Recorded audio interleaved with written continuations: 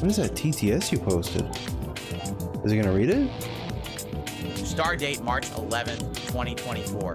51 days until we can celebrate the most anticipated event we hold every year. Ah, yes, chat, that is right.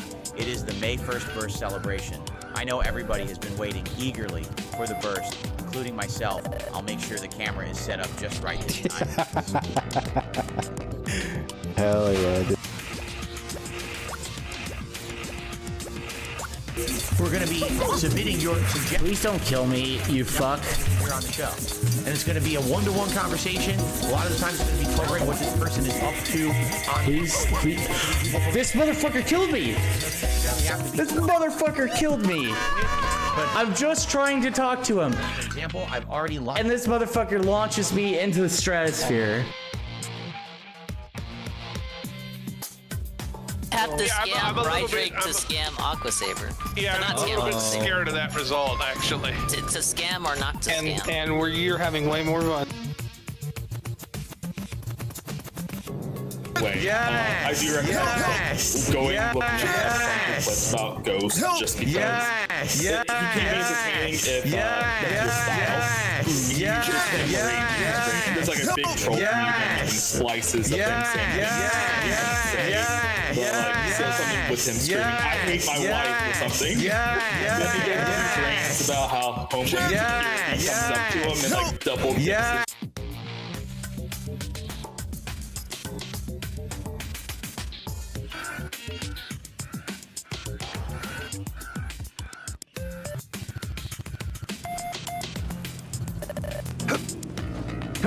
Front Storm Terror.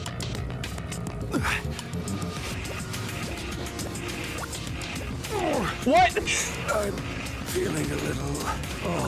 Hey Venti, how are you doing?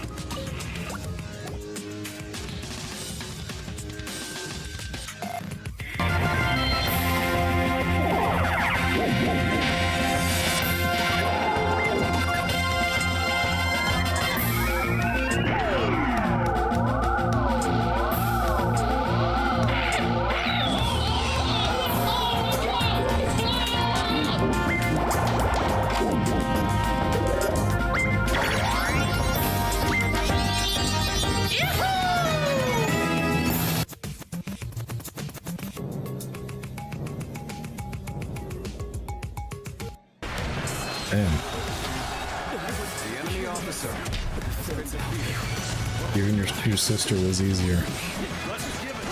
Allies are doing well. Come on, dude. Keep it going.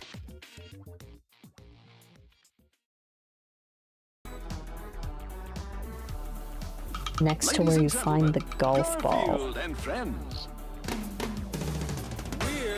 We're ready. Humoberg is 15. Party! We're ready. I hope you bring lots of spaghetti. I'm scared. Come on in, come to the place where fun never ends. Come on in, it's time to party with Garfield and friends. Dancing, fiesta, romancing, siesta, samba, la bamba. Ay caramba, disguises, surprises, and pies of all sizes. Come on in, come to the place where fun never ends. Come on in, it's time to party with Garfield and friends. Come on in, it's time to party with Garfield and friends. Garfield and friends. And pay attention. There'll be a test at the end.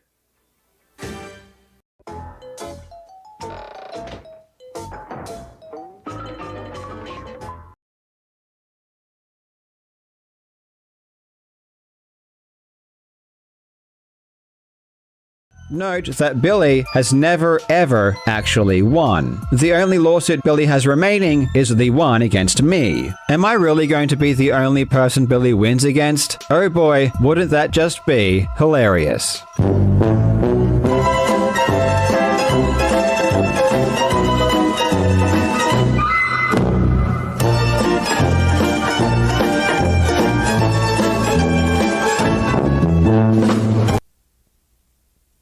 Hello everybody. Hello, welcome to Ricky's Restaurant and Sports Bar here. Hello everybody, I hope everybody's having a great day here.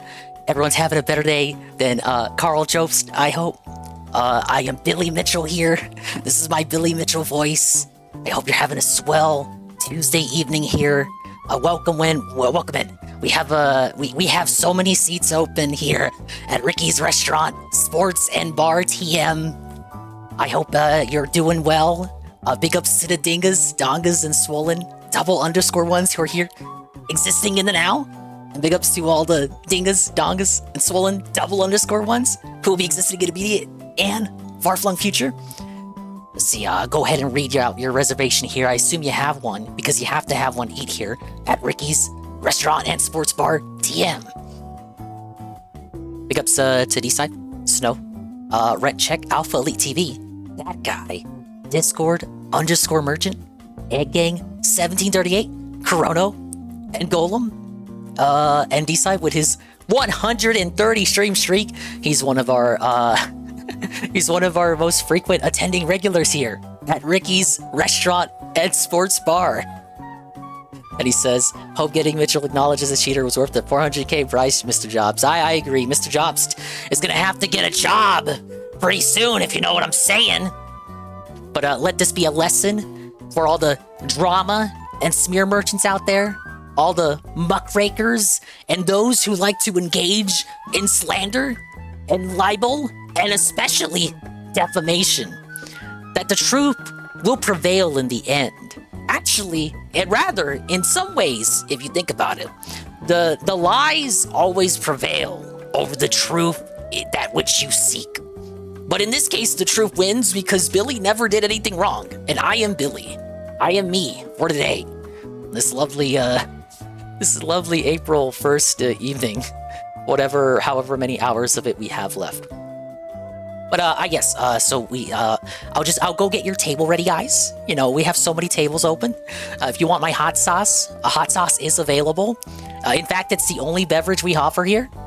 We have, what the fuck is this called? Ricky's world famous hot sauce. It comes in so many flavors. Yeah, better watch out, dude. I'm coming for you next, duty. I've sicked my attack dog, Ethan Ralph, on you. That's right. That's right. I was in leagues with Ralph all along.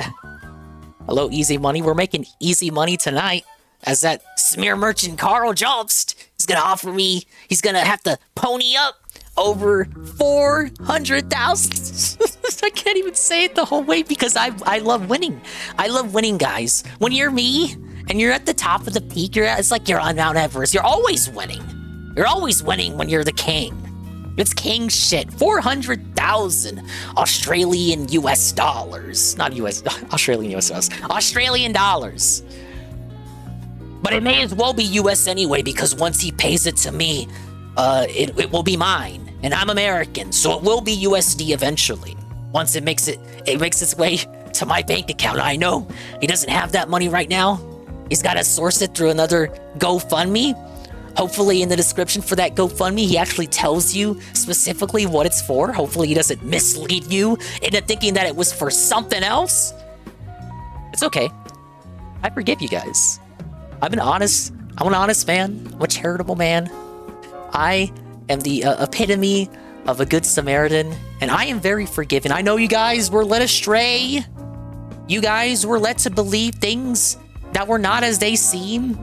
You were led to believe things that were not true, and I forgive you. You are welcome back, Nurgle, into the stable here. You can have a chair here at the bar, here at Ricky's Restaurant and Sports Bar. I welcome you back. I welcome everyone back to the cult. I mean to the club here. It's not a cult. It's not a cult.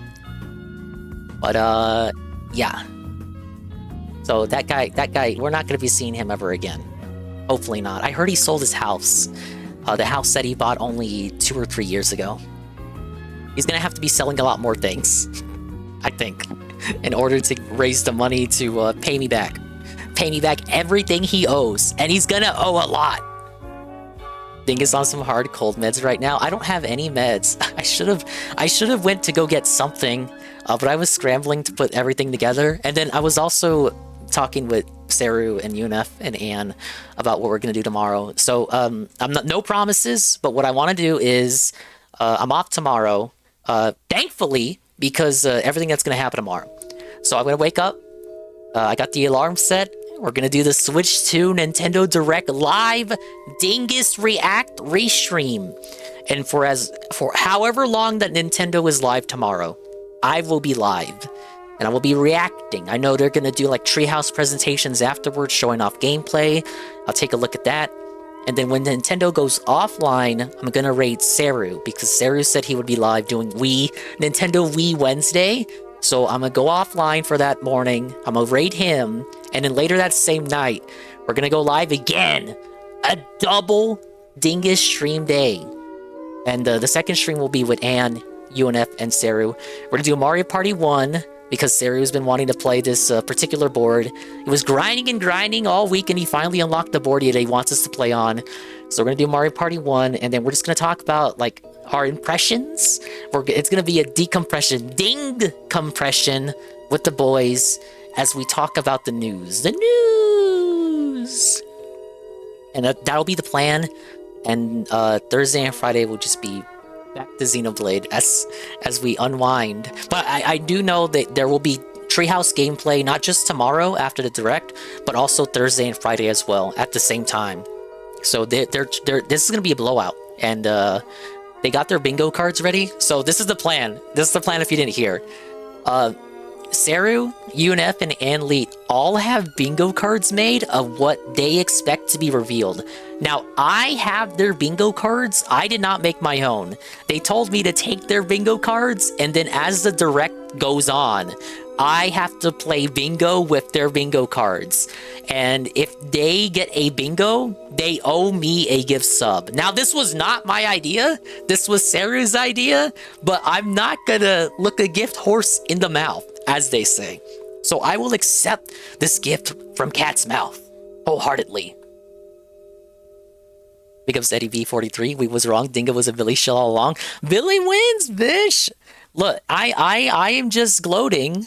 I'm not even gloating. I'm just embracing the victory here. This comes very, like, I don't want to say I'm Nostradamus, but it's very fortuitous, this prediction here. Because on, what was it, the Sunday stream? It was the Sunday stream. The Sunday stream, I was sick and woozy as shit. But that was what was being talked about, because the live stream was going to be streamed the day after. So I was just, positing my thoughts, and I was like, you know what? It'll be really fucking funny if Billy wins. I mean, if I win, because I'm Billy Mitchell. It would be really funny if I won and Carl lost, because think about it. The seething. We want to see seething and cope. This is the drama sphere of the internet. We're all about muckraking and indulging in lulls from people getting felted in the sector. So what would be funnier? If Billy loses when Billy's seen as the villain who has less supporters and sympathizers than Carl?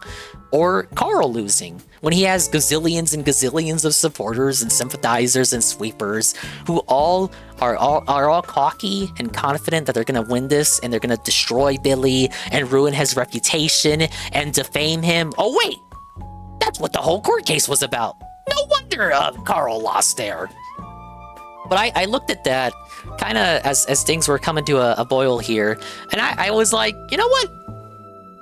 I even when I talk about Billy, I do acknowledge that, Billy's an asshole. Obviously, Phil's an asshole. But I don't want to say I got sympathy for Billy, because whenever I talk about it might come across like that. I just understand his viewpoint. I think he's an older style gamer from an older generation, back when shit was done differently, back when everything wasn't brown and bloom and HD and 4K. He comes from the days of bleeps and boops and bloops and bips and bits and Nintendo and Donkey Kong and Pac-Man and Namco. He comes from the days where great gaming feats were determined not by you being autistic in your programmer coding socks and dominating these world records and personal bests in games that nobody cares about, but rather from an era in which great gaming feats were determined by who could get the highest score in Centipede. Things were a lot more simpler in these times, you guys. But Billy is getting older. You know, his limelight was in the 90s and I would say early to mid 2000s when he was revered as a gaming god. You know, AVGN referenced him. All the, you know, Screw Attack, all these early YouTubers would always talk about him, say, oh my god, what a great guy Billy is. And he even has a hot sauce. And then your star kind of faded as the scene changed. You know, esports became more of a thing. Speedrunning always existed, but it stopped being a little bit of a niche and got more into the mainstream as it got bigger and more popular. More people were getting into it, especially as accessibility for content creation became more accessible. So like any one of us could become content creators rather than just watching other people be content creators. So, you know, all these compounding factors led to Billy's star waning. And my Theo theory has always been that Billy, as an older person, kind of sees his death as not him dying, but people forgetting about him. Billy did not want to be forgotten, which leads to this kind of stubborn attitude. Although like Phil, but I would say Phil's worse with it, in which he wants his name to be constantly out there. His death is when he is forgotten. Death is not when you die, but when someone utters your name for the last time. Big ups to Almighty Tim. So now we gotta hear Dingus say this as he switches sides and pushes this random guy on us. Where's Carl? No, I've always said this about Billy. I think the first time, look, I'll quote you. I'll quote me rather. The first time I said this about Billy and really had this epiphany was when I played Pikmin 4, which was 2023. This is the April Fool's Day. Yeah, it is. Sorry you fell for it. Though I do genuinely think this about Billy. I mean me, because I'm Billy. That's why I'm so cocky, because I am Billy Mitchell. But that's my attitude. I didn't want people to forget about me, so you talk shit about me on the internet? I'm gonna fucking sue you, punk. Except, I didn't sue someone for talking shit about me on the internet. I actually sued them because they accused me of saying that I drove this other guy to suicide when I actually factually didn't, when the family of the guy who committed suicide even insisted repeatedly that I was not the cause of that person committing suicide. But Carl did not want to believe me or the family. He doubled down and then misled his viewer base and lied to them. You know why? And here's my theory as to why he did it. Because obviously it looks better on the legal GoFundMe to say, oh, I gotta raise money for legal funds because vexatious litigant Billy Mitchell, who has a history of being a vexatious litigant, is going after me for saying that he cheated in Donkey Kong or whatever the fuck. And it's very likely that he did cheat in Donkey Kong. If you want to know the truth of it, bish, then it is to say, oh, Billy Mitchell is suing me because I said something about him causing someone's suicide, and it's like factually, objectively, the case that he did not cause that person's suicide, but I'm being very, very ignorant and I'm doubling down on it anyway. You know, see, one of these things is not like the other. It's like the former reason isn't true, but it would probably lead to more people giving him donations for the legal fund than if he was just to be honest about what the lawsuit was really about. Billy doesn't need you to go fund me his legal bills. Take that, Australian cheater. Big ups to Pharaoh Anonymous. Could care less about the Billy Mitchell stuff, TBH. Well, I've been watching Carl Jobs' stuff for a few years now, so I was following the case. But this is kind of like a case study in only getting one side of the argument, because I only followed it through his venue. So all I heard or understood or knew about the case was from the videos that he put out. And I'll say this, from the videos he put out, it really did look like that the case was about the cheating. I'll let this be like a PBS Kids moral in doing your own research. Because a cursory look in the documents will show you that it's what it was actually about. But people took Carl at his word, because Carl up until this point had, I would say, good credibility and reputation. They both lie. True, but one guy is just funnier about it when he wins. If only because he makes other people mad. And I said this last night. Not last night. Or if I did say it last night, it was probably in a chat and not on stream. But I think right now, Billy has that same energy that DSB had at the beginning of the King arc, where it was funny to prop him up as a king because it made like a dozen people upset that other people would do that. So that's why I find it amusing. Everyone else hates him so much and makes him out to be the heel. And it is, I guess you could say, oh, it's annoying. This is going to give him smug points. He's going to be smug. It's the same thing with DSP. Oh, he's going to be smug because this good thing happened to him. He's going to be annoying. I would say that's worth the amount of sieve generated from Carl's camp, who rightfully should feel deceived. But there were some people sweeping for him regardless, saying, "Oh, if you feel misled, you're the one in the wrong." Apparently, his Discord was melting down. Carl spammed out multiple tweets trying to justify his the way in which he framed things. You could just go look at the replies. Go to his Twitter, the replies for his Twitter post, or the YouTube comments on his most recent video, and you'll see many people, just like me and you, who acted as they had believed that the case was about the cheating. So I think it's a rational conclusion to make here that if you had just paid attention to Carl, you were misled about the case. I think that's a pretty reasonable conclusion. All Legend had a suicide note and blamed like 2 guys in it. Some guys I forgot. Dark Viper AU. Yeah, I know. And guess what, Goon? Guess what people found? Carl Jobs still follows Dark Viper AU on Twitter, and he's still friends with that person.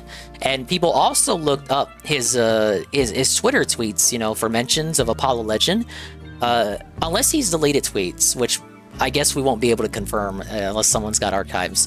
Carl has never mentioned Apollo Legend once on Twitter. Not even once. He's only mentioned him in YouTube videos in the context of going after Billy Mitchell. Personally, for me, it doesn't matter if he feels smug since he won't be getting anyone liking him. Oh yeah, this is short-lived, of course. It's not gonna, like, you're right. This isn't gonna sprout 1,000 Billy Mitchell fans overnight. Certainly not. Gerard completion is now vindicated. 100% return isn't a joke about being G4 TV's X-Play bitch. I mean, Gerard could come back and do like, when Pro Jared got felted and DSP like cracked the joke on him to get back at Pro Jared for doing a joke on him a few years beforehand. This is Gerard's moment to do that. He can crack a joke at Carl's expense. Carl and his crowd turned their back on Goose and Apollo's years back. I'm aware. I believe it's because of our White Goose's perceived political takes, which I don't know the extent of and don't care anyway. But he had a very funny video about the absolute state of speedrunning while playing GoldenEye that I thought was hilarious. So he seems funny. And the stuff I've seen on Dark Viper is not favorable. Though I don't understand why... Okay, so Goon showed me some videos last year during the Dark Viper situation, and I understood why someone would not like him, but it felt very manufactured, that this pitchfork rallies and riots that were going against him at the time. It felt really much like the dragon is weakened, so let's all get our lances and go after him. Because he's like stumbled a minute. The king has stumbled. Let us all kick him while he's down. Oh, let me take a sip here. I am sick, so I sound a bit different. I've actually been sick all week, if you haven't heard it. So I might take pauses to mute here. Get a tall glass of water to soothe me.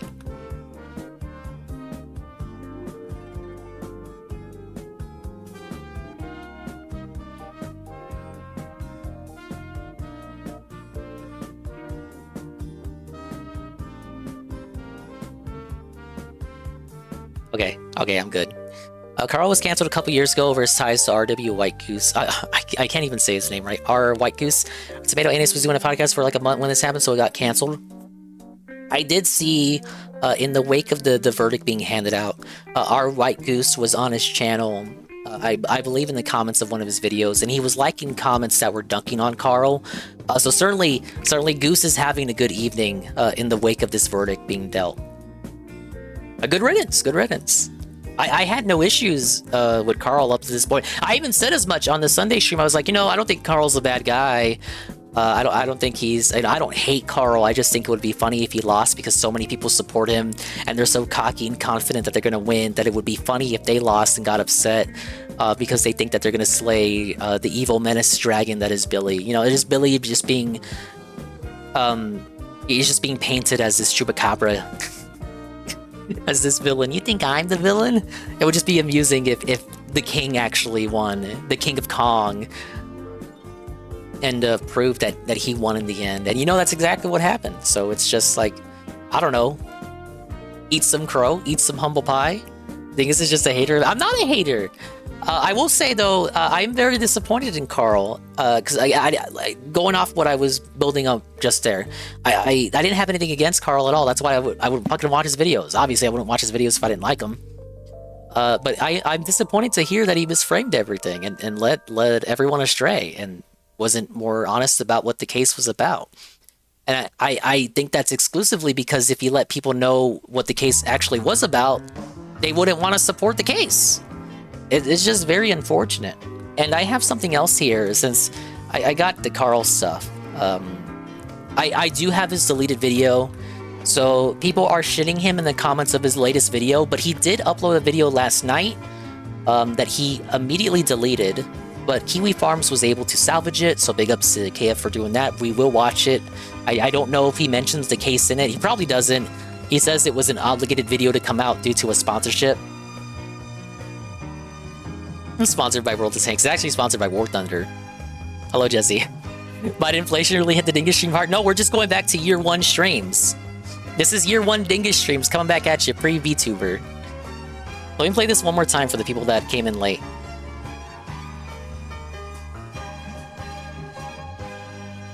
Note that Billy has never ever actually won. The only lawsuit Billy has remaining is the one against me. Am I really going to be the only person Billy wins against? Oh boy, wouldn't that just be hilarious.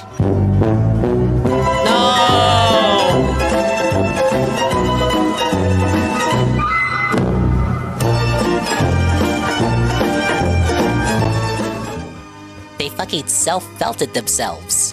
Yeah, famous last words. Now I have some more videos that I saved on KF, just kind of poking around the thread, looking for stuff to look up.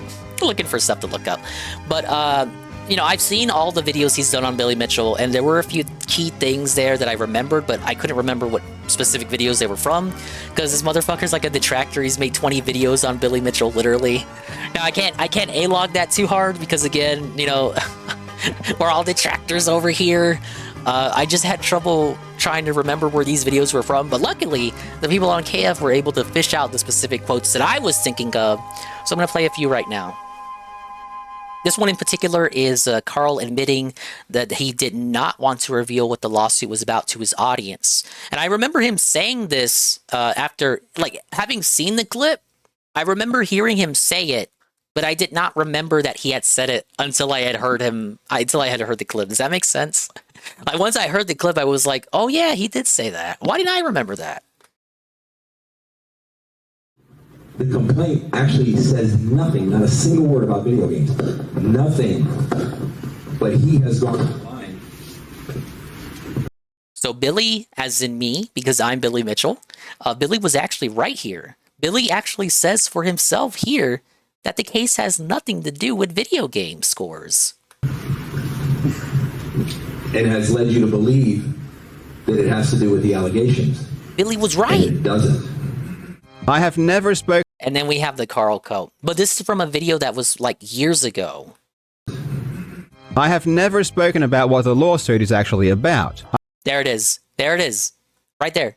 He straight up says he isn't being honest with the audience. At least not 100% transparent. I'm not going to say he wasn't being honest, but he's not being transparent.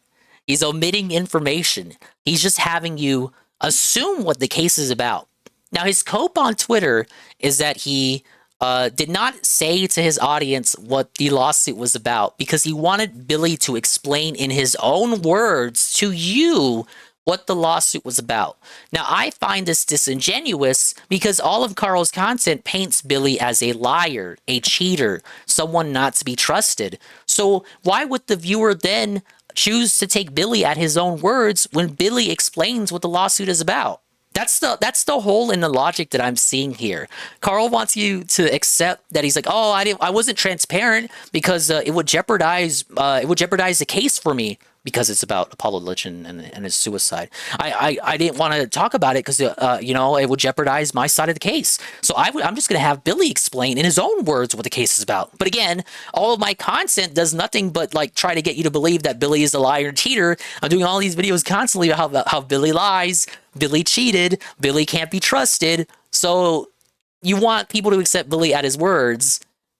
But then you make all this content that paints him as a liar. No one in your audience is gonna like rationally believe Billy for anything that he says because you paint him as a liar. So they won't accept his reasoning for what the case is about. He could say this, and his viewers would just believe that Billy's not telling the truth because the content, his Carl's portfolio of content leads you to believe that fucking Billy's not telling the truth. It's like when you know, okay, DSP.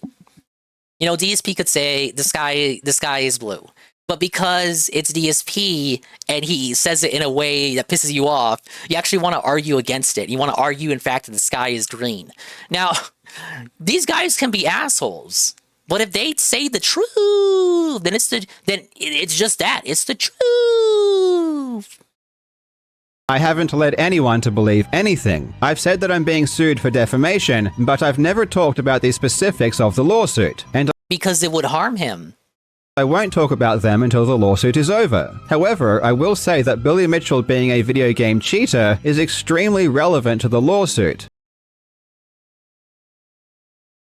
Billy Mitchell being a cheater was not, in fact, relevant to the lawsuit in the least. In fact, the judge said in his verdict ruling that he was not there, he was not present.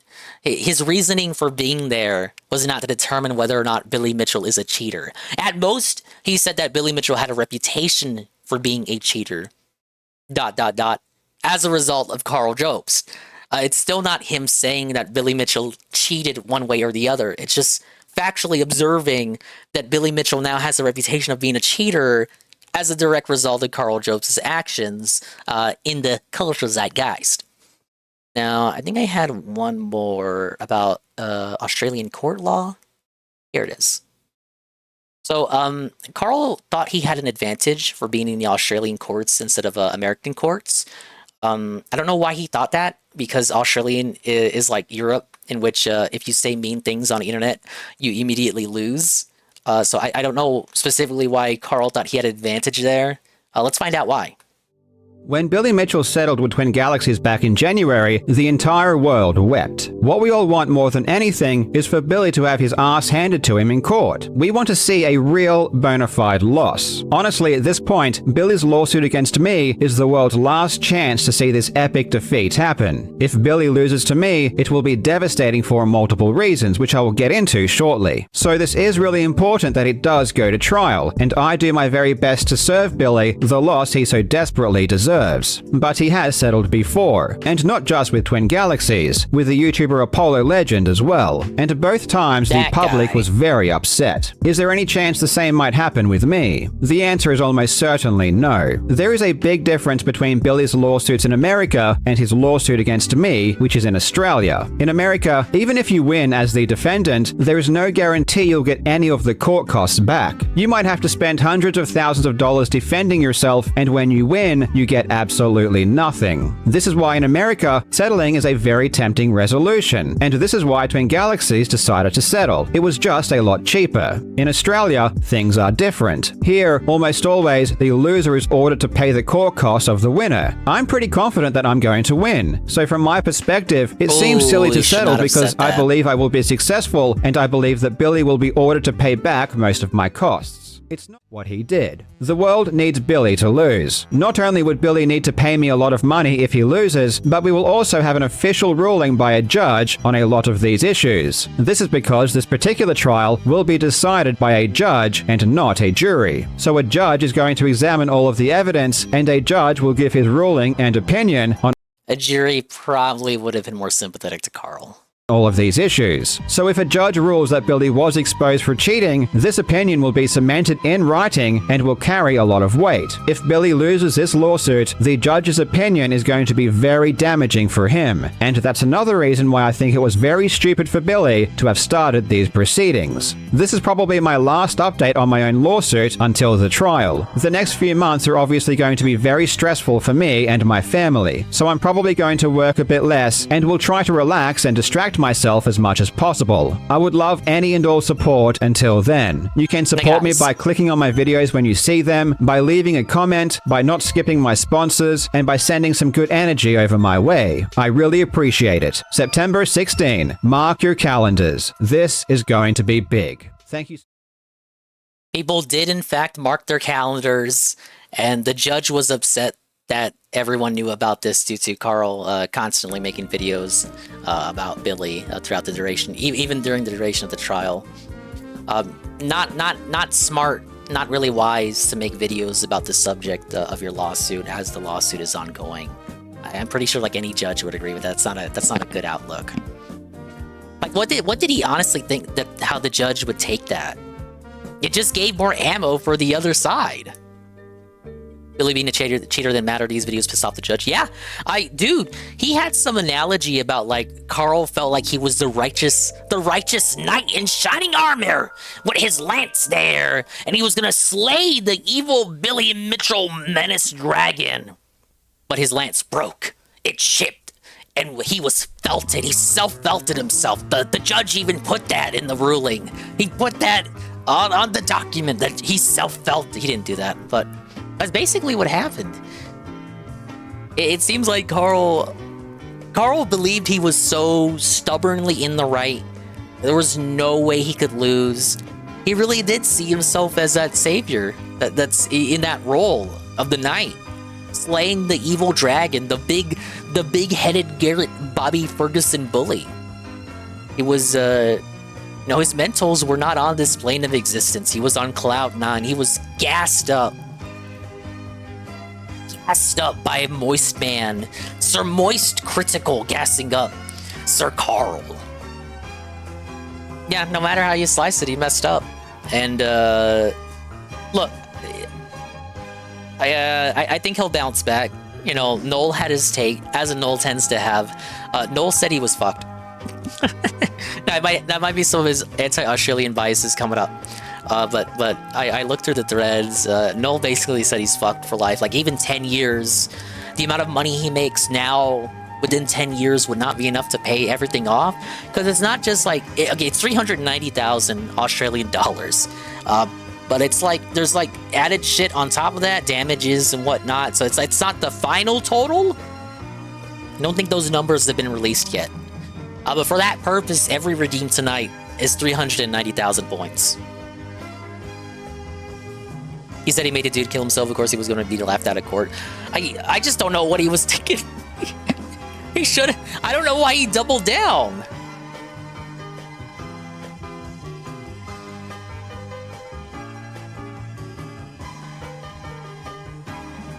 Are the legal appeal options that Carl is going to take advantage of? So in one of the tweets he put out, which I don't have on hand, so apologies, he did mention an appeal. But he edited it after the fact because he subscribes to Twitter Blue. He edited it after the fact to remove mention of an appeal. So I don't know what the cope is going to be going forward. You think he might try that avenue just in the hopes of getting a more lenient judge? Because it felt like to me, skimming through what it all had occurred, that the judge wanted to make an example of Carl and other similar YouTubers and drama sphere muckrakers who find it in themselves wanting to dish out vigilante justice, especially with that whole medieval analogy. Anyway, yeah, that's the latest with that. Billy wins again, baby. Billy Bobs are eating good. Billy Kings are existing. I think we have your table ready here at Ricky's restaurant and sports bar, ladies and gentlemen. So we will sashay to the game. We'll be playing a classic, very fitting of the victory this evening. Also very fitting for the Switch 2 Direct. a little-known Nintendo classic. Big ups to OIOAO. Can you summarize what happened in a single sentence? I have just heard of this. Billy Mitchell won, and he did nothing wrong, and he will continue winning, and the people who hate and see that him can suffer. Suffer, moron, suffer. He's about as good as the guy facing 25 years for beating the dude in the gym. I don't even know what that is. Like, what are you talking? People fighting in gyms? That happens all the time. You know how little that narrows things down? Anyway, that's great. Let me show you to your table, guys. Ah, yes. A Nintendo classic here. Donkey Kong. I say we're gonna start playing, but I should actually get another glass of water before I start, because I'm already out, and my throat's scratching me. I wanna see if I can, how far I can get. It's not a long game. But I do want to be up in time for the morning restream. If you're just getting in, I will be restreaming the Nintendo Switch. Excuse me, sorry. I will be restreaming the Nintendo Switch 2 Direct whenever it goes live, and I will remain live for as long as Nintendo is live. And then I'll go offline when they go offline. I'll raid Seru. He's gonna do Wii Wednesday, Nintendo Wii Wednesday. And then when he's done with that, I'm gonna go back live again. We're gonna do Mario Party 1 with Seru, Ann, and the UNFW one. And we're gonna all talk about the Direct, our impressions. We're gonna decompress. It's gonna be a fireside chat with the boys, as it were. The Treehouse stuff is the 3rd and the 4th, I think. Well, isn't there gonna be Treehouse stuff tomorrow as well, right after the Direct? But I don't know how they're gonna handle it. If they do Treehouse stuff, I will watch it as well. Drinking a glass of hot sauce right now. I'm drinking one too. I am also drinking a glass of hot sauce. As you can see here, you know, whoever doesn't have enough points to redeem it today, I'll do a freebie. There it is. I'm drinking hot sauce, Ricky's hot sauce from Ricky's Restaurant and Sports Bar. We're now advertising the new Carl's Tears flavor. Suffa, Carl. Suffa. Each bottle is made nastily hot with at least 1 drop of Carl's Tears. Okay, let me get it. Let me get a drink, and then I'll start playing. Thank you, everybody who's here so far.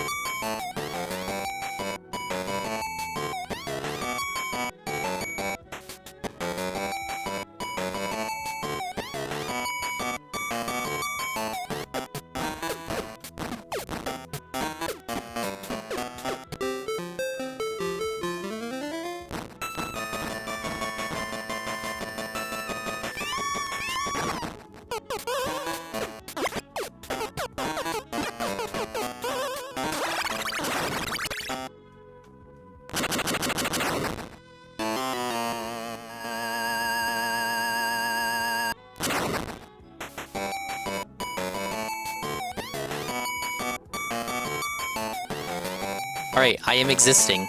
Let's see if I can do this. How far can I get? A tall glass of water. Last time I played this was on 3DS. I think I got it for free via Club Nintendo or something, because I didn't really buy many eShop games directly. Anything I got was freely redeemed with the coins. 1994! This was like the last game to use Donkey Kong's original design before Donkey Kong Country. This predates Donkey Kong Country 1. But this playthrough has been long in the making, because I didn't do it for Expand Dong December. Look at this! Look at the setup here. Look at the UI. Pretty neat, huh? You don't see shit like this anymore. But if you haven't realized, this is a precursor to Mario vs. Donkey Kong on the GBA. The first one, not the later ones that become like puzzle games. Ah, yes! Billy's stomping grounds here. We have none other than the classic arcade game. Watch me fuck this up. You know, Billy streams on Twitch too.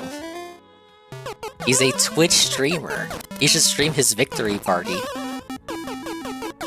But he streams Pac-Man and Donkey Kong to the people who think that he's a cheater with no skill. He's done live streams of him, you know, breaking his world records or matching his perfect games of Pac-Man and shit. Ooh, look at that! I can backflip now.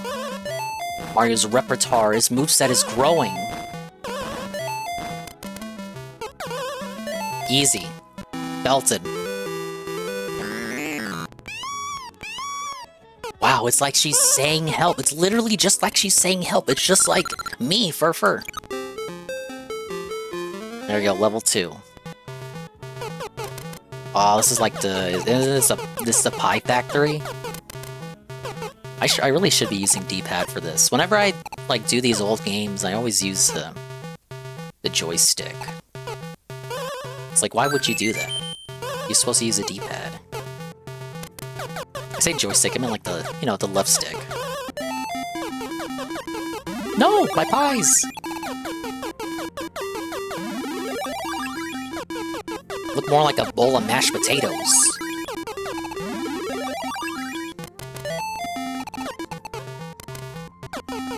Ah, yeah, you can toss the hammer too.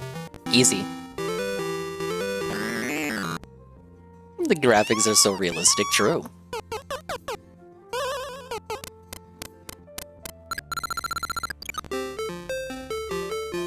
This one should be, yeah, a very condensed iteration of the construction yard. This is the one that that Smash stage is based off of.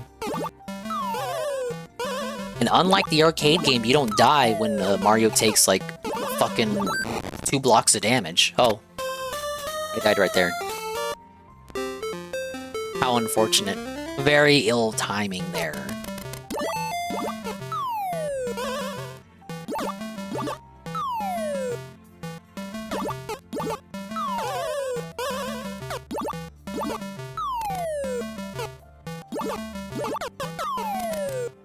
Easy, dominated.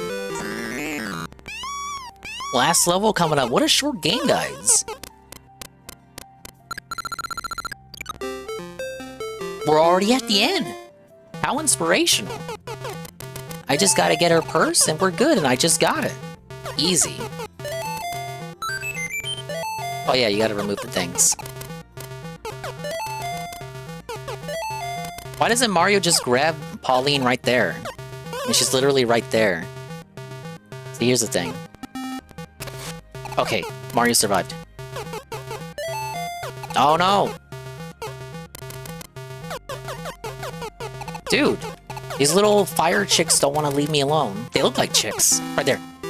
Game's done. Dominated. Game is defeated. And so, Mario and Pauline were reunited. Donkey Kong wins. And that's how I got my world record, guys. Oh, well, I guess not.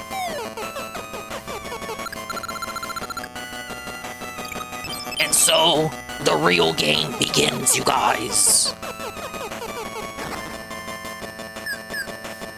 Like the silly little cutscenes here that also teach you gameplay mechanics. So now you're introduced to the key.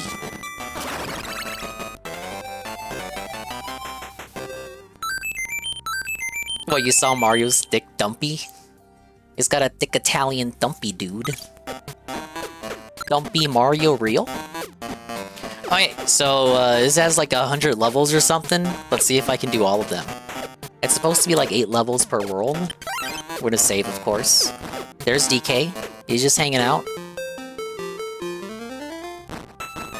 And here's the real game. Again, if you played GBA Mario vs. Donkey Kong, or even the remake that just came out, it will look familiar to you. Gotta get her umbrella. Ah, yes. And then her little hat.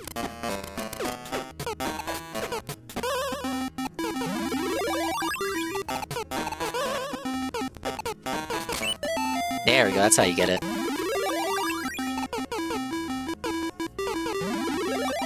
Yeah, her purse is up there too. Do that backflip. Ah! You even do the handstand. These are all moves that Mario will end up doing in the 3D games. You know, 64, Sunshine, and Galaxy and Odyssey.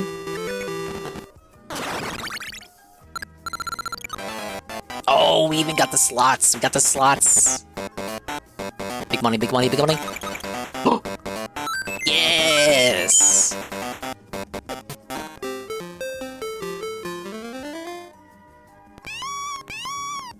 Alright, she's in there. Let's fucking go. They have Mario spawn on top of the enemy so that the player understands they can toss enemies. They can pick them up and toss them.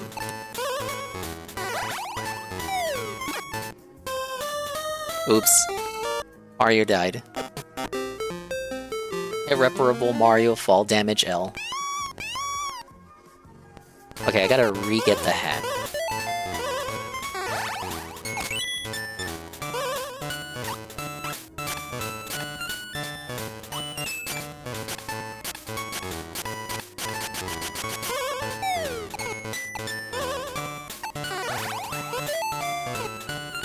I had played Mario vs. Donkey Kong on Game Boy Advance, because I rented it from Blockbuster, I think.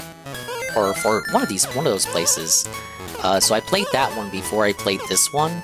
I thought this one was just a port this whole time. But then I eventually played it on 3DS, and I understood where Mario vs. Donkey Kong got its start. It was from this game. And because I played the GBA one first, playing this one afterward, it felt like I was playing a remake or something. Hey JMDs, welcome to the April Fool's stream. I am Donkey Kong champion Billy Mitchell here, celebrating my victory over the drama YouTubers and smear merchants who smeared my name and tried to claim that I was a cheater. I'm celebrating my victory at my sports bar. He literally owns a sports bar in real life. The background is actually his bar. And everything's going great. I'm winning.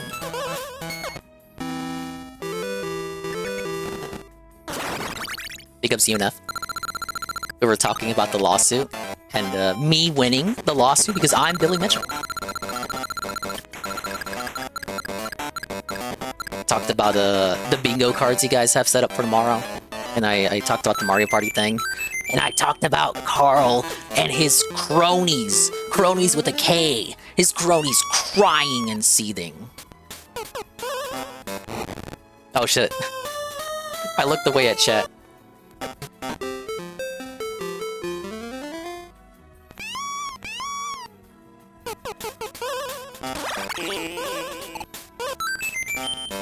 Oh, there's an enemy in the trash can? Okay, a lot of ways we can do this. Can I not pick up the trash can? It's too heavy for Mario.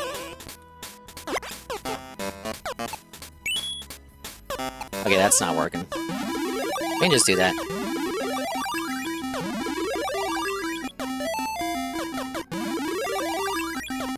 Big up Shamsies. I know she's hyped. She's expecting Splatoon 4 revealed tomorrow. You know, Splatoon 2 was revealed on the Switch 1 presentation. So she over here thinking we already gonna get Splatoon 4. You know, we get Splatoon 4, it's just gonna be like some quick and easy shit. Like 2 was, coming out right after 1 came out. It won't have that like 5-year development cycle that 3 did. It's gonna be Splatoon 3 Part 2. Gotta tune in ASAP. And it's gonna be at like 8 for me, 8 in the morning. And it's my day off, girl, so I don't gotta worry about nothing. Aside from my sickness. I'm very sick right now. I've been sick all week. It's not gotten any better. Is this the first boss? It is. Alright, Mario can flip things with his feet. See? He's got magic Italian boots, authentically made in Italy, that allow him to deflect objects. Wait, no, I gotta do it to the trash can. Right? Oops. I jumped too early. Yeah, Mr. Pun, if everything goes well, I will do the restream.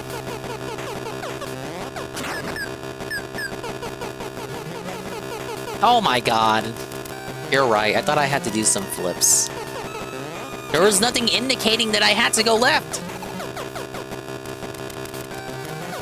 DSP died in Inzoi?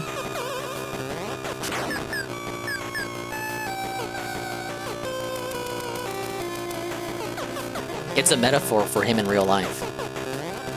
No! No!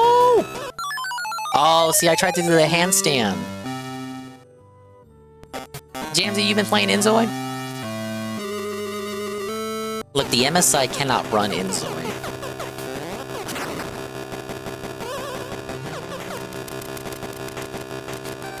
Okay, but he says it just happened. I'll pull it up. I want to watch this Carl video, too. I do have Carl's recent deleted video. Shit, this is where all my lives go.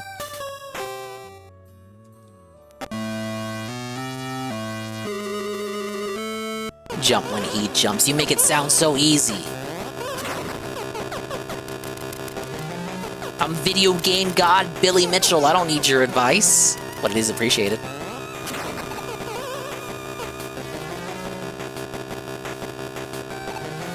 Jump again. You know you want to. Okay, right there.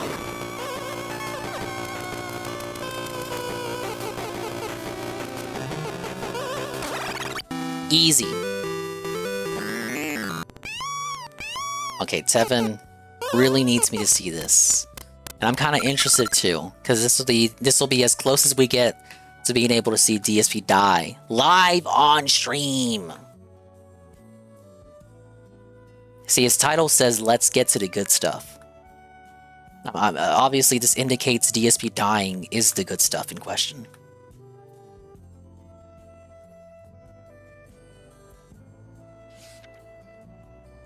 Yeah, I'm now, I feel like I'm a step back because I don't know how to set my preferences.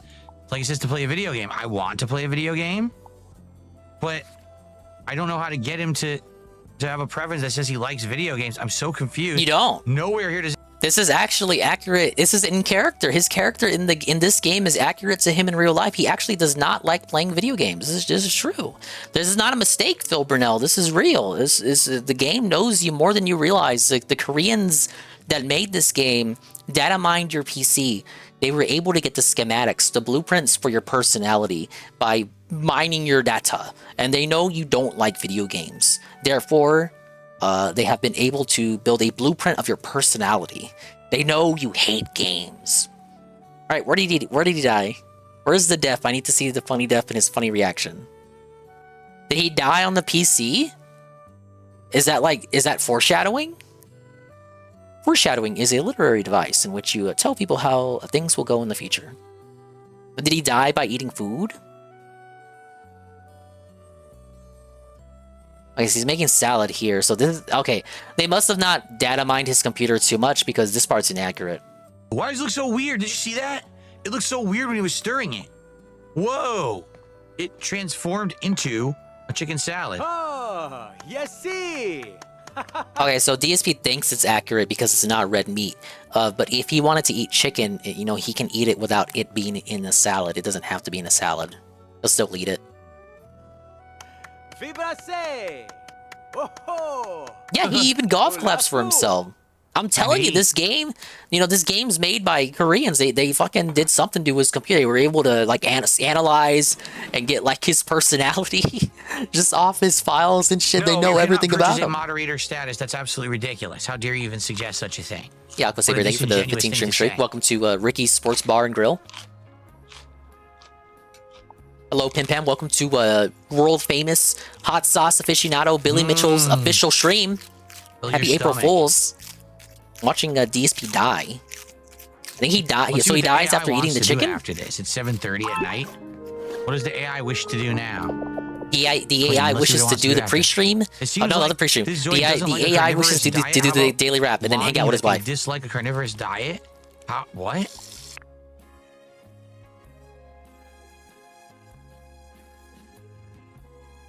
No, that's not true at all. Where's this fat horse at? This is post-divorce. What are you talking about?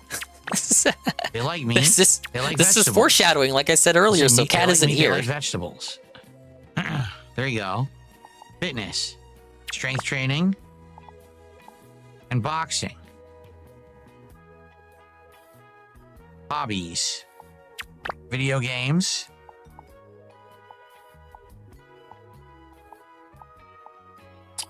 Apparently he likes reading, which I actually don't like.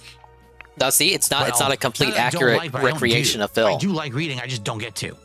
Ah, yeah, Some what a markings in call. real life that I What a call, because he realized in real time if he said that he didn't like to read, people would make fun of him for being like a baby man gaming who doesn't like to read and only likes to play games. He realized how immature that sounded. Let's hear that again.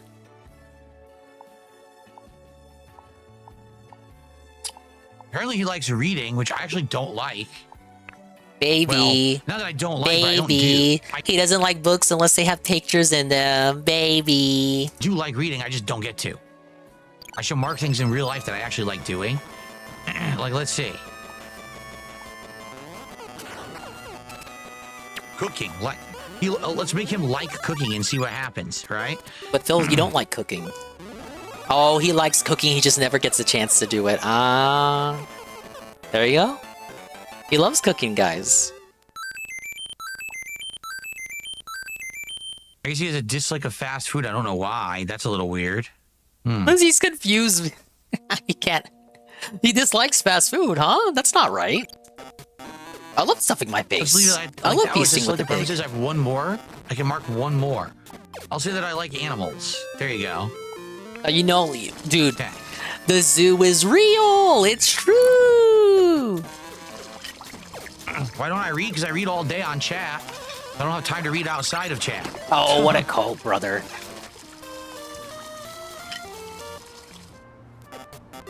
All right, everyone, we got about 20 minutes left on the stream. Last chance, if you want to contribute, hit that goal. Continue on with our great momentum this week. We've had 5 straight streams of hitting the goal, which is why we're so close to our GSP Tries It reward already. I want to keep that going. We had a great Enjoy stream the other day for support. Let's hit that goal tonight. Hope you guys are enjoying Imagine the game. DSP at his local book club with What a is he bunch doing of now? wine-ons and 40-year-old single divorced I don't really mothers. understand this, or what this actually does. They're talking about the books they read. The books they read that week, and Phil's like, "Yeah, I read my YouTube chat." Let's see. Apply positively. For a bright and wealthy future. I don't understand what business relationship we actually have.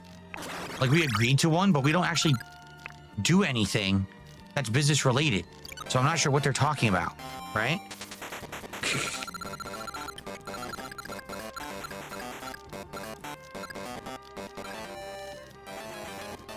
Book clubs are great. You get to hang out with hags. Exactly. I should play more fantasy style games, dude. I'm playing Suikoden right now. That's pure fantasy, like medieval fantasy. You know, that's right, not what with they dragons meant. and stuff. I was playing Avowed, but man, the story was so bad that we just quit it. More like disavowed. Oh, hey, a ladder. You miss spicy McNuggets? You do? I don't. Did I ever have the spicy McNuggets? I don't even remember. If I did have them, they didn't make any kind of a impression on me, that's for sure.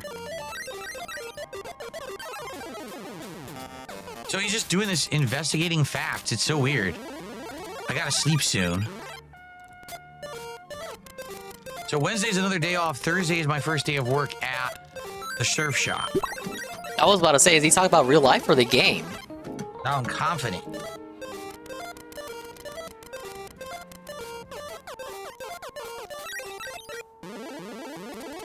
Could be. I didn't even know that McDonald's had spicy nuggets. I had no clue. Because someone, it was Dunsfelter. He says maybe they came out when you were on hiatus. You weren't doing DSP tries. It could be. Oh, now I'm playing a video game. The newest Remember I mod, said that's my hobby Dunsfelter now? there. I like video games, so there you go. And then after I'd probably go to sleep. Because my sleep meter's way up, see? I feel exactly. Brother Sean says, I feel like the game will be good once it gets fully updated. It feels like it has the tools to be good. But like, for example, I'm building up the hype of the first workday and the game, it doesn't exist. That's so stupid. It doesn't exist. That's so dumb, right? So they definitely gotta fix that. Oh yeah, look, wants to play video games, so we're gonna satiate that need.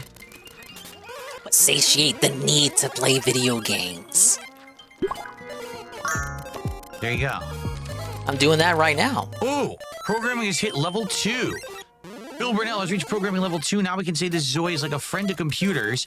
They can develop a wider range of programs on the computer. As their level increases, program quality improves, and completed programs can now be sold. Ah!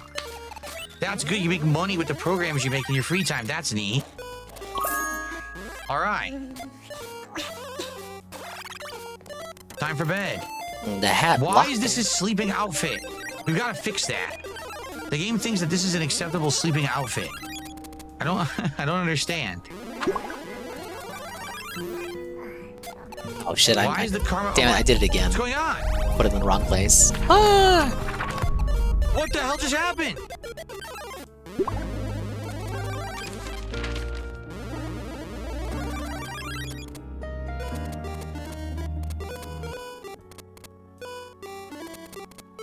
What the hell just happened? Okay, what? is this where he dies? Why did I die? Okay, sorry, I was distracted.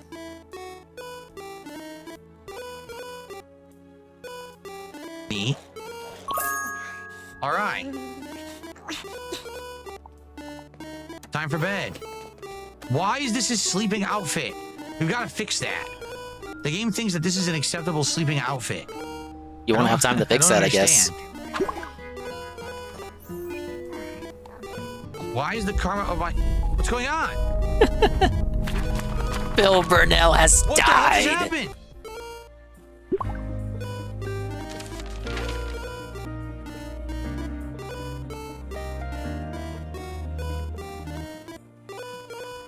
Again, this is foreshadowing.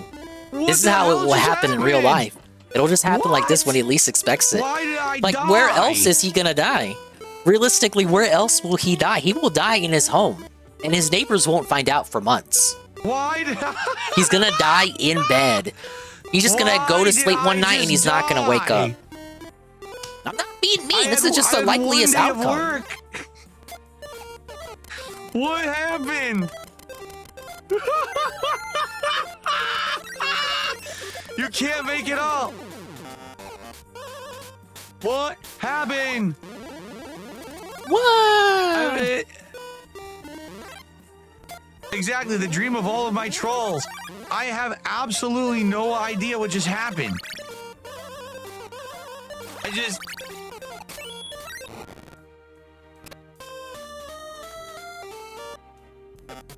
This is why I can't get a real You tell job, me. dude, because of these fucking trolls. Why did I die? So let's read this. Phil Burnell is embarked on the final journey of life, embracing death. This Zoe lived a full life. Wow, yeah, it was like 2 days. Imagine the detractor video Gained titles for knowledge this. through many Phil Burnell experiences, dies. Filled with cherished memories with family and friends. What? That didn't happen. Phil Burnell Yeah, passed away yeah, peacefully. exactly. Discord merchant. This He Zoe's reads ready into for the this next so much life, that it who we ends up being a remember as noble self-fulfilling soul prophecy. Who's cherished all the experiences and love from the world. In him These doing legends of everything Phil in his Burnell power so to warmly avoid embarks on this, a he journey ends of up new guaranteeing learning. that that's But exactly Zoe's how karma he'll is go determined by out. Past choices. Zoe's with bad karma scores become ghosts and must remain in the world to reflect upon their lives and learn lessons that they missed during their lifetime. Seems like the Zoe's unfinished business to sort out in their life. Nice to meet you. I'm Nix, the one who manages Zoe's in the It's a hate army afterlife. video title for What? this is gonna be crazy. Don't be alarmed because you become a ghost. By performing good deeds to fill in traces of your past life, you complete your journey and embark on a new beginning. Once the karma reaches good, you can be ready to move on. Keep in mind, having too many ghosts in your city makes it harder to add new Zoes. What? What? Why did I die? It was just your time, buddy. I don't know what to I say. don't understand what... It never even indicated that you were sick. How did I You're just sick die? in the head. It's not something you can easily diagnose. Ghost play is in development. It's not done yet. Play with your original family. No family members available. No family members available, just like in real life. Ack, ack, ack. They're in Connecticut. Hey, Sardgard. He had to die to protect his family. I'm telling you, the game must have scanned the shit on his computer to build like the perfect profile of Phil Burnell. They literally made Burnell in the I don't game. even Mr. understand what's Burnell? going on. What am I Hello, supposed Mr. to Burnell? do?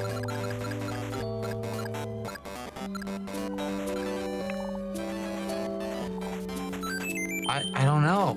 Then you get this sad music in the background. Phil Burnell is dead. You guys did this to him. He's never coming back. You should have know what to appreciated say. him Like, when he was what alive. happened? I'm so. He's what still the thinking fuck about happened? it. He's gonna. You're right, Discord merchant. He's gonna go to sleep thinking about this. He's gonna go to sleep and he's gonna Maybe the wonder. stream take a Well, somber what if I turn? went to sleep What? and I just don't never even know woke why I'm up? dead. How did I die? It's gonna actually like, affect some his people are saying, "Oh, mentals. just load again." But why did I die?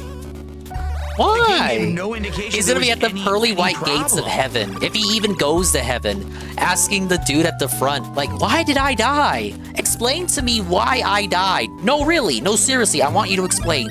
Why did I die? Why did I die, though? You actually can't explain to me why I'm dead, so you're a fucking moron. And Semi-Enough says, hey, a good ending spot, though.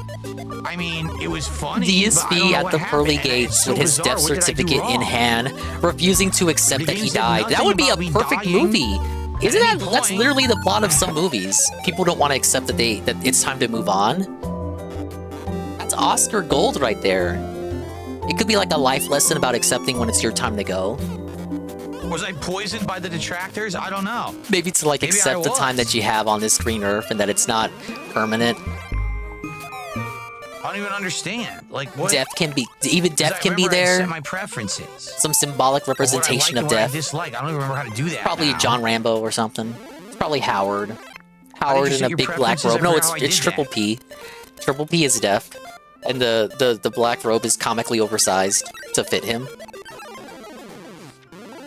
Fuck, how did I do that? You need to sleep again. Right My then. death is imminent. Thank you, Stephanie My Ann, death the is 5-bit cheer. imminent.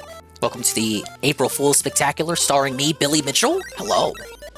I don't remember how I'm playing how did Donkey I Kong and change it? watching Phil. Bad karma? I'm a bit sick too, so work with me here.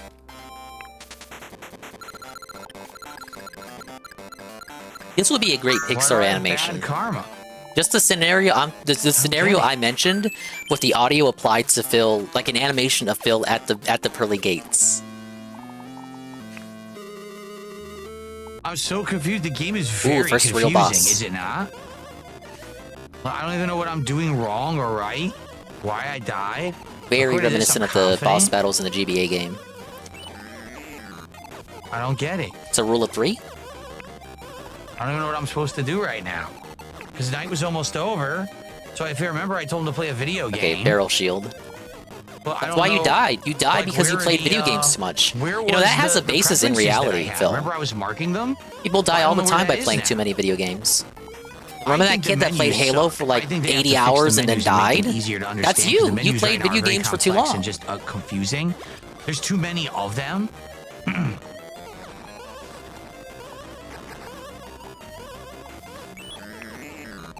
How do I even get to the preferences menu that I was on before? Preferences? Forget pronouns! Got him. Yeah, thanks, Spawn Killer, for the other $2 super chat where he had said it did say you had bad karma. Yeah, but now do you even see that anywhere? I don't even see that anywhere now. It's gone. It disappeared. Alright, next world already. We're going to the woods, from It's the not city even into the anywhere in any forest, menu. baby. Make it where no karma matter thing where is missing what he now. does, he dies. The only message is that everyone dies, but you are given the choice of how to do so, but his character gets to choose. Yeah, that'd be a good moral. Oh, this crap. We tried this last time. It was so confusing. I don't know what happened. Let's not do that. Phil's given the Crafted chance ID to decide nonsense. for himself how he dies. Something that, as you said, very few people get a chance to do. Yeah, but I'm- Phil I'm is now- so I feel boring like I'm a because step he doesn't back, do 'cause I don't know how to set anything my that, preferences. like, Like, it's just as to a play a video result, game. I by want to play a consequence, video he has game, very few, like, but it's not like he can just I go don't know out how to to the get ocean him and to- drown himself, to right? have a preference He doesn't that says have he the likes money video for games. that. I'm so Or he confused. does have the money, but he Nowhere doesn't does it have the say karma patience for that. anywhere, So he has right? very few options. There's So maybe there's Phil karma. How do I settles see for this? climbing Look. the pole lines and just like touching power lines.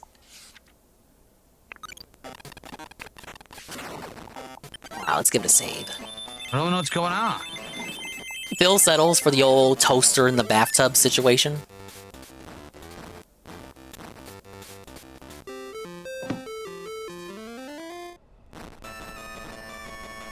Dying in Cat's place. Is Cat worth saving though?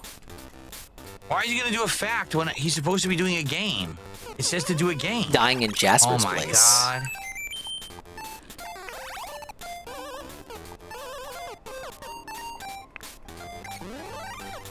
Yes.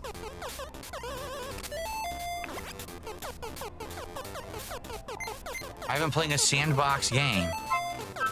Does this look like a sandbox game to you? What in the hell is that? Playing in the sandbox. They think that's a He's a sandbox man-child. game there. What? Oh, you just know that's made with AI. Based? Well, guys, we only have a few minutes left on tonight's stream. Last chance if you want to contribute. Sadly, it looks like we can get even halfway to the support goal tonight. So I don't We need know to have a the last discussion time we about hit the this. goal. And, you know, I played this on a whim back on Sunday because you guys said to do something different. You wanted to see me play something new. And I said, all right. And we So get I, you know, I lectured? dropped the money for it. And we had It a good worked stream. because of the I would novelty argue of tonight it. was fun. It's just so confusing. Like, write in a journal, but there's no journal in the game. So He's how do I write old. the journal? Play with a beach ball, but I went to the beach and no one was playing with beach balls. So how do you do that? No one wants to go to the Right? beach if your Why fucking did I die out of flabby nowhere? naked ass is there. I feel like the game is like half finished. It's fine. Isn't it But I early feel access like or something? what I would wanna Is do it- next is it the make a full new character, release? Make a fantasy character, not me, It's but the like a first completely simulated iteration. person, someone different, and throw them into one of the other cities, and then teleport them around and do stuff. He's so Okay? insatiable. So No patience. That's what I think I should do. Maybe if we play this again, make a completely new character that's not me, have them go to one of the other 3 locations or other 2 locations, and just do different stuff. I think that might be the best course of action, right? Unless you guys just don't like it. Okay, enough it to is see early again. access. I thought so. Like, I think it's all right. I would like to see the other cities. Like I said, there's other jobs and things apparently that And are available in even the other so, cities this and is a other small things to do. developer, I believe. So it's like, But can I we don't not even cut them understand any why I slack, just Phil? died. I don't even get it. This like almost like willful confusion at him not being able to understand why he died. It reminds me of why he couldn't accept why Medicare had his face as an avatar. Like he really wants there to be more meaning to it than there actually is. Who knows? It could have been a bug or something. I don't know. Hey Zuki Wookie and BR Joe. Welcome to Ricky's Sports Bar and Restaurant So I get here with programming level 2 Carl's again, which is what I did Tears, last world time. famous hot sauce. And then it's going to be time to sleep. So here it is. See, hold on. It says you're in a risky No, it's not state. surprising, Jay Frosty. Treating I betas died like again. official release quality. He died again! Ah! Suppa. Bill Burnell has passed away. Hey, praise that, son. No, he can't play The Sims because there's no new Sims game to play. No one wants to watch old Sims, according to him. Even though the best streams of all time that I've ever seen include gameplay of The Sims 1. Stare at the screen. Zoom in. Zoom in. Do the zoom in for your old I pal, don't know Billy. what to say. I don't understand. It pops up as you're in a risky karmic state. But you can't do anything about it, and then you die in your sleep. Yeah, again, foreshadowing. That's how you're gonna go. I mean, I've only played this character for 3 hours. What was it, like 3 days in the game? Something like 3 days, and you're dead. You're gonna die in 3 days, Phil. I mean, choosing to go back in time, all it's going to do is going to have you, exactly, it's going to have you load, so you can't fix it. So I guess this character is screwed. What I need to do next time, I have to make a new character, and I have to start, I'll start at another place, if there is a next time. No, we're not gonna play. We're not gonna play it again. We're not gonna play it again. He's gonna say, "Oh no, oh no, we're not gonna play it again." Halfway to the goal, which is very odd. Usually, when I have a game like this, that's a newer game, and we're playing, we're having fun with it, and there's a lot of engagement. Lobby or Joe, the stream 1000% scared him from getting a real job. So I don't get it. They did something. They did something with his computer. These fucking Koreans. If you wanted a next time for the game, you should have supported it, quite frankly. I love 'cause if we hit the Koreans. goal I tonight, love rooftop absolutely, I would have Koreans. done Thank another you stream for of it. Now scaring I don't him know. even more. He'll never go outside ever again. No, there's no quick audit to be had. The stream is over. My character is dead, and we didn't even hit halfway to the goal. Maybe that's why he died. Because he He died realized because we didn't hit the even goal. halfway to our goal. That's how and he you'll just go. immediately just had a That heart is attack. actually He how couldn't you'll take die, it. Phil. You'll look at the tips and realize you didn't hit the goal, and you'll just fucking drop dead right there. Because it's like your mind. Well, you'll just be so mentally exhausted you won't be able to carry Won't yourself. let you sub. That's because you're You probably won't be able mobile. to You take another cannot breath. You'll just sub fucking yourself if you'll you're on fucking mobile. heave right You there. can You'll gift the heave your sub, but last you can't hoe, sub yourself. I know and that you'll just sounds stupid, but collapse. that's how kick works. You have to be on a PC to do the regular sub. So, well, I don't know. Really? Waffles the Cat King says this seems like a bug. It's happening to other people, and people are posting up on Steam about it. So it does seem like it's a bug. Damn, it's almost like the game is early access or something. Jeez. Again, we can't cut the dev any slack for early access on what's probably, I'm assuming it's one of their first games, if not the first Mariah game. Scary says sim streams only get a lot of views if you torture a sim, you know how to do a cool build, or you're using a mod. Well, it's my first real experience. I haven't played a sim game in I don't over think 10 Tevin years. was using I mods on decided the to take Sim a chance 1, on this one the because people Sims asked 1. me to. So Maybe I don't know why it you would be was. expecting that. I don't know about the Like, Sims modding community. Game Boy, how are you? Game Boy. We're done. We're done. Is it? This is it. This is softball. For Phil Burnell in Zoe. He's dead. He's absolutely dead. Pretty crazy. Only 3 hours of gameplay. The guy's dead. Sheesh. Again, another metaphor. It's true to life. 3 hours of his gameplay kills just about anybody who watches I it. just want to leave. Just sucks the soul right out of them. Exit. That's not a mistake. That's true to life. That's how it is in reality. Exit. Oh, this is a big old level here. How did Wouldn't they even fit let all me of this on a leave. Game Boy? This is very impressive for 1994. This game is something else. I don't know, man. It's weird. Like I said, it seems like it has certain parts of it are really good, and other parts are just completely unfinished mess. It's like it's early access or something. All right. Well, here's the deal. All I right, played what? the game for 4 hours. An hour was character creation, right? So it doesn't count? Wait a minute. Did it just update? The glitch is it fixed. uploaded my save to the cloud. Okay. Oh. An hour was character creation. 3 hours of Phil Burnell. He's dead. Out of nowhere with no explanation. All right? I'll leave it in your hands, guys. Do you want to see more in Zoe or not? All right? What do you want? If you want more, what I would do is I would make a brand new character. It wouldn't be me this time. I would just maybe do, let's do some randomizer or whatever and actually see what we come up with and go from there. And then I want to throw Hello, that Chowda character and into Remzi. another Welcome city. to I don't want them to Ricky's be at the seaside. restaurant I and want them to sports go to, bar either the here. major city or the other Showing part off my and see prowess how in it my goes. favorite game here, And, Donkey Kong. And see Listening how to they, this how guy they do named Phil. I in don't even another know part him. of the map, because there's apparently different things to do, like recreation, jobs, all That was an that's accident. completely different in the different parts of the map, supposedly, from what I'm to understand. So, you let me know. We'll determine if I'm going to play this again or not. He ain't It playing could be it. sometime this week, maybe not. We'll see. No, he'll play I just it again. received a $15 tip. Rest in peace to Zoe Side Phil. Yeah, I don't know. I guess he's done. I tried to play. He's dead. I still don't even know what happened. The game didn't explain it. Where's my reward? What's hilarious is that it said he had a full life with friends and family. Like, no, he just started. Oh, yeah, He well, that literally part's not just accurate to started his live, reality. Friends and family. and you killed him. A couple of birds So is not a 15 family, bucks. Bill. Takes us up to 83. Big up, Saru. Yeah. What do you think of my April Fool's situation?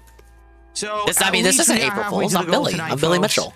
I appreciate that. Can you believe how many Dingus And subs will let's be online talk tomorrow? Almost as much as money as what about Billy whether or makes not you guys doing wanna see Carl it again Jobber. later in the week in Zoe. Yes, I would- exactly I that would amount. enjoy doing another 390 stream with a Australian new character dollars is in a how new area much and in see what else Canadian he has to dollars. offer, especially 'cause I guess we'll bought it. find out when I But get paid up. It definitely feels to me like it's unfinished and there's problems. Why did my character die in 3 hours? All right, well, let me know what you think. Obviously, that's going to be an entertaining video. Hopefully, you guys enjoyed it. And I will see you soon, maybe, for more in Zoe, depending on what you say. So we'll go from there. All right. Oh, look, it's the All little right, folks, chompers well, from Donkey Kong, that Donkey is gonna Kong be Jr. it arcade. And some of for them have tonight's cute little stream. bows. He's tossing out girl chompers. Ugh. There we go. Oh, Australians the same as Let's, Canadians? hold on one second. I always thought Canadian God, was so okay. bright. Look, I'm Oh, gonna my sound like a face. dent, but it's not like I know. It's not like I live in Canada. But I thought that's gonna be it for Canada tonight's was like streams. slightly like Canadians Hope that you pay enjoyed. slightly Earlier more today, we than had major Americans, and then progress Australians in just pay the most out of all three. One more stream, and it looks like we'll beat it. Maybe two, but someone said probably 21 one stream Canadian is for a the Minecraft finale. meal. So, there you go. And in Zoid tonight, I enjoyed. Imagine the I don't know why DoorDash I funds on died. that. Okay? But what sucks is, like I said, we didn't hit the goal. I was really hoping to hit the goal. We had 5 straight streams that we hit the goal. We didn't hit it tonight. All right? Now, what is going on tomorrow? Tomorrow, I'm going to do another major stream of Adam Fall. All right? He's still playing I actually that? played it yesterday. Every time I see him playing so far, he hates it. Oh, here it is. It actually picked up a bit and started So we playing like a want to better scare the game, I would audience say. about Enzo, and now we Especially gotta because I scare him enabled about the Adam waypoint, So Paul. we kind of knew where to go. Boss And defeated. I'm excited for more. That's tomorrow's daytime stream. Also, tomorrow's podcast should be insanely good because the big Switch 2 event is tomorrow morning at 6 a.m. You ain't gonna watch that shit. On the podcast, I'll be covering. I'll restream the all of whole the thing announcements if I can wake that up are on gonna time. be going down during that. So I'll be covering all Then of the I'll raid announcements Cerulean that happen, after the games, Nintendo goes the pricing, offline, the release dates, and then if I'll you take can a few pre-order. hours. Maybe I'll Hopefully I can pre-order the pre-order 'cause I system want if it. pre-orders go All up of it. All right, so the tomorrow. podcast will be all about the Switch 2. And The later in first the gameplay evening, stream will be me, Adam Fall. Anli, UNF, Tomorrow night, and I'm on the Seru fence will if do I should Mario more Party 1 and talk about the Yakuza reveals. in Hawaii, or we should do more Disco Elysium. I'd be okay with Disco Elysium, but when I've been playing it, people have been complaining that it's too boring. So, I don't know. Like, last time we did a 2-hour side quest. This time we probably wouldn't be doing swimming that. We'd be level. going back to other content, maybe This the is main a story really again. good But I don't game, know. Seru, if you never played it. I'd like to do either Damn it. or. I'd be okay with. I don't see why you but I'm wouldn't curious, have. like what people really want. Maybe I'll have to ask tomorrow. What do you guys think? For those who are here live, would you prefer more Pirate Yakuza now that we've gone back to Honolulu and we're going to be doing the main questing again? Or would you prefer that we did another stream of Disco Elysium? Which would you guys like? Well, I'm doing bad so far. What god awful options, Burnell? I hate them both. Indies night. Well, I mean, that would be Disco Elysium then. Keep in mind that we're going to be doing Schedule 1, or whatever it's called, during the birthday marathon on Sunday. Oh my god. Would watch more Disco? Disco, you're down for Disco? All right. A lot of people saying Disco Elysium. All right. Maybe we'll do Disco Elysium tomorrow night. I'll have to put it in the schedule tonight then. We'll give it a shot. We'll see how it does, because I don't know how it's going to do. Hopefully it does good. We've had less viewers and engagement, but actually good support for Disco Elysium. So let's see how it does tomorrow night, okay? Gimme. What do you mean no Minecraft meal? Number one, we didn't hit the goal tonight. Number two, the Minecraft meal's at 90 goals hit. We're at 85. Damn, you would have think with him promoting the fuck out of it that we would have already had it hit for him to be promoting it as much as he was promoting it. And Disco Elysium. We'll give it all a shot and we'll see how it goes. Okay? Fair enough? All right. Thanks to those who did chill. Thanks to those who did support. We're not hitting the goal tonight. We did have a last minute Hail Mary contribution earlier today to hit it for Sweet Koden, but we're not hitting it tonight. All right? I'm going to get out of here. Okay. Everyone have a good night. I will see you all tomorrow. Oh, you can't swim while you're holding the key. A fun Okay. day of streams. And I'm excited for the Gameplay's Switch just 2 been turned stuff. on its head. Hopefully you are too. It'll be fun to celebrate that tomorrow. I was going to show you guys Perplex Express for Mario guys, Party thank 8. you. Pretty good board for See you a tomorrow. board that's all Peace about out. you running start to the end. Think of it like Rainbow Castle from Mario Party 1 and Jamboree. Just a little bit more streamlined. I wish it was a bit longer, but I do think it is a better board than Rainbow Castle because although it is shorter, it's got more shenanigans. And you can mix it up with Donkey Kong and Bowser showing up if you land on their spaces. It's a lot like that island map in 6 that we almost played, the Castaway Bay one. 6 is a very great game with a lot of boards that have nothing to do with like star spaces and shit, just having different objectives. Look into one I think you might like. Look into Koopa's Tycoon Town from 8. Alright, we're gonna do the deleted Carl Jobs video. Through the power of Kiwi Farms, I was able to salvage this video. Is a Minecraft meal just regular ass McDonald's food with a toy? I think it is. Hey, Kapatic. Hello, you absolute dinguses. More like, goodbye, you absolute loser, Carl. But yeah, welcome in. April Fool's Chill. So we're here chilling out at Billy Mitchell's restaurant. He deleted that video he put up last night because the comments were not kind to him. I was going over a bit of what happened, the fallout of the case and all that. But I managed to salvage the video. I say like I did it, but I stole it from KF. Anyway, here it is. I doubt he mentions the court case in this video. I haven't seen it the whole way through. Hello, you absolute legends. This yes. is Stefan Fisher. He runs a small YouTube channel called All Off-Road 4x4, which is dedicated to his passion of exploring and appreciating the beautiful country of Australia. In August of 2023, he released a video review titled DCS Lithium Underbonnet Update. Hello, It was a you very absolute cordial video where he simply explained that the lithium batteries he had installed under the bonnet of his Land Cruiser had lost a large chunk of their capacity very quickly, and that he was going to switch back to a lead-acid battery configuration he'd used previously. The company that had provided him the batteries was a company called Deep Cycle Systems, a company that produces lithium batteries for a number of different applications. And it's a company that's pretty close to where I live in Brisbane, Australia. In fact, it's only a 30-minute drive from my house. He's an After Aussie. Stefan released his video stating that he would no longer be using DCS batteries under his bonnet, he received a flood of messages from other users of DCS batteries that had similar experiences. This prompted Stefan to make another video in December of 2023, outlining the terrible experiences that other people had had with their DCS batteries, and also exposing some of the company's dishonest practices he had recently learned. DCS didn't like this, and in May of 2024, DCS sued Stefan for defamation. This lawsuit was ridiculous for many reasons, and it was obviously a slap suit trying to silence a negative review. DCS claimed that Stefan was a vindictive liar who was intentionally trying to defame DCS because they refused to give him free products. But this was just a complete fabrication, and it was obvious from watching Stefan's videos they were just merely honest opinions. The lawsuit was frivolous, and thankfully it didn't even make it to trial. This month it was thrown out by a judge as DCS. Thank you, Goki, for the community gift sub given to Cam out of nowhere. Molly, thank you for funding. None of this is going to Carl's Legal Fund, but thank you for giving Billy Mitchell a sub. Can't legally Billy sue just anyone keeps for on winning, defamation bro. because they are a company. And in Australia, a company cannot sue for defamation unless they meet certain requirements, which DCS could not prove they met. But even though it didn't make it to trial, DCS still forced Stefan to pay legal fees of over $100,000. Yeah, Dinky Mitchell. The community chipped in and was able to fund a large chunk of his defense. In his decision, the judge noted that the owner of the company, Mr. Paul Tomolowitz, was an untrustworthy person, having admitted to lying many times and didn't even really seem to care that he did. Naturally, I hate frivolous defamation lawsuits. They are simply evil and can ruin lives. So when I found out about this defamation lawsuit, which happened to be in my own hometown, I was extremely interested, but nothing prepared me for what I was about to uncover. The more that I looked into Deep Cycle Systems, the more I came to realize they are one of the most dishonest, psychotic, and scummy companies I have ever seen.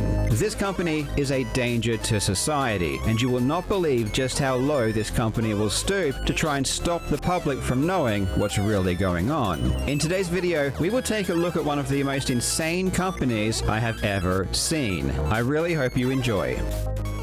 Now, Legends. This video is sponsored by the military online game War Thunder. There it is. When it comes to vehicle combat, War I gotta Thunder is watch the most all of it. I comprehensive can't game skip ever it. I made. haven't It's skipped a available single on PC, sponsorship segment he consoles, ever and now did. Mobile. A massive never 2,500 tanks, planes, helicopters, and ships from 10 Really of the now, fiercest Carl? armies That's the a world lot has of ever known. content. Sea technology And it's advanced from free? the 1920s all the way through to the high-tech weapons of destruction we see today. Each vehicle is finely crafted to be as realistic as possible, and of course you can customize the aesthetic of each with countless different options. When you combine all of this with incredible graphics and authentic sound effects, you get one of the most immersive combat experiences you'll ever find. Personally, I find air combat to be the most thrilling part of the game, and the controls are so easy and intuitive even with just a keyboard and mouse. There is a very good reason War Thunder has over 70 million players. There is simply no game better suited for fans of military history. Play War Thunder for free on PC, Not a very convincing PlayStation, actor Xbox, with these or ad mobile reads. now by using my links in the pinned comment or video description. New and returning players that haven't played in 6 months on PC and console will also receive a massive bonus pack that includes multiple premium vehicles, the exclusive vehicle decorator Eagle of Valor, 100,000 Silver Lions, and 7 days of premium account. It's available for a limited time only, so be quick. First, let me set the stage and give you some context as to who Deep Cycle Systems is and what they do. Primarily, DCS sell lithium batteries. According to their About section on their website, they specialize in the design and manufacture of cutting-edge lithium battery technologies. On their Instagram page, they claim they are a lithium battery manufacturer. And on their website...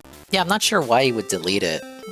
Well, I know why, because of the comments. But he probably should have kept it up if he didn't make any mention of the case, and he hasn't so far. He couldn't accept the comments. The comments were too mean. They'll claim that their batteries are manufactured at their factory in Coomera, Queensland. Even in their recent defamation lawsuit, their lawyer claimed that DCS manufactures batteries. However, the truth is that they don't manufacture anything. What they actually do is import very cheap Chinese products, slap their brand name on them, and resell them with an astronomical markup.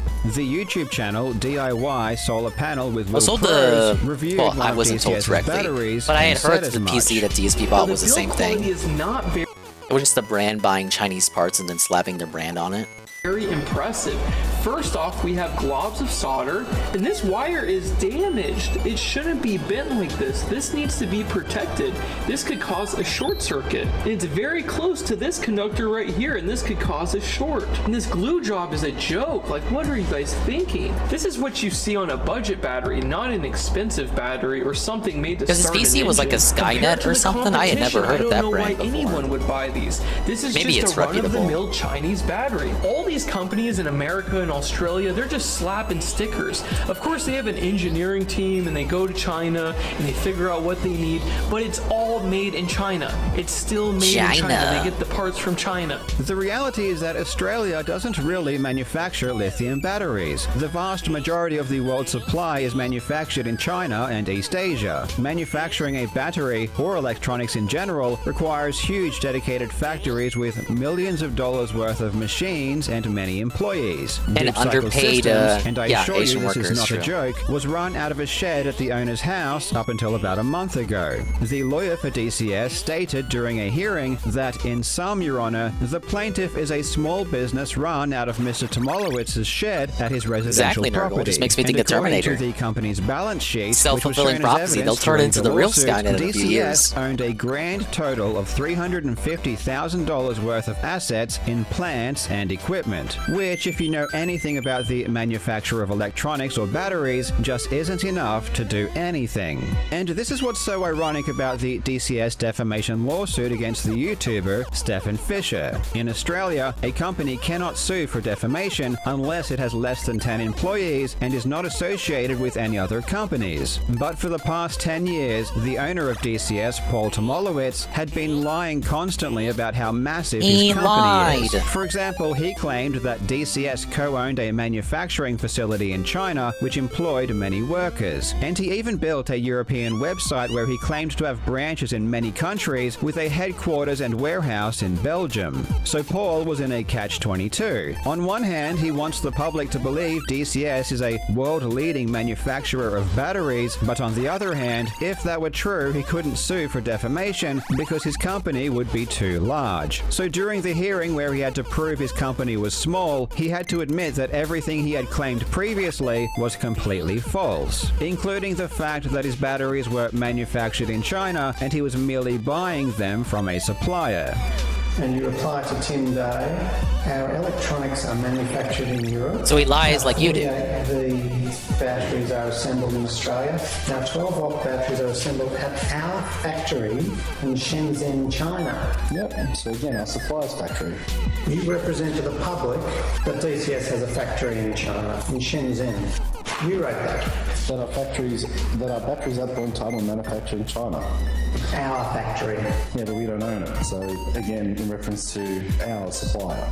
Not that Paul really needed to admit this, however, as it was already confirmed. Paul is such a moron that in a picture of the inside of a DCS battery that he had previously sent to Stefan, he forgot to remove this sticker, which says Maxley. And Maxley is a Chinese company that manufactures batteries. To be clear, I don't really care about where DCS's batteries are made, but it's important to understand for context that this company is dishonest about everything, including where the batteries are manufactured manufactured. DCS batteries are also extremely expensive compared to its competitors, so naturally when a customer buys them, they expect very good quality. But what they are actually getting is something that was purchased by DCS from China extremely cheaply. Looking at the company's profit and loss statement, which was also provided as evidence, I can see that while their gross sales are huge, usually hundreds of thousands of dollars a month, their purchases of materials and supplies is tiny. Whatever they are buying, it appears as though they are reselling it at 5 or 10 times the price, or maybe even higher. This explains why the batteries are built so poorly, and why when Stefan made his video saying that he will stop using them, he received so many messages from viewers claiming that their DCS batteries were also failing.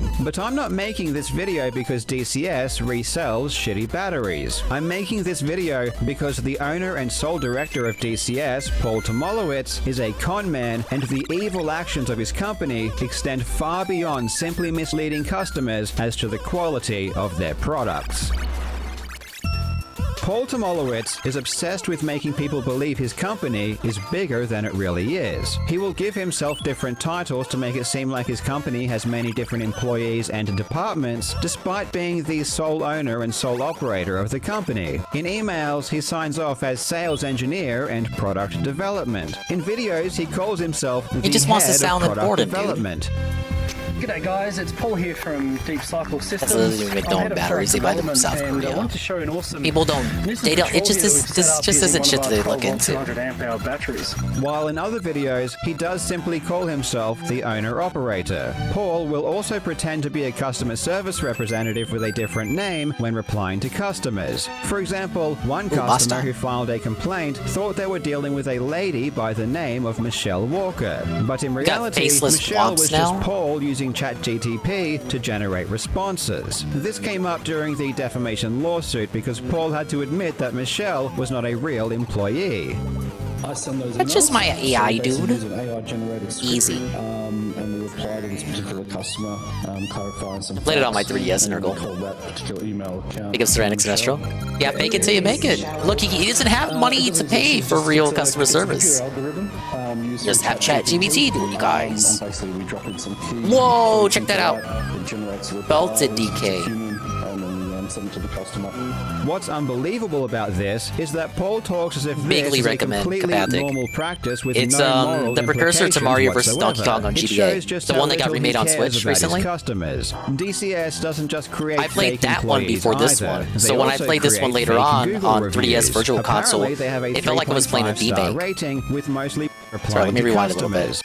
ChatGTP was to talking generate responses. This came up during the defamation lawsuit because Paul had to admit that Michelle was not a real employee. I send those emails, so we basically use an AI-generated script, and we reply to this particular customer, clarifying some facts, and we call that particular email account Michelle. Who is Michelle? It doesn't exist. It's a computer algorithm used through ChatGPT, and basically we drop in some key points into that. It generates a reply as if it's a human, and then we send it to the customer. What's unbelievable about this is that Paul talks as if this is a completely normal practice with no moral implications whatsoever. It shows just how little he cares about his customers. Isn't that like, DCS that is doesn't kind just of normal, create right? fake You go on a employees website, either. already They you also have like a create robot, fake a Google bot reviews. fucking Apparently, they asking have a you if you need any 3.5-star assistance. rating with mostly positive. I'm talking over him again. You go to like bestbuy.com and it's like, hey, this is Ted here. And it's so obviously not a real person. But like a chat window pops up, it looks like the Facebook Messenger thing. And it's like, hey, I'm Ted here. You need help looking for any electronics or something? Yeah, I don't get Carl saying, oh, that's disingenuous. You're being dishonest. No, that actually is pretty normal. Reviews, but most of them are just commentless generic 5-star ratings from obvious bots. Everyone knows Google has a huge problem with fake reviews, and it doesn't seem like they do much to verify review authenticity. But there is one Australian website that does, called productreview.com.au. This is Australia's most legitimate product review website, and it has very strict standards for verifying reviews. According to their website, Deep Cycle Systems have a 100% negative review rating. At the top of the page, Product Review Oh, have shit. left a note He stating, ran into me. "We have detected a number of positive reviews for this listing, which we suspect have been falsely generated and have the potential to mislead consumers. ProductReview.com.au take a zero-tolerance approach to any fake reviews and have removed these reviews accordingly." Clearly, Product Review believes DCS was submitting fake reviews. But what's far worse is that after Product Review removed the fake reviews, DCS threatened to sue them for doing so. I reached out to the director of Product Review, Elmar Shah, who confirmed that after they removed DCS's fake reviews, they received numerous emails from DCS, including threats of legal action. It seems as though Paul Tomolowitz has a lot in common with our good friend Billy Mitchell, because they both love to threaten legal action against people who expose okay, the I know why he truth. deleted In it now. 2017, a blog called Solar Quotes published an article claiming that DCS were making wildly exaggerated claims about how much money their DCS solar batteries Might have to could edit that save one out of the customers, final cut saying there. that DCS Back estimates to of how the much cutting room money floor can with be that one. saved are nuts. After he was sued by DCS, Stefan reached out to Solar Quotes. Did we really need the Billy Mitchell name drop there? Literally rent-free. DCS Come has on. a pattern of threatening to sue or actually suing anyone I'll who live says rent-free in his anything head, negative baby. about their company. But what's interesting is that it's not just consumers that are saying DCS batteries are terrible. It's also the Australian government. From 2019 to 2022, the company ITP Renewables, backed by a $1 million grant from the Australia Renewable Energy Agency, tested various solar batteries to see how well they retained their capacity over time.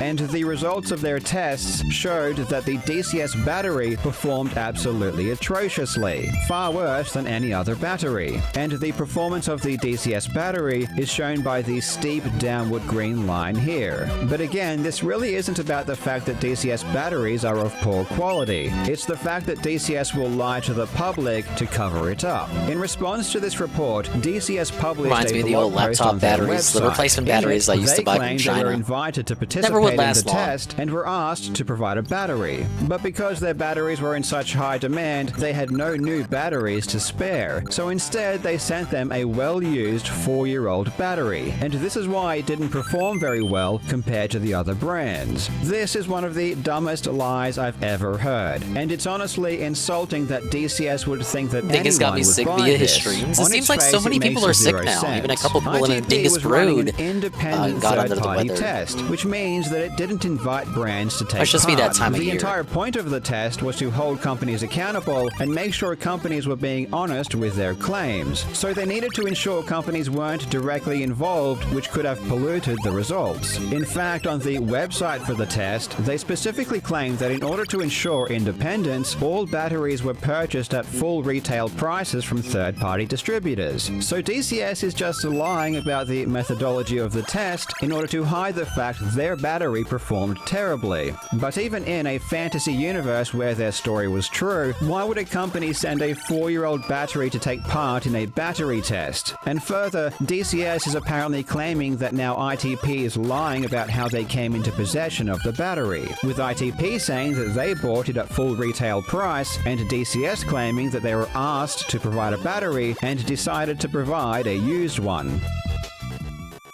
DCS lies about everything. Even their company logo is just stolen from a different company. The DCS Corporation is a large engineering company in the US, and you will notice that their logo is exactly the same. And when I say exactly, I mean it's literally the same logo. Deep Cycle Systems just straight up stole the logo to Modern use for company their logo own design is company. ass anyways. During the DCS defamation lawsuit, the Nurgle has an essay. So the reason why nowadays I just don't eat inside McDonald's anymore ever since they changed the colors to black and gray, replaced the majority of staff with machines, where I'm tired of having to go to machine to order instead of just going to the cashier telling them I want a double quarter pounder meal.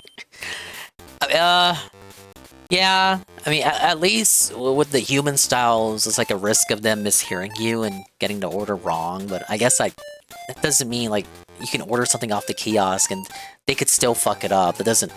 Just because you order off the machine doesn't stop them from fucking it up themselves once it gets to the kitchen.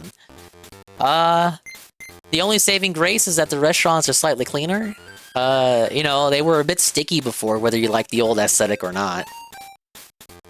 Lawyers for Stefan contacted the DCS Corporation regarding their logo, to which DCS Corp stated, "At no time has DCS granted permission to Deep no more Cycle game Systems consoles in the for play use place. of our logo. Our If commercial your McDonald's use of even the has a DCS play place Corporation anymore. logo predates the use of Deep Cycle Systems of its logo," which is true. Oops. Using the Wayback Machine, I can see that this logo was being used by DCS Corp years before Deep Cycle Systems ever existed. This made me very intrigued, because if you look at the Deep Cycle Systems logo, it has a little TM above it, indicating that they trademarked the logo. And I Oh my thought god, this had Carl's to gonna be snitch fake. on him. There is no way that DCS stole a logo and then trademarked it. But to my disbelief, that's exactly what they did. Deep Cycle Systems has trademarked DCS Corp's logo that they stole. And I need to make it crystal clear why this is especially hilarious. The entire point of a trademark is to prevent other companies from using your logo. So Deep Cycle Systems stole a logo from a different company and then trademarked it because they were worried about other companies using the logo that they stole. And Paul Tomolowitz is such a compulsive liar that during the hearing, he couldn't...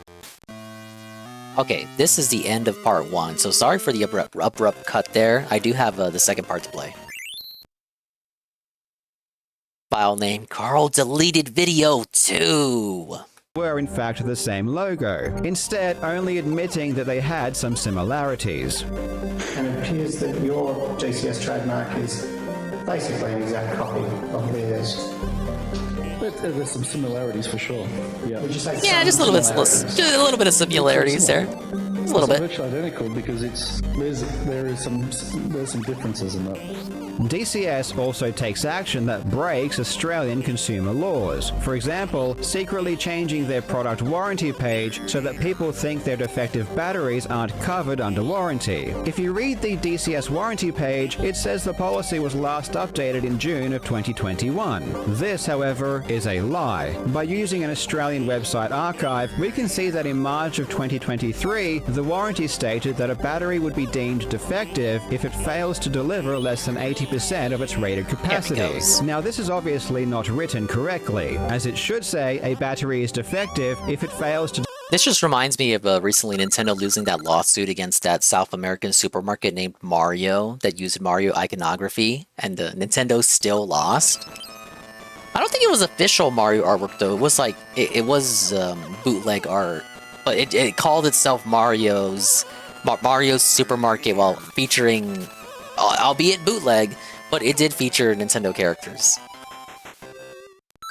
Deliver more than 80%, but you get the idea, and you can see that the last you really feel update was in June Miyamoto's particular art style with the characters here kind of coming out. There's like Rare DK, but before Rare DK was a thing, because this predates Country 1, there was Miyamoto DK, and this is like the apex of Miyamoto DK, with all the cartoony fixtures of him, his little itty-bitty eyes, his big-ass cheeks, his big old monkey arms. Ooh, a pirate ship. 2021. But when we move forward to November of 2023, the policy has been amended. It now adds an extra clause stating that if a battery is inside an engine bay, i.e. under a bonnet, it's now only defective if it delivers less than 70%. But the last updated date still says June 2021. So what happened between March and November of 2023? Well, in Stefan's first video released in August of 2023, he said this. So if you have a set of DCS batteries under the bonnet, I would strongly suggest you do a proper capacity test. It's like he's doing the video from his closet. On the app does not work. That will not show you what is truly going on. So get the batteries pulled out. Either get someone professionally to do a capacity test, or you can also purchase capacity tests, as we found quite accurate on eBay or similar marketplaces. Stefan told people who own owned DCS batteries under their bonnet to do a capacity test, because there is a good chance that they have degraded. And it seems as though in response to this, DCS changed their warranty and lowered the allowable capacity, knowing that they were about to get flooded with claims for defective batteries. However, it's obviously misleading and illegal to do so without changing the last updated date and notifying customers, as customers who bought batteries in late 2021 through to late 2023 will think their defective batteries aren't covered by warranty when really they should be. And DCS have gone to great lengths to try and cover up the fact that they have done this. In Stefan's second video about DCS's shady practices in December of 2023, he actually mentioned that DCS secretly updated their warranty after his first video. I've recently also become aware that DCS has discreetly modified their warranty terms without clearly marking the date of these changes. The only source for DCS's terms is their website, as they don't provide a user manual or terms and conditions with their products. Although the DCS website indicates the latest update was on June 14th, 2021, they have actually reduced their capacity warranty from 80 to 70%, sometimes between March and November 2023, without any notification on their site. Thankfully, tools like the Wayback Machine allow us to view past versions of websites. You'll notice that Stefan cites the Wayback Machine to confirm that the policy was actually changed. And from screenshots and video of the Wayback Machine of the DCS website from 2023, we can see that it had indeed archived the website plenty of times over the years. However, if you No, I bet if I go to the source video that Carl's referencing there, it'll turn out that most of the information in this video, Carl just repackaged from that video. Just my hypothesis, though. I'm just tossing that out there. I don't know if that's the case or not. check the Wayback Machine today, all archives of the DCS website before 2024 have been completely removed. That for Val Any Kilmer, evidence really? of the site's existence Not an April Fool's show? pre-2024 Oh, shit. has been destroyed. Mamma and mia. the only person who can have an archive of a Press website that for Val removed Kilmer, from the guys. Wayback Oh my Machine goodness. is the No. owner of the website, which means that Paul Prince would have of had to have Egypt 2 is not specifically happening. demanded that archive.org remove its archives of his website personally. And the reason he would do this is obviously to hide the fact that he secretly updated his warranty policy. Thankfully, the Wayback Machine isn't the only entity that archives pages, and the Australian government has its own dedicated archive that has captured many old DCS snapshots over the years. And the worst part of all of this is that despite the fact that we can literally see right now that the warranty was changed in late 2023, this is one of the things that DCS sued Stefan for saying. And in their lawsuit against Stefan, DCS commits perjury and lies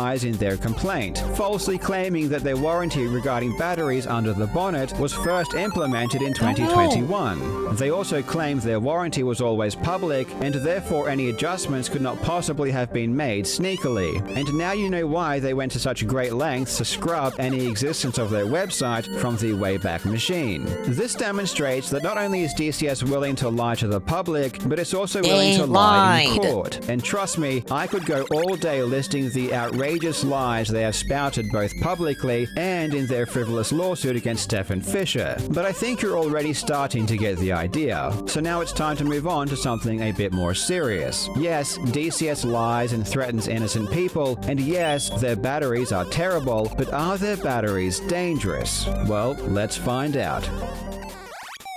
In Stefan's video released in December of 2023, he included a clip from someone who purchased a DCS battery and claimed that it had exploded while sitting on the shelf, still in its original packaging. Because I'm going to be fitting it I was going to be fitting it next weekend into my brother-in-law's vehicle, and we opened it up and that's what I saw. Yeah. So that's that, and it was sitting in the box like this, right? And then So that happened then here on the bench, or? Underneath, it was just sitting underneath the bench. That's exploded out, and it tore the box down the bottom of the box there as well. Obviously, one of the cells inside the battery had experienced thermal runaway, which is the process where some kind of fault causes a battery to continuously get hotter and hotter until it catches fire or explodes. Fortunately, in this case, the battery was not in use and no one was nearby. Unfortunately, a man by the name of Stephen Richardson was not so lucky. In August of 2023, he was driving his pride and joy, a Holden VF Redline, with his 7-year-old son in the back seat, when the DCS battery he had installed exploded. And when I say exploded, I really mean exploded. The entire back of the car instantly became engulfed in flames. Thankfully, he was able to quickly pull his son from the car before serious injuries were sustained. But Stephen's $100,000 car was completely destroyed. After the incident, Stephen contacted DCS to explain what happened. But according to Paul Tomolowitz, it was literally impossible for the battery to have exploded or caught fire. Apparently, DCS batteries are completely fireproof and cannot catch fire or explode because they are designed so well. And the fire was probably just caused by a loose wire in the car's audio system. However, pictures of the battery after the fire tell a different story. You can see that the battery exploded with such force that the top metal bracket is bent upwards at a 45-degree angle, and the cells underneath have been completely obliterated. The only thing that can cause this kind of extreme bending is a tremendous upwards explosive force. I even gave the photo to AI and asked it to analyze the damage to identify if this was caused by a fire or an explosion. And according to AI, every single piece of visual evidence suggests an explosion, with its conclusion stating the upwards bending of the bracket, debris pattern, and localized blast effects suggests an explosion rather than just fire damage. Now, despite Mr. Tomolowitz claiming that it was physically impossible for his battery to be the cause of the fire or to have exploded, he told Stephen that DCS would get the battery assessed if he sent it to them. In an email to Stephen, Paul stated, "Hi Stephen, we have received your parcel. It has been forwarded to the Port of Brisbane for export back to our factory. Once it's received in Feb, it will then be forwarded to our International Electrotechnical Commission partners so they can assess it." Now remember back at the beginning of the video I explained that Paul had been telling customers that he had a factory in China and had to admit in court that it was just a complete lie. An exploding battery! Yes! The DCS has a factory in China, in Shenzhen. You wrote that. Hey, look, Nurgle, if Carl's right, he's right. He was wrong yesterday, but he's right today. Again, in reference to our supplier.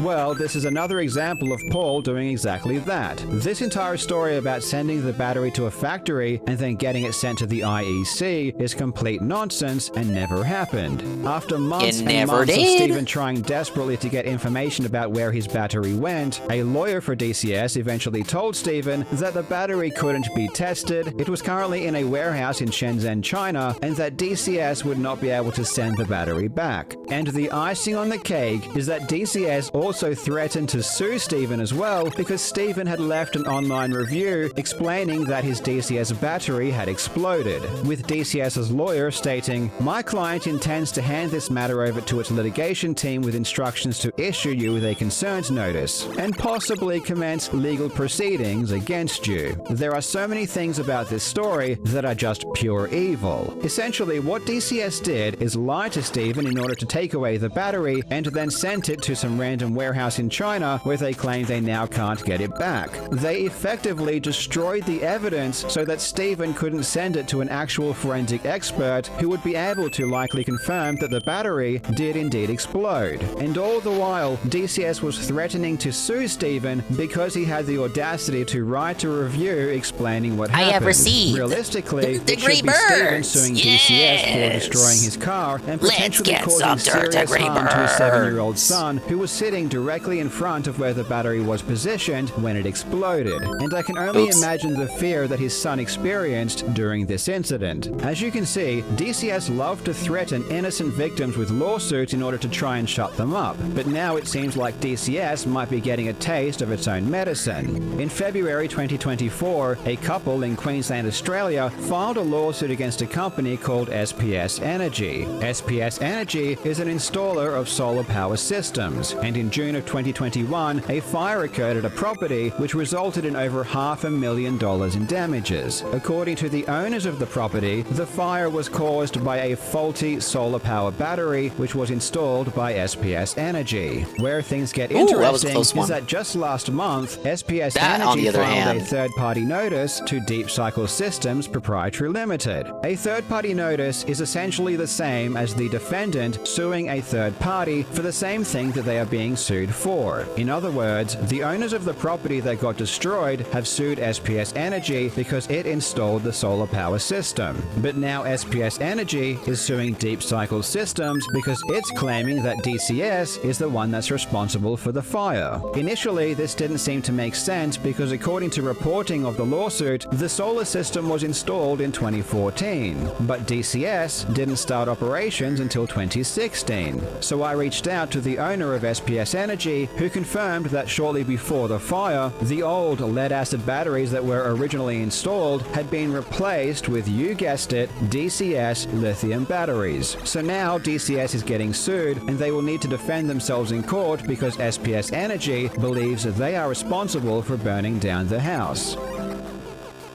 DCS truly is one of the worst companies I've ever seen in Australia, and its owner Paul Tomolowitz is one of the most dishonest people I've ever encountered, and I make a living talking about dishonest people. DCS you might have to start talking about yourself next video, Carl. And use ChatGTP to respond to complaints. They lie about owning factories in China and doing business overseas. They create fake reviews and threatened to sue productreview.com.au for taking them down. They threaten innocent reviewers with lawsuits when they aren't positive. They stole its company's logo from a different company and then trademarked it. They lie about manufacturing batteries in Australia when they're just imported from China. They secretly changed the company's warranty, sued the person that exposed it, and then committed perjury in their court documents. And not only do their batteries perform poorly, as confirmed by Australian government-backed testing and customer reviews, which DCS lies about to try and cover up, but their batteries also appear to be dangerous, with multiple examples of them exploding and causing damage. And when their batteries do cause damage, they deny any wrongdoing, dispose of the evidence, and then threaten legal action against the victim if they inform the rest of the public. The funniest part about Deep Cycle Systems, however, is that just a few weeks ago, I never even knew they existed. It was purely because they decided to frivolously sue a small YouTuber who gave them a bad review and recently lost that I decided to look into their company. This is the Streisand effect in full action. And believe me when I say, I only covered a fraction of DCS's lies in this video, because if I covered everything, the video would be 10 hours long. And for some reason, it's always the biggest bullies who always end up claiming they are the biggest victims. In August of 2024, after everything I wonder DCS who was and Paul referencing had done there. to disrupt and harm others with their lies and threats, they cried in a letter to the Australian government claiming that they were the victims of cyberbullying, with Paul writing, I'm being harassed. I am the founder-owner of a 9-year-old family business based in Queensland. We make high-quality lithium batteries for a wide range of marine, land and solar energy applications. Our customers range from the Australian Defence Force and the New South Wales Ambulance Service to caravan and RV owners across Australia. Now this is terrifying. Of course, we know that Paul is a compulsive liar, so his claims of providing batteries to the Defence Force and the Ambulance Service could be completely fabricated. But if it isn't, and he did actually con them into buying his products, it's a very scary thought. And this isn't the first time Paul has claimed his batteries are used by the Ambulance Service. Trusted by the New South Wales Ambulance Service and Telstra, DCS lithium batteries are the reliable choice for critical operations. Our batteries have been rolled out across the entire fleet of in-service ambulances. This was uploaded the night of the verdict. He just deleted it. No, absolutely, this was ready to go before the verdict was dealt. Success story. If this is in fact true, I think the New South Wales Ambulance Service should definitely be alerted to DCS's deceptive and dangerous practices immediately. Paul goes on in his letter to the government, despite our longevity and deep customer base, we are currently the target of an orchestrated cyberbullying attack via YouTube. But don't you think for the first Direct, they would only show exclusively new games? Like if you go back to the Switch 1 presentation, the January one, if you want to look it up for reference, January 2017 Switch presentation, it was only new titles shown. For your new console reveal, do you really want to dedicate a segment to like NSO? Or just, I don't think they'll do remakes either. I don't think remakes will have any big presence there. Like last week's show was for the remakes and the ports and whatever. YouTube since September 2023. The bullying is based on one person's opinion and supported by a group of online followers. I'd The recommend bullying going through is that being used to presentation too if you discredit really the want an quality idea our of what they'll products, talk about. pressure our supporters, and spread misinformation about our brand across the internet. But all that was really going on is that DCS was receiving public backlash for suing an innocent person, for selling crappy batteries at insanely high prices, and for constantly lying about everything the company was doing.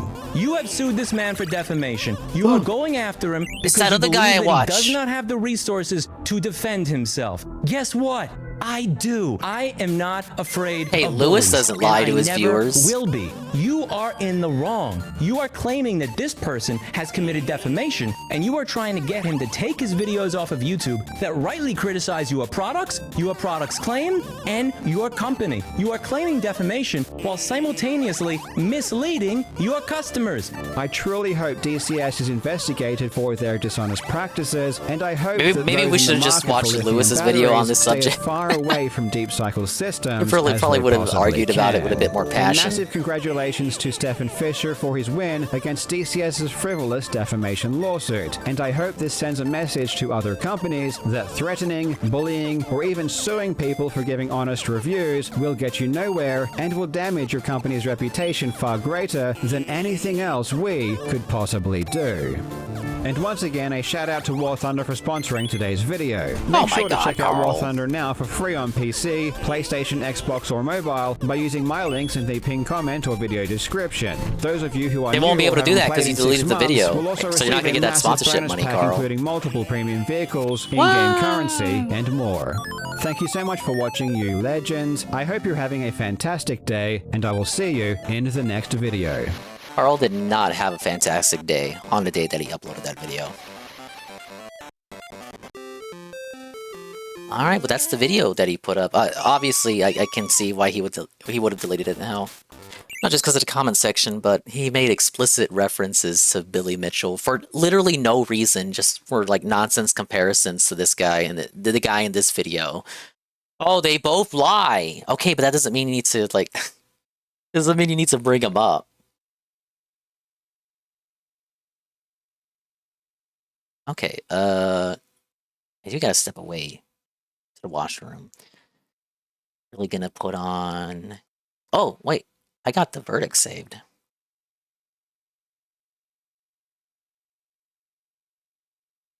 I didn't actually watch the trial because I was gone the whole day when it was going down.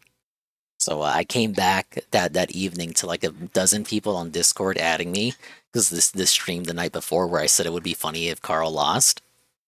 But this is the actual trial, or at least some of the dudes summing it up. The plaintiff, William Mitchell III, commonly known as Billy Mitchell, lives in Florida, United States of America. He has been well known among adherents of video and arcade gaming in many countries, including Australia, since 1982. At an arcade and video gaming competition in November that year that took place in Ottumwa, Iowa, USA, playing an arcade game called Donkey Kong, Mr. Mitchell scored a world record 874,300 points and was the first person ever recorded as reaching the kill screen, that is, reaching the end of the game. At the time, he was 17 years of age.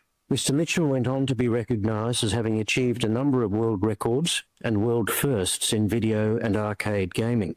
They included achieving the first perfect score of 3,333,360 in another game called Pac-Man in 1999, setting a new world record and the first score of over 1 million points, the record being 1,047,200 points in Donkey Kong in June 2005, another Donkey Kong world record of 1,050,200 points in July 2007, and a third Donkey Kong world record of 1,062,800 points in July 2010.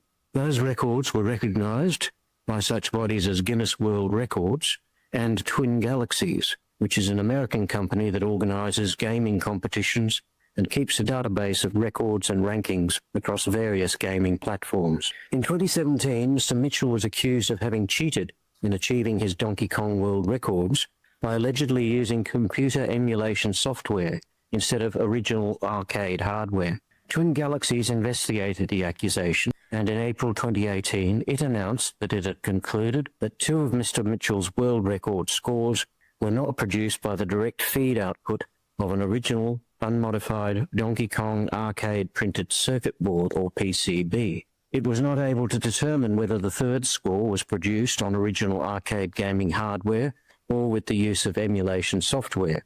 As a consequence of its findings, it announced that it had decided to remove all of Mr. Mitchell's scores and to ban him from participating in its competitive leaderboards. The following day, Guinness World Records announced that as a consequence of Twin Galaxies' decision, it too had disqualified Mr. Mitchell as the holder of all his records. Right. Both I in got Donkey some Kong more and in water, Pac-Man. and I'm Mr. Mitchell refreshed and commenced ready to go. proceedings in the United States for defamation. New Fire Emblem in the against direct Twin tomorrow. Galaxies and a number of others. One of those If it happens, I don't lawsuits think it will was be a against young remake. man, Benjamin Smith, It'll have to be a who new is game. known online as Apollo Legend. I refer to him as a Hey, the Apollo guy. We're gonna hear a lot about him as he continues his explanation. But I don't see Fire Emblem as a year 1 title. Mainline Fire Emblem, it would have to be year 2 or 3. Think about how long it took to get 3 houses on Switch 1.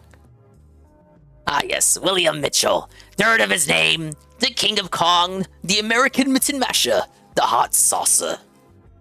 Apollo Legend. Yeah, this judge, never mind his wardrobe, this judge was so tired of Carl's shit. In my reasons. He published videos on YouTube about gaming, including a number in which he accused Mr. Mitchell of cheating, falsifying his Donkey Kong scores, and not using legitimate gaming hardware. Mr. Mitchell and Apollo Legend settled that proceeding on 22 August 2020. Their agreement relevantly provided that Apollo Legend would remove all of his YouTube videos and social media posts that referred to Mr. Mitchell. He would assign the copyright in those YouTube videos to Mr. Mitchell, and he would permanently cease producing any oral, written, or electronic documents or communications that in any way mentioned or referred to Mr. Mitchell or his family, apart from making an agreed statement in terms provided in the settlement agreement. Any breach by Apollo Legend of the last of these obligations would result in him being liable to Mr. Mitchell for $25,000 for each breach. Unless he committed such a breach, he did not have to pay Mr. Mitchell any money. Apollo Legend appears to have complied with that agreement. However, on 20 December Carl 2020, alleges that he published a video on that YouTube Apollo had to pay referred Billy, to in which his was not the proceedings as case. I think goodbye Billy video, in Billy which he took pity told on viewers Apollo. that he was recording his final video. He said, "This is the end of my life," and he explained why. In that video, he did not mention Mr. Mitchell, nor the claim against him or the settlement agreement. Shortly after publishing it, he committed I guess they did suicide. settle. Defendant Carl Jobst lives in Queensland. The He merciful regularly king of publishes videos on Condish. YouTube, mostly about speedrunning, but also about video and arcade gaming world records and people who cheat in those games. He has over 1 million followers on his YouTube channel. On 26 May 2021, he published a video about Mr. Mitchell and another video gamer, Todd Rogers, entitled "The Biggest Conmen in Video Game History Strike Again." He accused Mr. Mitchell and Mr. Rogers of cheating and of pursuing unmeritorious litigation against people who had accused them of cheating. He also said the following about Mr. Mitchell, quote, "He also sued YouTuber Apollo Legend for $1 million. I haven't spoken about this publicly, but this lawsuit ultimately ended with Apollo giving in and settling with Mitchell. He was forced to remove all his videos about Mitchell's cheating and paid him a large sum of money. This left him deeply in debt, which required him to find extra work, but with his ongoing health issues, this was all too much of a burden, and he ultimately took his own life. Not that Billy Mitchell would ever care, though. In fact, when Billy Yeah, Mitchell see, thought that you Apollo can't say died that. earlier, Like, it's he not. expressed joy at the thought. The lawsuit against I don't remember the specific video in which Carl said that shit. It was obviously early on. I'm not doubting that that's what he said. It sounds like something that Carl would say, just jumping to conclusions there.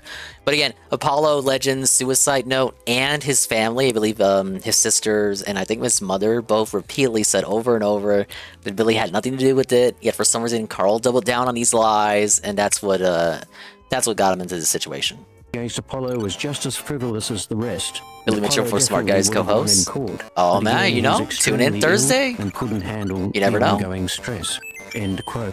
That video containing that passage was online for 10 days from 26 May 2021 to 4 June 2021, and for an additional 5 days from 9 June to 13 June 2021. In between those dates, and since 13 June 2021, the video has remained online, but it contains only the first 2 sentences and the last sentence of the passage. Carl that I edited have it, just and I read. don't think he While the video was officially first issued a online in retraction. its full version, 2 relevant events occurred. First, on 3 June 2021, Mr. Mitchell published his own YouTube video in response to Mr. Jobs' video. He denied as lies the assertion that Apollo Legend had paid him any money as part of the settlement, or that he had had any involvement with Apollo Legend that had led him to commit suicide.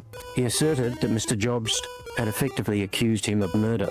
He ended the video by saying, quote, "I plan to respond the way that everybody anticipates for me to respond. And Carl, expect me." End quote. The second Based? relevant Holy event is shit. that a mutual acquaintance of Mr. Mitchell King and shit. Mr. Jobst, known online as Keemstar, contacted Oh Mr. my God, Jobst that at guy. Mr. Mitchell's request. and Why are told you him that it still was not watching true that Keemstar? Apollo Legend had paid Mr. Mitchell any money. Mr. Jobs agreed to take down that part of the video while he investigated that issue further.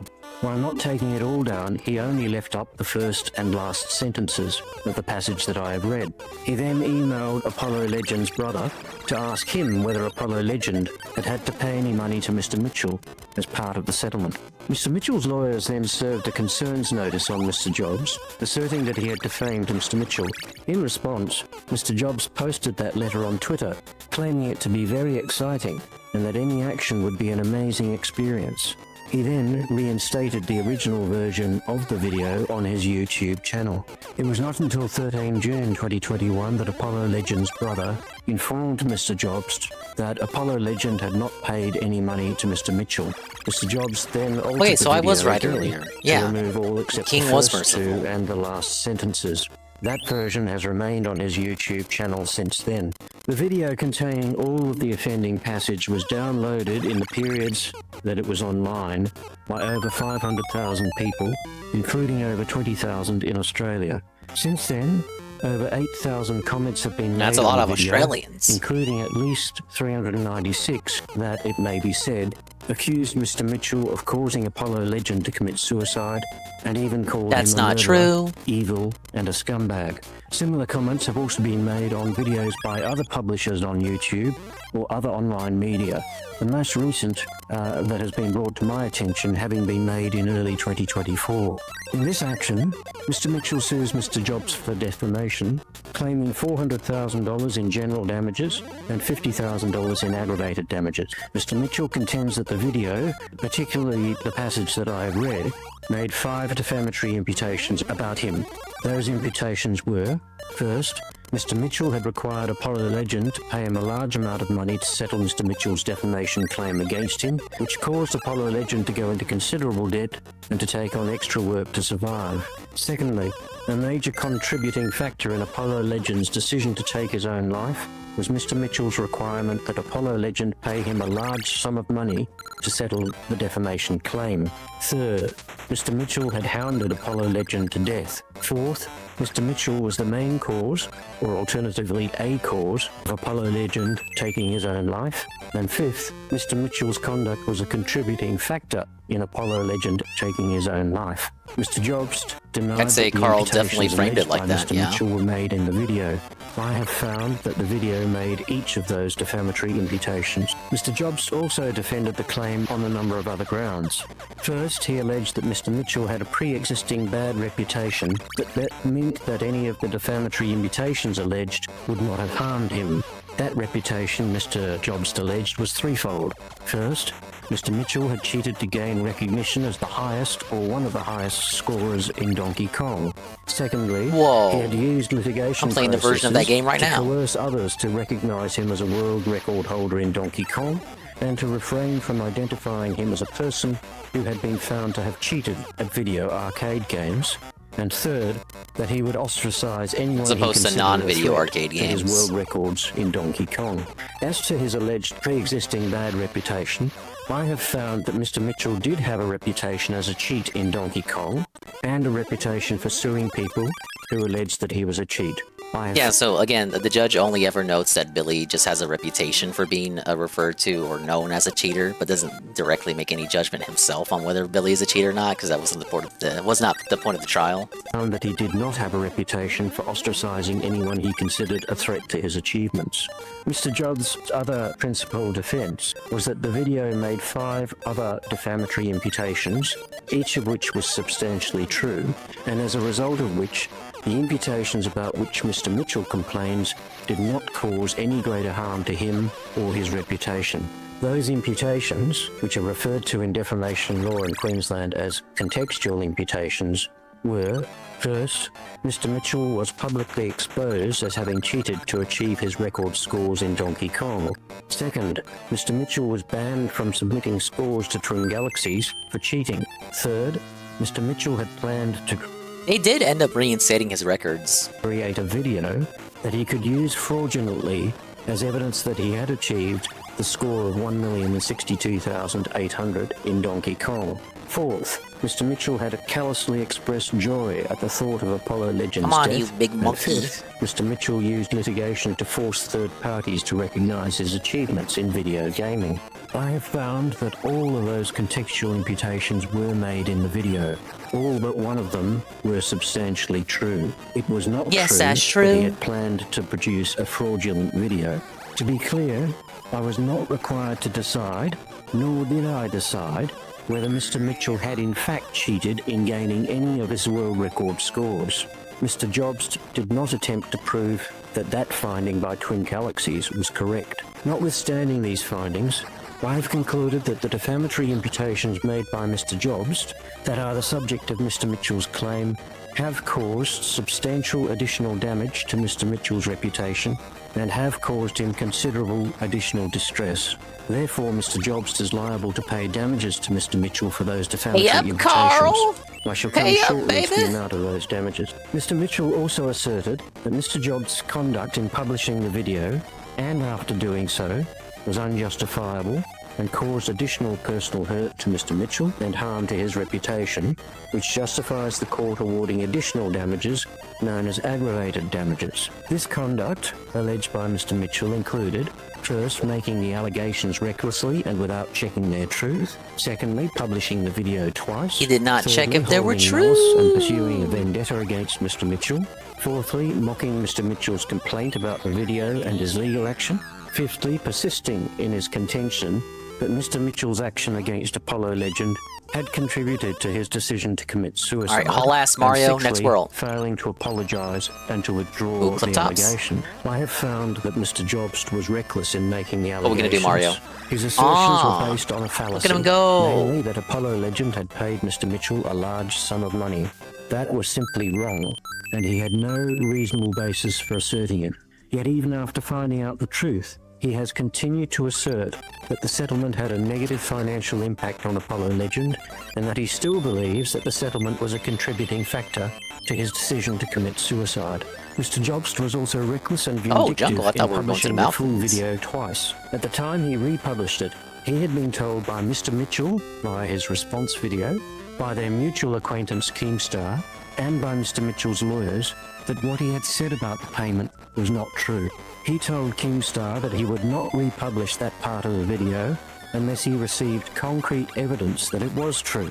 But by the time he republished it, he had not heard from Apollo Legend's brother, whom he had asked for information about the settlement, so he did not know any more than he had earlier, but he nevertheless decided to republish the entire video regardless. In his evidence, he said that he did this because he thought Mr. Mitchell would sue him anyway. His attitude appears to have been, well, if I'm going to be sued, I may as well go for broke and damn the consequences. It was reckless and showed an absolute disregard for the truth or for the effect of his video on Mr. Mitchell and his reputation. On 29 July 2021, that is about 6 weeks after he finally edited the video and took out the offending passage, Mr. Jobs published a video in which he retracted his statement that Apollo Legend had paid Mr. Mitchell money, and he apologized to his viewers for having given them incorrect information. At the trial, he relied on that video as being evidence of his bona fides and as reducing any harm caused to Mr. Mitchell by his original video. However, that video did not retract the imputations at all. It simply retracted the statement that Apollo legend had paid Mr. Mitchell a large sum of money. Mr. Jobs did not apologize to Mr. Mitchell in any way, rather apologizing to his viewers for having made an incorrect statement in the offending video. Also, this retraction Felt it video because he didn't was, say in he was total, sorry. a little over 30 minutes long. For the first 28 minutes and 24 seconds, it had nothing to do with arcade gaming, cheating, or Mr. Mitchell. The first couple of minutes was a sponsorship. Speedrunning. It then went blank for a few seconds before it returned with Mr. Jobs' alleged retraction statement, which itself lasted only about 45 seconds. Even then, he wrongly said that Mr. Mitchell had not tried to contact him to clear up the error, and he insinuated that he still believed that Mr. Mitchell was responsible for Apollo Legends' decision. Finally, Mr. Jobs' conduct of this litigation, together with his additional online comments about it, were aggravating features of his conduct. He seems to see himself in defending his claim as a crusader against Mr. Mitchell. He is the last of the defendants who have been sued by Mr. Mitchell, and the only one, apart from Mr. Race, who has not backed down. Even in February 2024, as this action was progressing toward trial, he said in an online interview, quote, "Billy Mitchell needs to be destroyed in court. These people need to be punished in a big way before they stop. They need to get taught a lesson. So I am now the last chance. Not upset I am that. the last chance the public has to punish Billy. And also, the last person I'm on telling you, YouTube he will thought of want to himself lose as to like is the me. knight slaying You know the there's beast. Going to be 100 vids rubbing it in. I will never let Billy forget this, assuming I win. I've got to win first, but man, if I win, oh boy, I'm not going to be a Why good would he winner." say this End and think the quote. judge wouldn't Mr. find Jobs out? clearly intended to be the knight who slew the Mitchell dragon. Unfortunately for him, his lance was not as right here. He says it. Knight who slew the Mitchell dragon. Unfortunately for him, his lance was not as strong as he believed it to be, and it is broken in the contest. I have found that all of this conduct has caused Mr. Mitchell additional personal harm and additional harm to his reputation. It was severely aggravating conduct that merits an award of aggravated damages. Again, I will come shortly to the amount of aggravated damages that I will award. I was asked by each party to make adverse findings about the truthfulness of the other party's witnesses and the reliability or otherwise of their evidence. In my full reasons, I have given detailed consideration to those submissions. I don't propose to reprise that discussion and my conclusions now. Having made these findings, I consider that Mr. Mitchell is entitled to an award of damages against Mr. Jobs. I have considered other comparative cases in order to help me to decide the appropriate amount. Under the Defamation Act of Queensland, the maximum amount of damages for non-economic loss, that is general damages, not including any aggravated damages, is currently $478,500. That amount can only be awarded in the most serious case. In addition, though, in appropriate cases, additional aggravated damages can be awarded, and there is no statutory limit on aggravated damages. Mr. Jobs contended that for a number of reasons, any damages I award should be minimal, or at least reduced, due to two mitigating factors. One of those factors was that he published the so-called retraction video. For the reasons I've already mentioned about that video, I do not consider that it had any mitigatory effect. Rather, publishing the retraction, at the time and in the manner he did, was an aggravating feature of his conduct. He did not publish it in a way that would draw it to the attention of the original audience, but instead essentially hid it from view. And of course, he did not retract any of the imputations against Mr. Mitchell, nor apologise to him. The second reason he gave for mitigation of damages was that Mr. Mitchell, he said, He actually thought he would contributed have better chances with the substantially to harm he has judge. suffered, It's wild. because he put the But he thought a offending judge part would of see Mr. all of Jobs' that and video just like, into oh his yeah, response sure. video, Yeah, Carl's the saying, one on the quote, right. "For those of you who haven't seen it, here's the clip," end quote. Mr. Mitchell's video showing that clip has remained online ever since. It has been downloaded at least 155,000 times. As I say in my reasons, this submission might be described as suggesting that Mr. Mitchell called in an airstrike on his own position. I disagree, both by making the response video and by bringing this proceeding against Mr. Jobs. Far from calling in an airstrike on his own position, it was necessary for Mr. Mitchell and reasonable for Mr. Mitchell to identify the enemy's position clearly in order to call in an airstrike on it. That is what he has done. Very fitting for the first jungle boss encounter to have Donkey Kong Jr. here. Made by Mr. Jobs. He's in the game. And that what Mr. Jobs had said was false. His conduct in publishing this video was reasonable, and it does not justify any reduction in the amount of damages. Factors particularly relevant in determining the appropriate amount of damages include the number and seriousness of the defamatory It's Little Dong Jr. the extent of their publication. I don't think we ever effects directly they fight had him in on the the game. plaintiff personally and on his reputation, and what is known as the grapevine effect. The Look at him grapevine effect is the go! likelihood Little baby! that the defamatory imputations have been and will be repeated to other people over time. And Wait a may minute, even mushrooms are surface supposed to be good for again Mario. after this judgment. The grapevine effect arises particularly in cases of This is some sort defamatory of reverse on imputations mushroom. made on social media or other internet sites, including YouTube. In this case, there is ample evidence of the extent of the grapevine effect. It has been very extensive. The evidence is the number of comments on Mr. Jobs' video, and also comments made on another online personality's videos about Mr. Mitchell, which even recently included assertions that Mr. Mitchell had caused or contributed to Apollo Legends' suicide. Coming to the amount of damages that I will award, Mr. Mitchell seeks $400,000 in general damages, that is, damages for non-economic loss, as it is described in the Defamation Act. In my view, that is too high, being too close to the maximum permissible amount. This is not one of the most serious cases, although it is at the higher end, especially given the most damaging imputation that Mr. Mitchell hounded Apollo Legend to death and the extent of publication.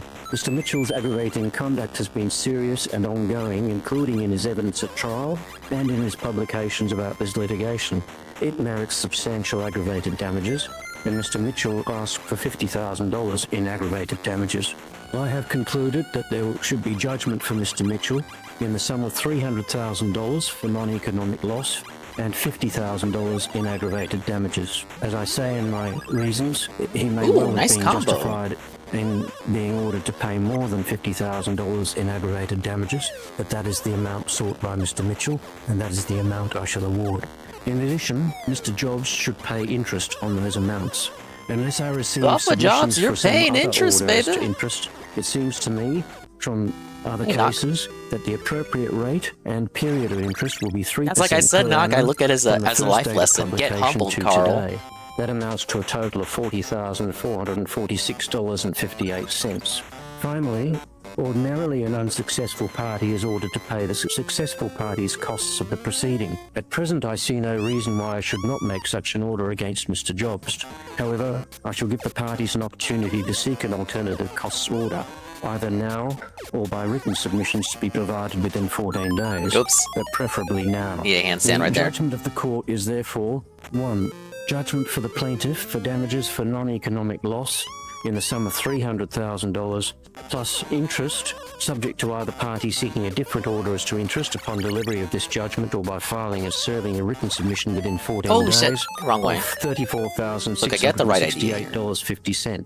Judgment also for aggravated damages in the sum of $50,000 plus interest of $5,778.08, subject to either party seeking a different order as to interest upon delivery of this judgment or by filing and serving a written submission within 14 days. 2.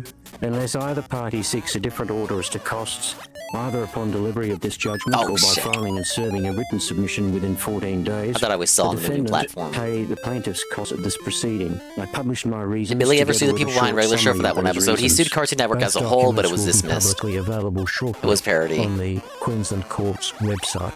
Are there any submissions on questions of interest and cost? Very abrupt ending to the video there, but that pretty much goes over the whole verdict ruling there. Thank you. What channel is this? It's not someone that I usually watch. Down the Crop. And where is... Here it is. Pretty much all the videos I got on the trial so far. You know, the content creators, the muckrakers, are working on their Carl Jobs felted videos right now, so they don't exist yet. How about this one? Do some true crime for the evening. 18-year-old pretends to be a cop, immediately gets arrested. Dreading body cam. Had this floating in the sub box for a minute. Just came out this week. I think I heard about this case already. This case in quotations. This was swiftly dealt with. What is your dream job? The job that you would do even if you had all the money in the world and never had to work again. Maybe you want to be a professional athlete, and therefore you would spend the majority of your time working with professional trainers, getting your body in tip-top shape, and joining various leagues in order to compete with the best in the world. Whatever the job is, whatever dream you have, chances are that there are multiple, long, arduous steps to getting there. You can't just be a professional athlete, you have to train like one, which means keeping a strict diet and working out for long periods of time and getting physical therapy, as well as spending the majority of your day focused on that one sport. Meaning that if you're working full-time and have a family to take care of, that isn't really possible for you. But it would seem that there's one person who found a way to outsmart the system, to get his dream job without expending any effort or putting in any work. And that man is Brendan Wazinski. Welcome back to another episode Subject of the video there. If this is your first time here, welcome. Today we are going to be reviewing the police body cam footage of a fake police officer after he was confronted by a real police officer. This footage was originally uploaded by the channel Real World Police, and the original video, alongside a link to subscribe to their channel, will be placed down below.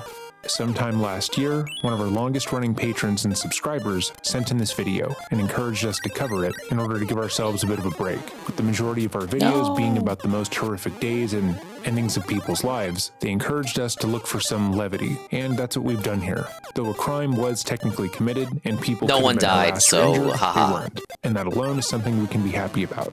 For the past few months, we've been working Justice on a was video served. about Diddy in the background. Diddy? However, because Oh, there are updates shit. basically every day, He gonna it's been felt tough getting Diddy. proper footing. Moreover, reading some of the statements and going over every single claim and sorting through all the available evidence has been a task. So this is a much needed break. Unfortunately, it is unlikely that that video will be available soon, but we are working on it. As always, if there's a video you would like to see on the channel, or a case you would like us to bring more attention to, let us know by leaving a comment down below or emailing me at dreading.official@gmail.com. We have a very long list of suggestions, and it will likely take some time to get to your exact request. But our ultimate goal is to cover every topic sent in to us in an ethical and respectful way. Your support on YouTube alone has made a huge difference in our lives, so this feels like the least we can do to say thank you. Again, our email is dreading.official@gmail.com, and while it might take us over a year, we will do our best. With all of that said, let us begin. According to the article, a teenager allegedly impersonated a police officer and pulled over a car by Alicia Abrahamji of CNN on Monday, September 9th, 2019. Wazinski would pull over a white SUV on 4th Street in Albuquerque, New Mexico. As previously stated, the 18-year-old was not affiliated with law enforcement, not working as a police officer in any capacity, and had no authority to stop vehicles in this way, which immediately calls always into that part question that gets what me. he was going to do when this person inevitably complied with the traffic stop. Usually, if They you're were just gonna stopped while bully him. driving, it's because of some traffic violation, and you're given a ticket. If the situation escalates, the driver could be arrested, but generally, the interaction ends there. The officer pulls the person over, they give them a ticket for some related issue, and then the two move on with their lives. I did see that. I did see that. Tevin came in and said, "Dingus, you gotta rewind. You gotta pull up the restream." It's like, okay, let me go pull up the restream. I pulled up raw fill. No, wait, no, I pulled up DSP raw. I didn't pull up raw fill. But yeah, I did see him die. I kept making allusions to how accurate Phil in Inzoi is to Phil in reality. The Koreans must have data mined his computer and got like a schematic, a blueprint of how Phil is in real life. Because that motherfucker in the game was so true to Phil in ways that not even Phil was privy to. Police officer generally doesn't have an ulterior motive for pulling over the car. They're just doing their job. But Brendan can't write tickets, even if the person is objectively breaking the law, which would mean that Brendan is seeking something else from this interaction. There's a never-ending list of what he could be attempting to get through this interaction, as he could use the disguise to rob the driver or force them into a sexual act that they would otherwise be opposed to. However, we'll be charitable toward Brendan and surmise that he donned this facade in order to feel some form of validation and respect, and nothing else. He wants to have his ego stroked, to feel like an authority figure, and to discipline people who he views as being below him in some way. This feeling would be amplified if the person behind the wheel of the car that he pulled over was someone that Brendan feels looks down on him in a normal interaction. Maybe they were more financially stable than Wazinski, or more physically fit. Perhaps they are the kind of person that he feels would ignore them at a party, or would disregard his advice, but by pretending to be a cop, he can force this person into submitting to him. By donning a badge, he gives himself a sense of authority over this person, and for a few moments, he can feel as if he earned the person's respect. He likely views himself as being a sort of moral arbiter, someone who stands above the fray and can easily assess other people. Becomes a King Triple D boot. That's what I call him. Good. Welcome he in. Never break the law, or hurt others, or wield undue authority. Doing one last stream before the Nintendo Direct. Switch to restream. Chasing down cars and smacking people over the head with his fictional authority is fixing real issues in the world. He is a go-getter, an agent of change, and he is doing his part to make the world a better place for everyone else in it. Of course, we can see that that is not the case here, as Brendan is literally in the midst of breaking the law and using his unearned badge to harass others. It should also be noted that people who pretend to be police tend to view the police in an almost reverential way. To them, they are one of the highest, if not the highest, you wouldn't want to LARP as a in the police if United you States. fucking hate them. They are modern-day heroes and beyond reproach. So pretending to be a cop is that's like not pretending true. to be a superhero in their eyes. But in Bill's reality, LARPers hate they're him. like Shishomaru or something like that. They're doling out justice that's in their eyes. Shishomaru. You know, there's no cap. So by spending hundreds of dollars on police equipment, Brendan Dreading is loves essentially Naruto? affirming What? how he views himself. He is not only above the law, but an arm of it. He's simply better than the majority of people he finds himself surrounded by, and everyone God should be damn it, forced Junior. to listen to him. He is just as good as the men and women he idolizes. What game do I want? Even without any training. I'd be because satisfied he's if just anything, but special. Fire Emblem. To be Though I don't clear, think it's not gonna most happen. officers of Not the this law direct. Don't view themselves this highly, but this viewpoint Fire Emblem has is been a not through line year in the one people who material. LARP as police. But moving on. After the teen pulled over the white SUV, an actual police officer drove past and noticed the scene. He had not heard that any stop was occurring in the area, and Brendan waved him off, as if to say he would handle it. But the wave caught the actual officer's attention, and he immediately doubled back to assess the situation. The teen's car was obviously not a police vehicle. The flashing lights were not what they used in unmarked cars, and Brendan was dressed in a black shirt and jeans, not at all what an officer would be wearing if they were on the job. Because of all these red flags, the officer approached the teen, looking to see what was going on. Again, if you want to watch the original video sans commentary, a link will be left down below. I thought I still had But the with hammer that said, available. let's jump into it.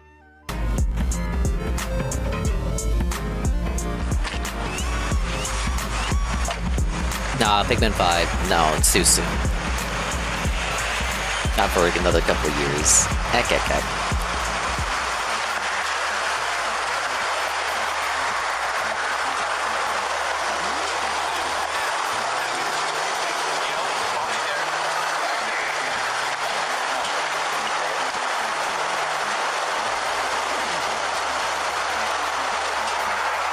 Nice So evening Brendan knows ambience that we the have for other this body officer is on the gaming. scene and approaching him, but he continues to talk to the driver in the vehicle. There are two reasons for this. The first and most obvious reason is that he is avoiding the consequences of his actions. He is well aware that by pretending to be an officer of the law, he is breaking the law, and he likely realizes that the fastest way for him to be found out is to talk to the cop who just arrived on the scene. So he's going to talk to the driver for as long as he feels like he can. If you ever tried to talk to a child after they've done something wrong, you've probably watched them do something like this. You try and call them over after they pulled their friend's hair, and they just can't come over. They have to put all their toys away first. They've tripped. Ugh, now they can't walk. And they basically died, and so on. They're scared of the consequences of their actions, so they avoid them at all cost. The second reason is that this facade is clearly very important to him. He enjoyed pulling this car over, reprimanding them for speeding, and making the driver feel like they were about to be saddled with a ticket that would cost them hundreds of dollars. He likes the control that this gives him, but being found out would obviously be embarrassing, as well as emasculating. If the driver found out that he wasn't actually a cop, that he was ostensibly just some guy fucking with him, the power dynamic would shift. The driver could get reasonably upset for having their time no Star wasted, Fox or for being F-Zero. talked down ID in to, my head and if they being show up, forced into an especially with Mario uncomfortable Kart. They're scenario. supposed to be They stealing could the also show get there. out of the car and try to fight Brendan, or just make fun of him The for show carrying on will this close with charade in the 3D first Mario. place. This entire endeavor is a Alright, power DK time. fantasy for him, and the moment the power shifts, he would feel worse than he would on a normal day. But let's continue. You gotta talk to her for a minute. Now, what's So up the video there, quality here Officer is lacking, Bud? But the way Brendan turns around after being addressed by the actual officer is very funny. He knew he was there. He saw the officer U-turn and pull up to the site, but he believed that their interaction would only begin when he was done talking to the SUV. The fact that the actual officer is addressing him on his own without waiting for him to turn around is shocking to him, and more importantly, embarrassing.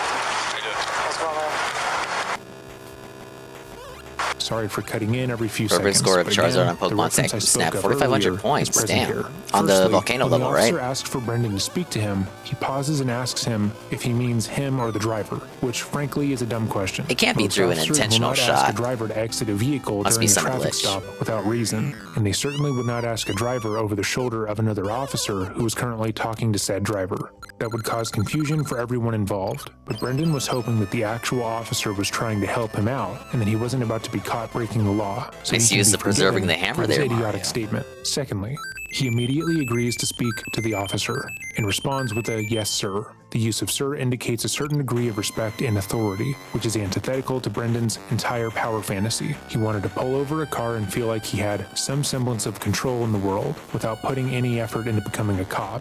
And this man just took that power away within a few seconds. Oh, okay, I Had see this it. That's officer pretty been cool. in plain clothes, this interaction would have likely been more hostile, as in his mind, he has no reason to believe a regular citizen should have more authority over a police officer. If you have Which true crime is this? The 18-year-old who pretended to be a cop. Brendan something? Not Brendan Fraser. watched enough videos like this, then you know that these men are usually discovered when they try to No pull one over dies or in arrest this an in off-duty this cop. crime. And because there is no It's just evidence it's a readily available feel-good to immediately crime. show the off-duty No one was officer's hurt. authority, these men tend to lash out and try to control the situation, which doesn't work. But that's not the case here. Also, let us know if you would like us to react to those videos in the future.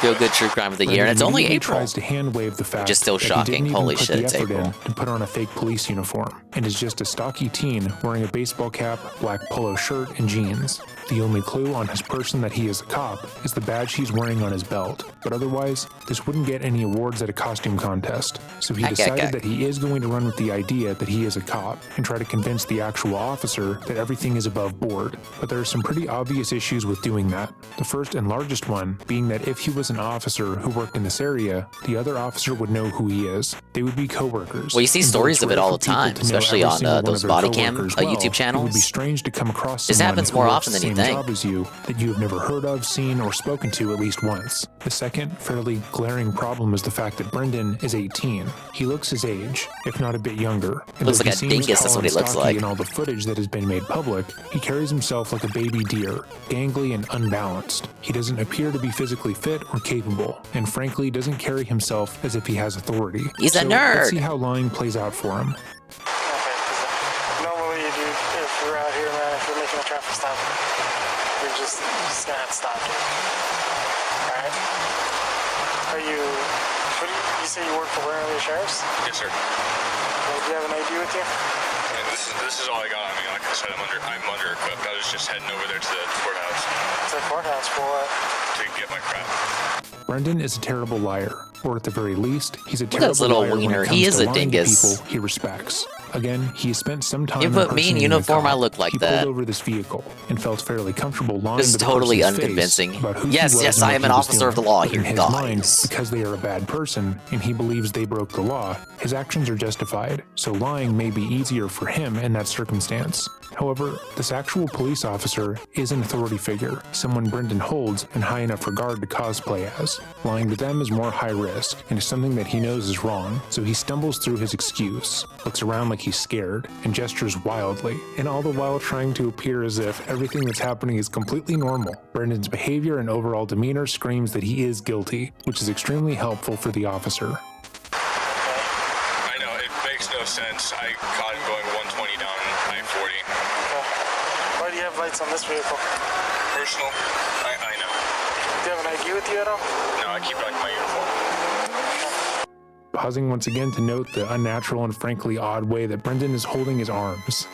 Oh my god, it's like Ricky Bobby being interviewed and he doesn't know what to do with his hands. He seems to be holding most of his tension and stress in his shoulders, likely due to how nervous he is, and it's forcing his arms to stick out of his body like a like a plastic action figure. For some reason, he also continues to suck in his lips, which might be a nervous Yeah, tick or he's rigging something. character If like this Brendan was a monsters police used to do. officer, being met at any scene like this would be Why is he normal. bullying would this agree with kid? the He's officer, literally just an shaking hands, 18-year-old. told him what was going on, He's and still a easily answered baby. his questions. Think of things you had to do while at work. Things that might have been difficult or nerve-wracking the first time you did it, but Oh, became well, second he nature as deserved time it. went on. That's what this interaction should be. But Brendan can't help himself but karate chop the air like bully the Snake weak. Eyes or Buzz Lightyear. It's the only way they special learn. Karate chop action. All the while, Brendan is shifting back and forth, continuing to avoid eye contact, and repeatedly prefaces his statements by saying he knows things don't make sense and that he's sorry. And It's like basically something saying DSP he's would guilty say. of something. He No could not be doing the exaggeration. worst I know job it if he doesn't make tried. any In sense. fact, I This think just if he makes tried people to do question a your bad job statements here, more, he would probably moron. be better than what he's already doing, because he wouldn't know how to fail as naturally as he's doing now. It also doesn't help that he's just accused the driver he pulled over of going 120 miles per hour on what looks like a normal street. This area is near a highway, and he alleges that he clocked them going that fast there. But as he didn't have any gear to actually measure speed in his car or on his person, that seems unlikely. So you have a teenager how did he barely dressed as determine a they were cop, going looking as 120? guilty as possible, Bro, he just made saying that he shit has up. no way to properly identify himself besides the badge on his belt, giving a frankly impossible story for why he had to pull over a white SUV. Let's see how this works out for him. It doesn't. What's your name? Brendan Wazinski. See, this is where he fucked up. You see, he should have said officer. Brandon? Yes, sir. How do you spell that? B-R-E-N-D-E-N. And your last name? W-Y-S-Y-N-S-K-I. W-Y? Yes, sir. Yeah, not very convincing. Not treating this guy like a friend, but like a superior. So, Wazinski? Like officers talking to another officer, they don't sound like this. Not very convincing, bud. Type man, because... If you don't mind, I'm just going to go through this back there. Right, Brendan's power fantasy is objectively ruined. Whatever his plan was, whatever goal he was trying to achieve here is destroyed, and there is no better indicator of that than the fact that he asks the actual officer if he can go back and talk to the person he pulled over. He has completely released any control over the situation to the actual officer, and is now taking he's marching afraid. orders from him. Now, this kind of interaction is something that Brendan should be comfortable with more or less, as he respects the actual officer's authority. But had he been approached by a plainclothed officer or a normal person, he likely would have not given up authority so easily. San Montana PD. San Montana.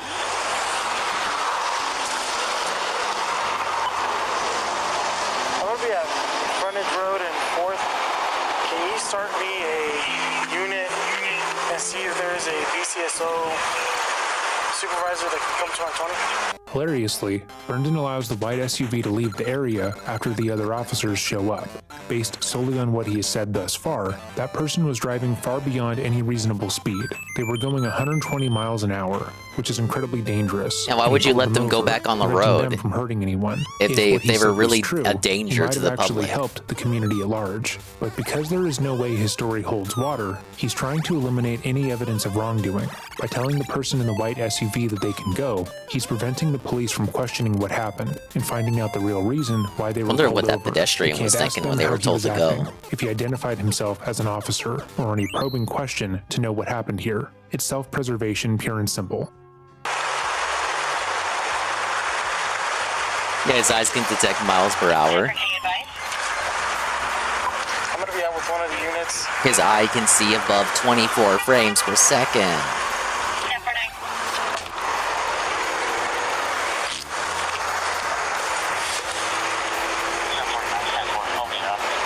Oh, there's that little monkey menace junior. Hey, just hang tight, man. And I'm not here yet.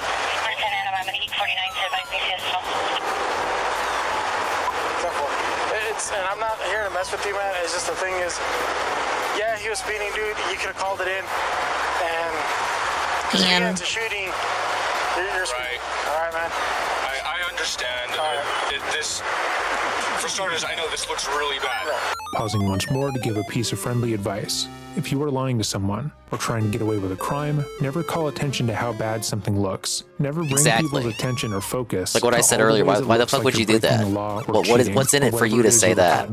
I've done my balaclava and my... No exaggeration. It's like when DSP says, I'm just being honest. I'm just being honest, guys. So were you fucking lying before? Actually rob the place. Can't a guy just sit out in front of the bank in his Rolls Royce without being judged? Seriously? Anyhow, it seems that when people do this, they think that by acknowledging how bad something looks, they'll seem like they're being more honest. But that isn't true. It simply just brings people's attention back to the evidence against you. I obviously hope that no one watching this channel would use this advice to hurt others or break the law, but every other sentence Brendan utters is some statement about how he is making himself look bad, and it's only making things worse. This looks really bad. This screams whacker. How long you been on? About 3 years. I'm sure you all see the issue with what Brendan just said here, but in case you don't, let's break it down.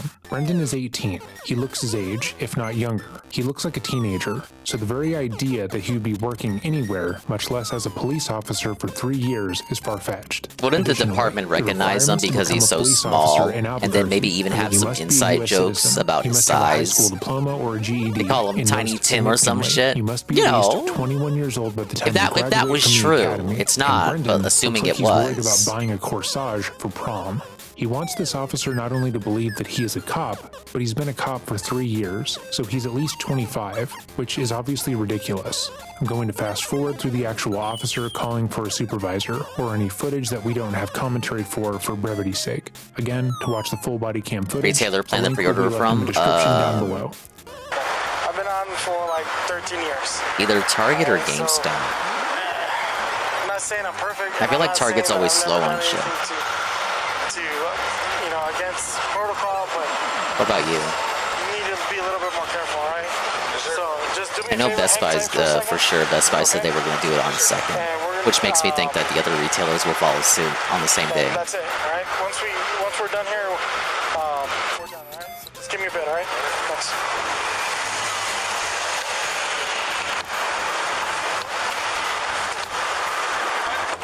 Yeah, I'll trade in my Switch OLED as well for the same reason.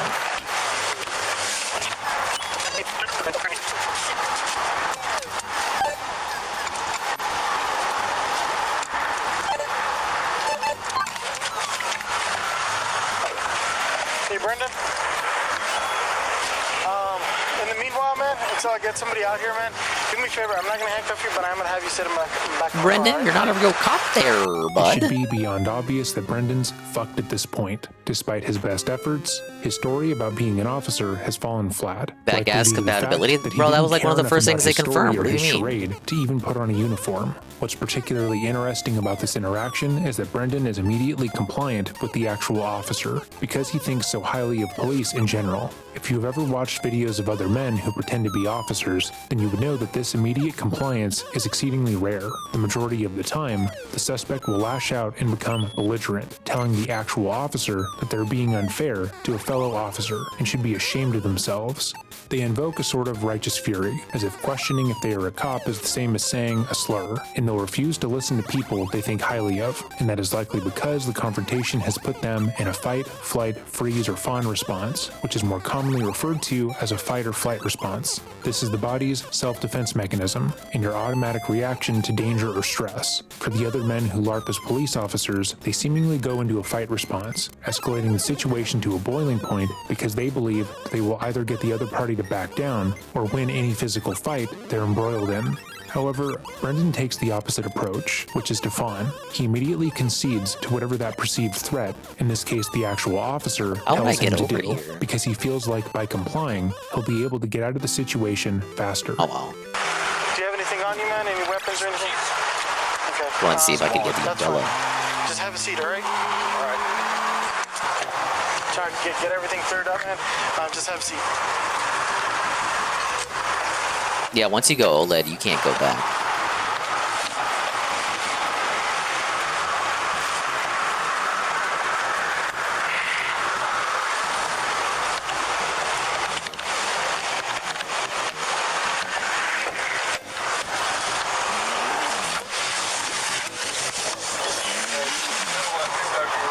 What's that? Can I talk to you real quick? Yeah, give me 1 second.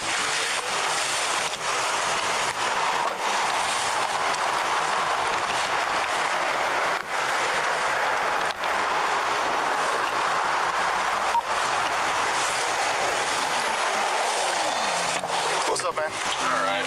I'm just gonna be straight up honest with you. I'm not a cop. For reference, Oh, yeah, it's been really? less than 10 minutes. No, and you mean Brendan it? finally ends his Holy lackluster shit. charade, which is the first intelligent thing he's done in this situation. The best thing he could do from this point onwards is to be honest with the police about what he was doing and why. But ask yourself this question. Do you think he's going to make the intelligent decision, or is he going to try and validate his actions through needless lies that will only make him look worse in the long run? Leave your answer in the comments down below. Where'd you get that badge from? I bought it offline. Okay. Oh, I'm in the desert, baby.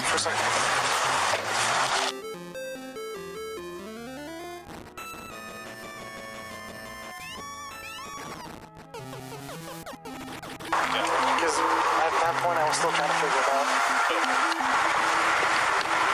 And he had a good instinct.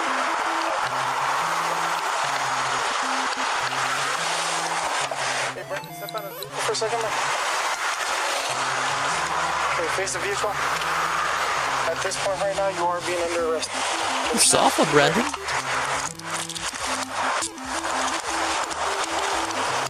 Gonna have to call your daddy, bitch.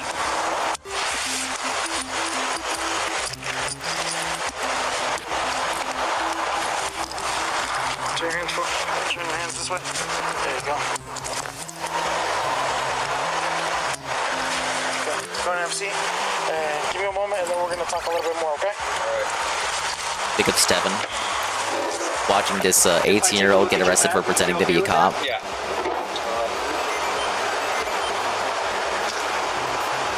Now watch the daily rap after. You got 3 more worlds left in this game. It's got like 100 levels.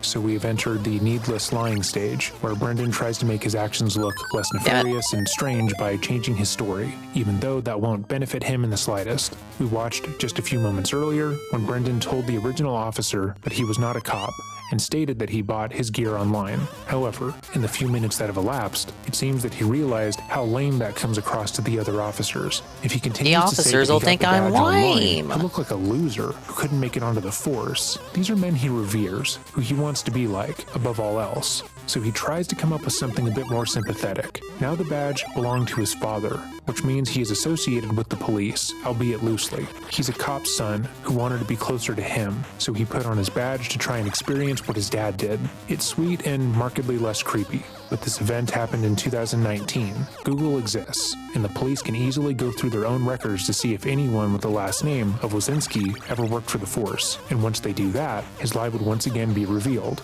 So this face-saving charade is essentially pointless. What's your, can I ask your name? Brandon. Brandon? Yes, sir. And your last name, Brandon? Wazinski. What's your last name? Wazinski. Wazinski.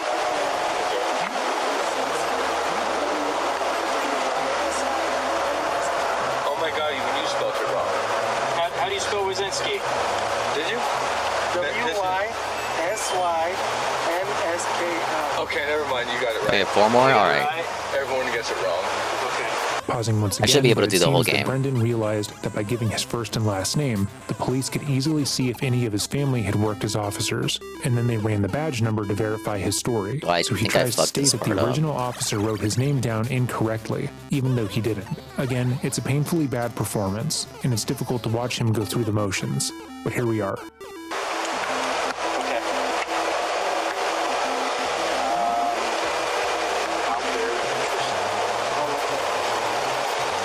Well, thank you all. Hold on. You mind if I call my wife and tell her I'm not coming home? Sure how they would have wanted me to get that. That's going to be a decision these gentlemen make. If you'll hang tight. Give us a little bit, all right? Maybe riding on top of the homies or something. Well, All right, Brandon, I'm just gonna put on the seatbelt, okay? So I need you to lean back a little bit.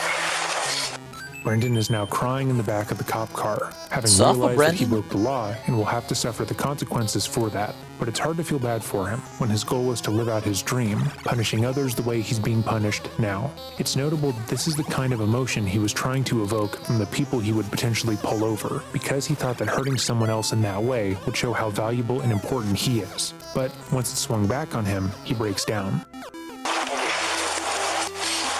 Please help my wife. I'll give you, when we get to the substation, I'll give you, we'll give her a call. Okay?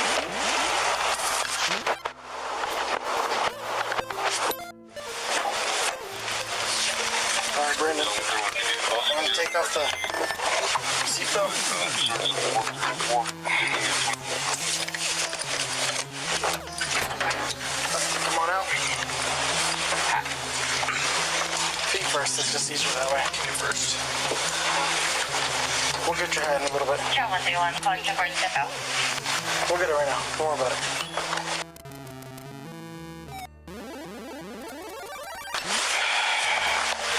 Before I start everything, I just want to advise you of your Miranda rights, okay? You have the right to remain silent. Anything you say can be used against you in court. You have the right to an attorney. If you cannot afford an attorney, one will be provided to you by court. At this time, if you wish to talk to me, you can stop talking to me at any time. Come on, Brendan, you idolize the police. You should know what your answer here should be. Lawyer. As always, we have to remind you that if you ever find yourself being Mirandized by an officer of the law, He did it's in not your speak best to the interest lawyer. to ask for an attorney. Their job is to protect you and your interests, and that should be your priority in these situations. However, Brendan feels differently. Again, his admiration for the police is evident, and he is desperate to be considered an equal. He wants the men who took him in to respect him the way he respects them, so he immediately states that he will speak to them without talking to a lawyer, and that he will, quote, own it. Oh, good lord. But as we've already seen, he Own hasn't it. owned anything. Own your he shit. has lied repeatedly while talking to them, given I false cannot stories. yell right now. And My only throat came is clean killing when he me. realized there was no way he was going to get away with his little scheme. Okay, so, well, let's start from the beginning. So, what happened tonight? Ooh, I could have been one and done for that. Let's go, Brendan. Just tell me from the beginning what happened before I approached you. I was going to work. I caught this guy flying down the highway at 120. Where do you work at? I work at Albuquerque Courtesy and Parking. Courtesy and Parking? Is that for the city or who does that for? It's a security company. Okay. He's a security guard. The Albuquerque Courtesy and Parking. Courtesy and Parking. Brendan just stated Cut that out he the works as a bags, security Brendan. guard at a parking Cut out the garage, which bags. the majority of you could have probably guessed. It's an entry-level position that gives him a certain amount of power and allows him He's to wear a uniform. basically Paul so it gives Blart. him the right to punish others, apparently. Most men who pretend to be officers, as well as organized criminals, tend to gravitate towards these positions because they like the feeling of authority that it gives them. Working as a security guard at a parking garage tends to mean horrible hours, lots of downtime, and being left to one's own for hours on end. But those complaints would be seen as secondary to Brendan. As long as he is given the power to punish others that he deemed deserving, he could easily put up with those issues. However, these jobs are just a placeholder. Brendan obviously craved more power. He wanted to feel more important than just a parking garage security guard, so he looked for an opportunity to do more. Okay. Security guard who tried to represent himself as a cop. You hate to see it. It doesn't surprise me for the reasons that Dreading just explained. These people just want a little bit more authority than what they already get Meaning granted that he with. was also speeding, which is a crime. Also, to be plain, there is no way either car was going Probably 120 boring miles half the an time hour. working as That's security ridiculous. anyway. Want to see a little bit of action. Then what happened when you saw him going that fast? Was it on the freeway, on the street? Freeway. Okay, then what happened? Flashed my lights, pulled him over. Okay. And then that's about the time that you got there. Okay. The lights, were they in your car or personal car or company car? Why did I skip that? Your personal car? Yes. Okay.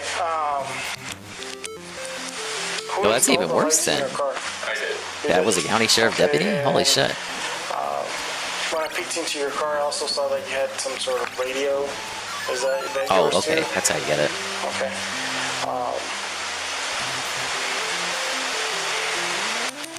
Okay. And then when I made contact with you, I noticed you had a badge. Where'd you get that badge from? It belongs to my dad.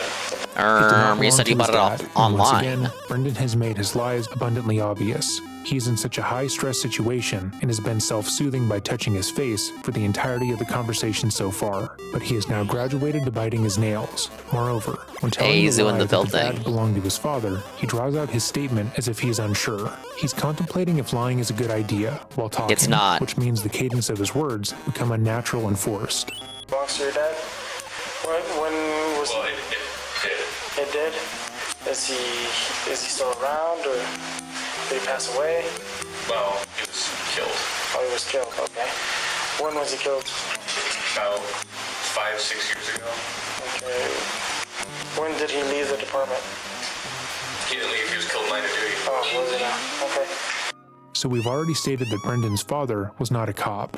Another That he bought the bad badge lie. online, and that no one in his family worked for the police, even though it would make a bit more sense as to why he holds the police in such high esteem if his father was an officer who perished on duty. That is not the case, which makes this addition Wouldn't to the lie other incredibly officers like inappropriate and remember blatantly him? Wouldn't they manipulative. like hold a Brendan is so funeral in desperate his to feel some honor? Like form of what camaraderie would with this the not other be something that officer, they'd but he is now remember? stating that his father died 6 years ago while working as a police officer. But an event like that would obviously be remembered by those working in the department, especially when the arresting officer has already stated that he has worked there for nearly 13 years. Making Yeah. up a lie this elaborate Yeah, and wrong frankly cop to pull harrowing that only shit on. works if the person you're lying to is completely ignorant.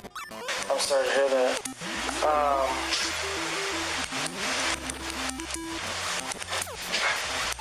Okay, and you said he used to work for BCSO, Brandon County Sheriff's? Okay, and when I approached you, why did you identify yourself as a deputy or a part of BCSO? I freaked out. Okay. Okay, because I asked you your date of birth and you initially gave something in 1994.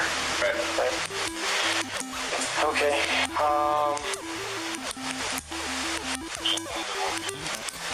Okay. What are the drivers said to you? He said he was something about his sister in the hospital, and that he was trying to get there. I told him it's not worth killing someone over. Okay.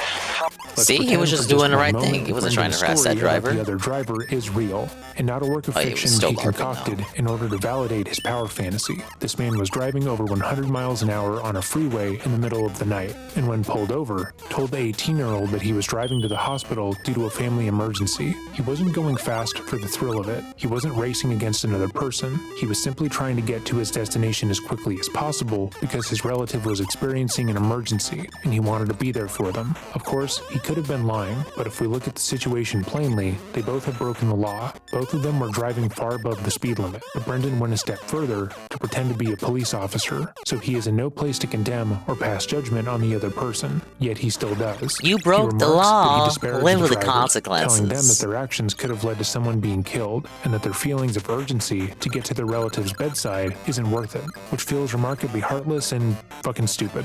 But Brendan is allowed to speak because he wants to be a cop. He's allowed to purchase police paraphernalia, to live out his fantasy, and break the law to soothe his own ego. But this other person, potentially experiencing a real emergency and crisis, is a bad person in his eyes. So when they drive fast, they should be punished. So to Brendan, everything he has done is good and justified and moral. How old was the guy? How old did he look? Based off of his license, he was about 60. And I didn't do the math in my head. Okay. Do you remember his name at all? Okay. Alright, do you have any weapons in your vehicle? There's a handgun in a locked case under the seat.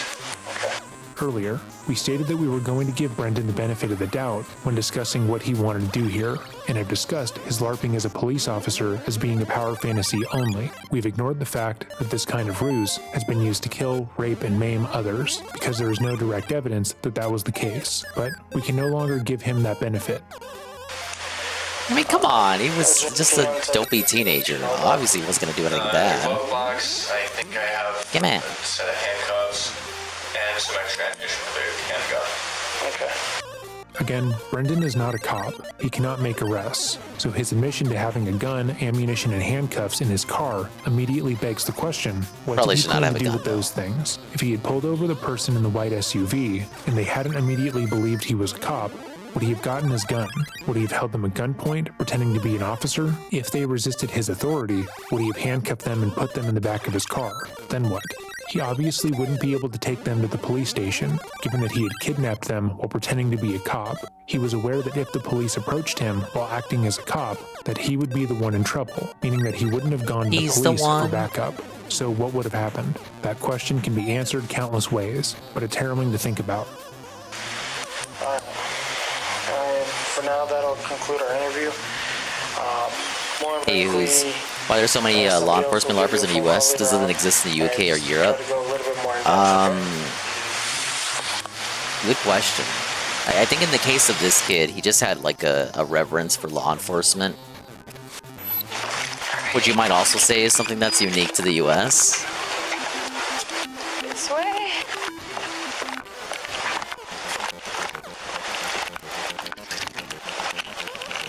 Like he was saying earlier, I think it would make sense if he had like a family member in law enforcement, or like Kapathic was saying with his story. Because then there would be some basis for wanting to do it, because he had like a relative in law enforcement. But if you don't have anyone in the family, it's just kind of like, it's kind of weird. Pausing once again to note the change in Brendan's demeanor, where before he was shaky, nervous, and attempting to gain favor with the officer, he is now demanding and rude. The only difference is that he is now talking to a... It could just be like, like I said earlier, a reverence for law, or just like a weird power fantasy. Like that social experiment where, forget what college, but like they put people in like a prison simulation and made some of them prisoners and the other ones security guards, and the security guards went drunk with power. A female officer. Yeah, Knox said it before I said it. He deserves. The change in tone is massive, and it seems that he either doesn't like this officer in particular, or potentially has a problem with female officers as a whole. It's female anyone's cop, guess, but female our cop, guess is the latter. female cop. Phone and stuff. So, since it's being seized for evidence, everything stays in there. God damn it. Yeah, buddy. Yeah, Maybe bud. Be a cop. Yeah, I know, I'm stupid. It's like the nice cop. No. Yeah. Cool. He's just nice to her because he's crushing on her. Find this. Cool. There it is. Thank you. I hate seatbelts, man, but we have to do it. What? Someone with a good taste in music? Yeah, I've never run afoul of the law. You like Kate Brown? I'll never be a guy that's a subject on one of these videos. We can only hope.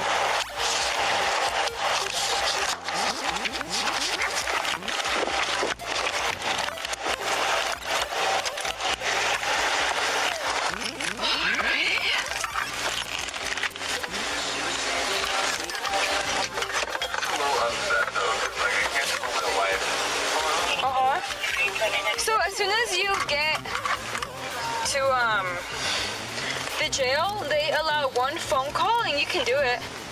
Well, the problem is I don't know her number. Oh man, you don't? No. She's What a your wife, LARP, and you don't know your wife's number? Yeah. Well, it's because she changed it like 7 different Oh, listen, times. but bro, you're like 18. You do not have a I wife. just got tired of remembering it.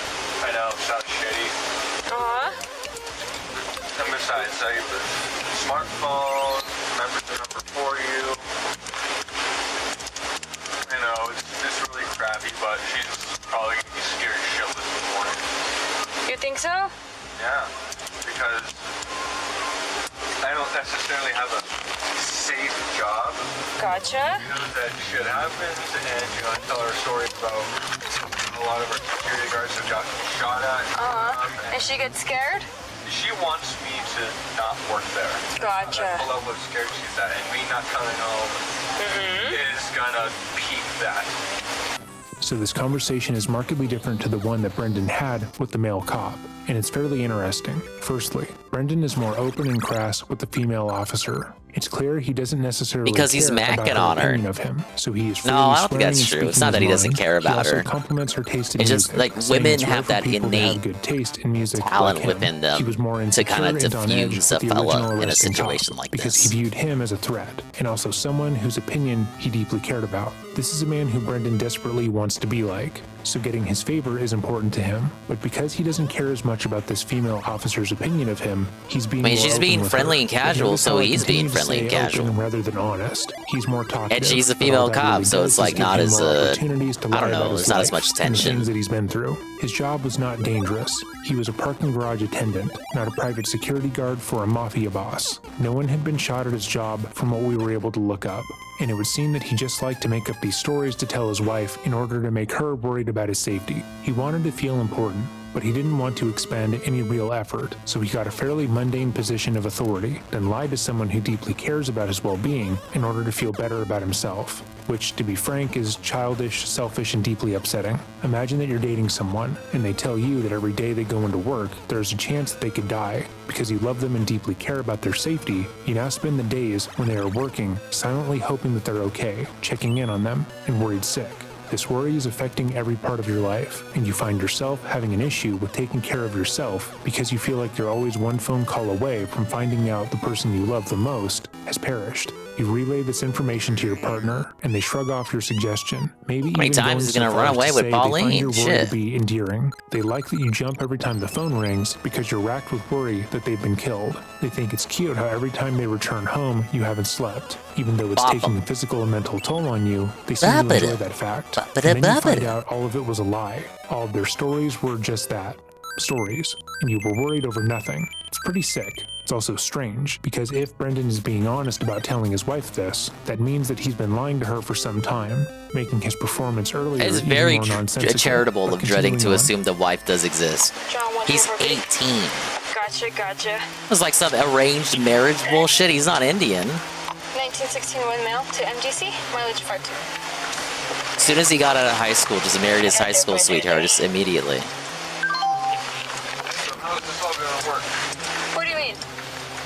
So when I get to the jail, I'm gonna get processed and everything, then how do we... And then honestly, you will probably be released by tomorrow.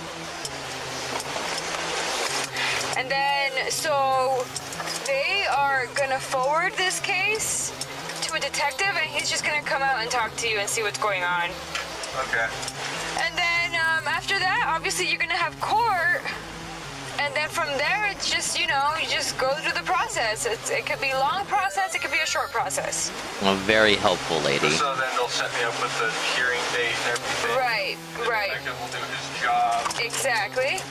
Okay, so what about my car and all the property in it? That's... So once the detective is done processing that, checking out the lights that you put on your car and the plate or whatever, you're gonna get your stuff back. All right. But they just have to, investigate it first and everything, see what's going on with the case, and then I'm pretty sure it should go back to you.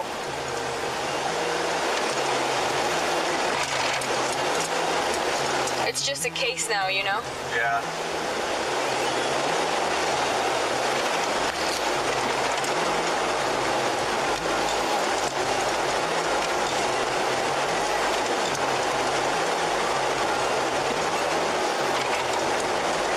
It's one hell of a thought to know that in about 2 minutes I fucked my life pretty damn good. How Brendan characterizes his actions here is notable, because he is attempting Because to it's frame hilarious? his crime as just being 2 minutes of stupidity. However, that is not the case. He didn't get caught up in the moment and acted out of desperation. He didn't throw a rock into a building, assault someone, or do any other spontaneous crime. He spent countless hours planning what he was going to do. He went online, bought a fake police badge for the area that he lives in, bought fake police lights and a siren in order to trick people into thinking he was driving a police vehicle, and he spent some time that night prowling looking for someone to pull over, for whatever reason.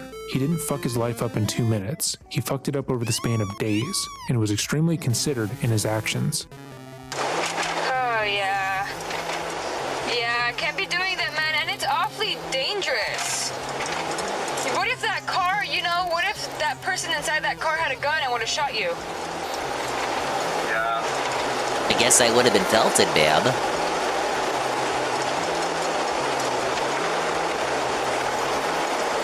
Scary stuff. You really put your life at risk there.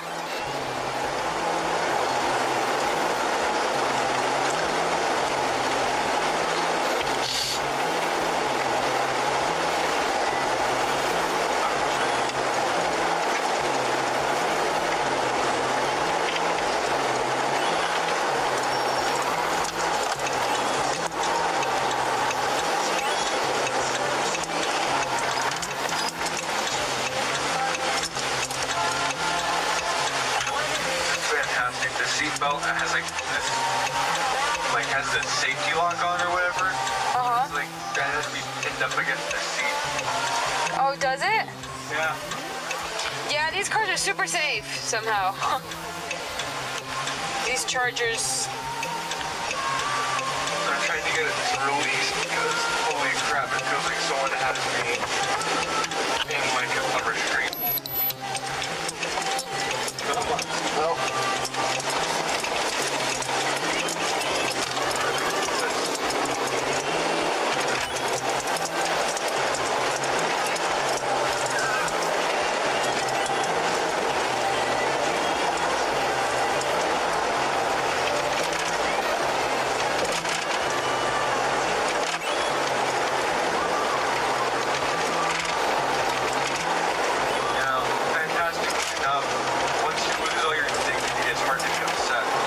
The audio is a bit hard to make out, but Brendan just said, it's fantastic to find out that once you lose all your dignity, it's hard to be upset. Okay, that's a good way to look at it, I guess. This validates that this entire scheme had more to do with a power fantasy than any real attempt to try and clean up the streets. Yeah. So I heard you're a security officer? Yeah. Oh, nice. Where at? Courtesy of parking. Oh, okay. How long you been there? About a year. A year? Do you like it? No. Why? Oh, he hates it. Ah, man. Why does he still work That's there? not fun. Brendan hates his job because of shitty management, not because of the threats on his life, or people shooting up the parking garage, or because his wife is constantly worried about his well-being. But his managers suck, which is a more believable reason, but it just shows how so little of what Brendan says carries any real weight. So let's hear some more of his complaints about his job. I cannot stress. We're just gonna A-log him? The management is just so crap that Let's hear him talk about how shit his life is. Okay. $10 an hour. Oh. Really? You're a level 1 guard. Most of the properties that we have are in the South Valley. Okay. Some are really crap properties.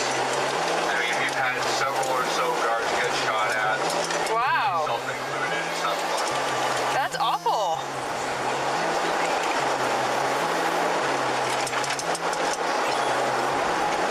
I think like a couple weeks ago, tire on my car blew out. Gave a call to my boss. He wasn't happy about that. He was, if you don't get to your post, yeah, you're gonna get written up. And I'm like, what do you want me to do? Walk 11 miles? Yep. On the highway? What's hilarious about this officer is that she kind of just goes along with whatever he's saying, even though it's obvious bullshit. Because to be clear, if there were parking garages in that area that were constantly being shot up, Wouldn't it be on the actual news? Police officer would probably know about it. They would be Oh, out yeah. there monitoring What the am I thinking? situation. Yeah, she not would know simply about it. trusting a Of security course. firm that hires 18-year-olds to take care of it.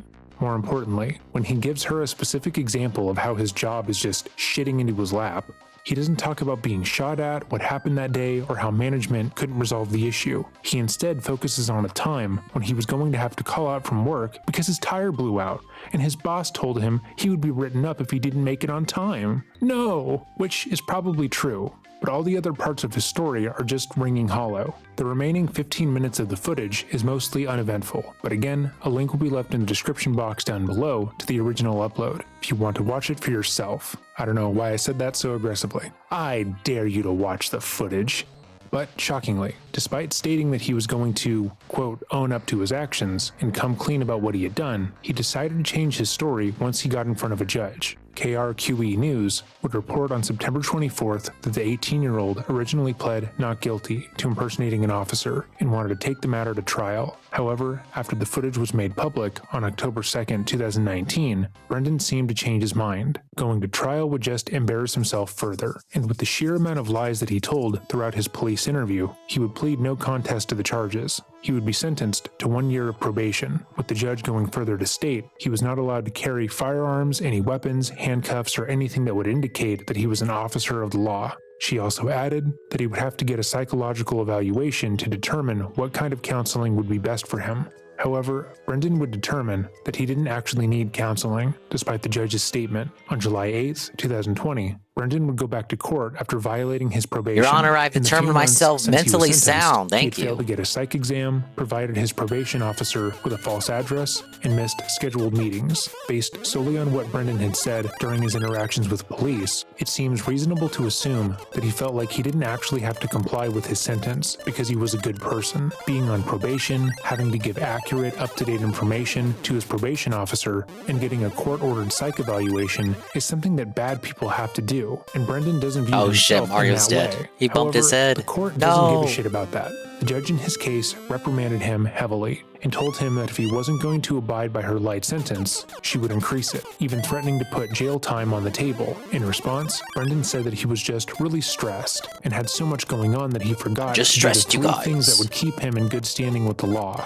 After that talking to, it seems that Brendan did follow through with his sentence and hopefully has outgrown this sort of behavior. This case could have been much, much worse, but thankfully it wasn't. Brendan was caught too early to have hurt anyone, and we will hopefully never hear about him again. If you have made it to this portion of the video, thank you for watching. We hope you've enjoyed this different form of content, and if you would like to see more explorations of body cam footage, let us know by leaving a comment down below. If you're interested in seeing videos before they go public, and without sponsorships, consider checking out our Patreon. And if there's a case you would like to see or a story you want to bring more attention to, you can of course email me at dreading.official@gmail.com. Have a great day and remember, stay safe. See, that had a nice ending to it, and no one died. And we all learned a valuable lesson. Alright, I'm gonna keep going till I finish the game, and I'm almost done, I think. Put on some other shit. Is it, oh man, is it finally time for this segment?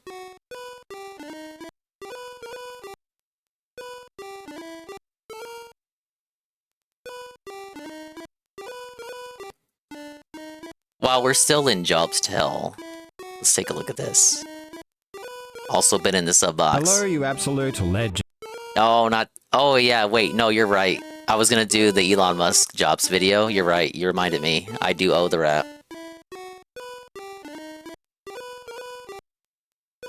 Shocking return to Connecticut. Yeah, right. So we get it into Endgame and Deadly and Inzoi stream. I can't read this fucking title, man. I'm fucking died over here. Ah! Good evening, everyone. Phil here, and welcome to the Daily There he Wrap is. for what was Tuesday, April 1st, 2025, where I broadcast live from my original streaming and capturing location in Stratford, Connecticut. That's right. Today, I moved back across the country, and I returned back to my roots in an effort to Okay, but why did recapture he that leave greatness from Jasper back in in the Washington, day though? when I started on YouTube. So, what happened today? We had a great podcast where we chilled and talked about the past, a lot of reminiscing. We talked about various different topics, such as some more ideas for things about my birthday, maybe some ideas for the upcoming 100 Goals event. And we actually looked up the McDonald's Minecraft movie meals, which are available now in the United States. We saw exactly what they were, and we determined that what I will do is actually order both meals, both the Big Mac and the 10 Nuggets meal, when they actually are released. Well, excuse me, when we actually qualify for them by hitting 90 goals, which hopefully will be later in the week. That way we can not only do a side-by-side comparison, but we will have 2 of the collectibles to unbox and see if we can get different ones. Okay, so it was a good podcast. It was a chill time. We had some Q&A. We actually ended it a little bit on the earlier side, and then we started playing Suikoden 1 HD Remake. Went well today. Massive progress. Defeating the Neck Lord. Getting into another new area of the game. Actually doing a bunch of questing with the Dragon Knights, recruiting a ridiculous amount of characters. To this point, I'm being told there's literally only 3 optional characters left in the game. Everyone else is just story-based, and you're going to get them no matter what. And I was also told, because of the massive progress that you were a big fan of this game. that likely I I don't will even beat the remember game what next you time do I in it. play it. And I said, well, you know what? I better do a daytime stream, because every time someone says this to me, right? Oh, you only have You're like gonna 2 beat hours it. You're left gonna or beat it. That you didn't beat it. Every time I hear that, I'll Probable plan for it. conclusion. I'll go to do it, and then there's way longer than that. So I'm actually going to make it a daytime stream this Friday, where we're going to try to wrap up Suikoden, if not even earlier, because I actually think that I have an empty stream Thursday that I wasn't sure what I was going to do. So it very well may be that I try to finish Suikoden on Thursday rather than Friday so that we can wrap up the entire playthrough and see how it ends, okay? Now, we actually got a good amount of support. We almost got to like $100, but it just kind of stagnated then. And then all of a sudden, last minute, boom, someone took advantage of a deal that I made with Kick Chat, and they did a bunch of gifted subs, and we ended up hitting the goal. So we hit 85 out of 90 goals with only 5 to go for the Minecraft meal. Can we hit it, Bish? All right. Then, on the late stream, it was the return of Enjoy, a game that I played back on Sunday on a whim. If you remember, on Sunday, I was supposed to do the Fatal Fury beta, but I said, don't really like doing it. And then people were like, play Enjoy. It's a hot new game. Everyone, everyone's playing it saying it's good. You missed it. All right, fine. So what Enjoy is a Korean game that just came out on PC a few days ago. It's in early access, and it plays like The Sims. The difference is that you actually have, how can I say, it's less cartoony, it's more realistic. The graphics are actually pretty good. People are even saying, yeah, the graphics are on par with like GTA 5 Online, basically. And I created my character, had taken an hour to build them in the character maker, and I only got to play with them for like 90 minutes. So tonight, what was the focus? The focus was actually going to the beach and going to the amusement park, interacting with some more people, trying to level up some skills, going to my first day ever at work, and then seeing where else the game took me. Here's the thing. I literally don't want to spoil. Here's the deal. But basically everything went the wrong daily with this wrap, game. but you don't talk about what you actually did during the stream. Many bugs, such cases. Unfinished parts, and a weird ending that shocked everyone. Let me put it this way. Phil Burnell is dead. I can't even continue to play with the character. If the I trolls play the game win. again, I have to use a totally new character. Cat. Figure that one out. Cat's You'll next. see what I mean if Come you watch on. the video. I hope you will. I hope you'll give it Could a we look really be so and fortunate? see and tell me what you think. Because here's the thing. I would like to do another run in Enjoy with a new character that's not me. Just a kind of a randomly generated character. We make a brand new character from scratch, come give them on, different no traits. Cat. And I would like to have that character be in a different part of the world instead of being in the seaside village where I was. Excuse me. Maybe go to the big city. Because the thing is, the way the game works, depending on where you're living, there's different recreation, different businesses, and different places you can work. So it changes the game.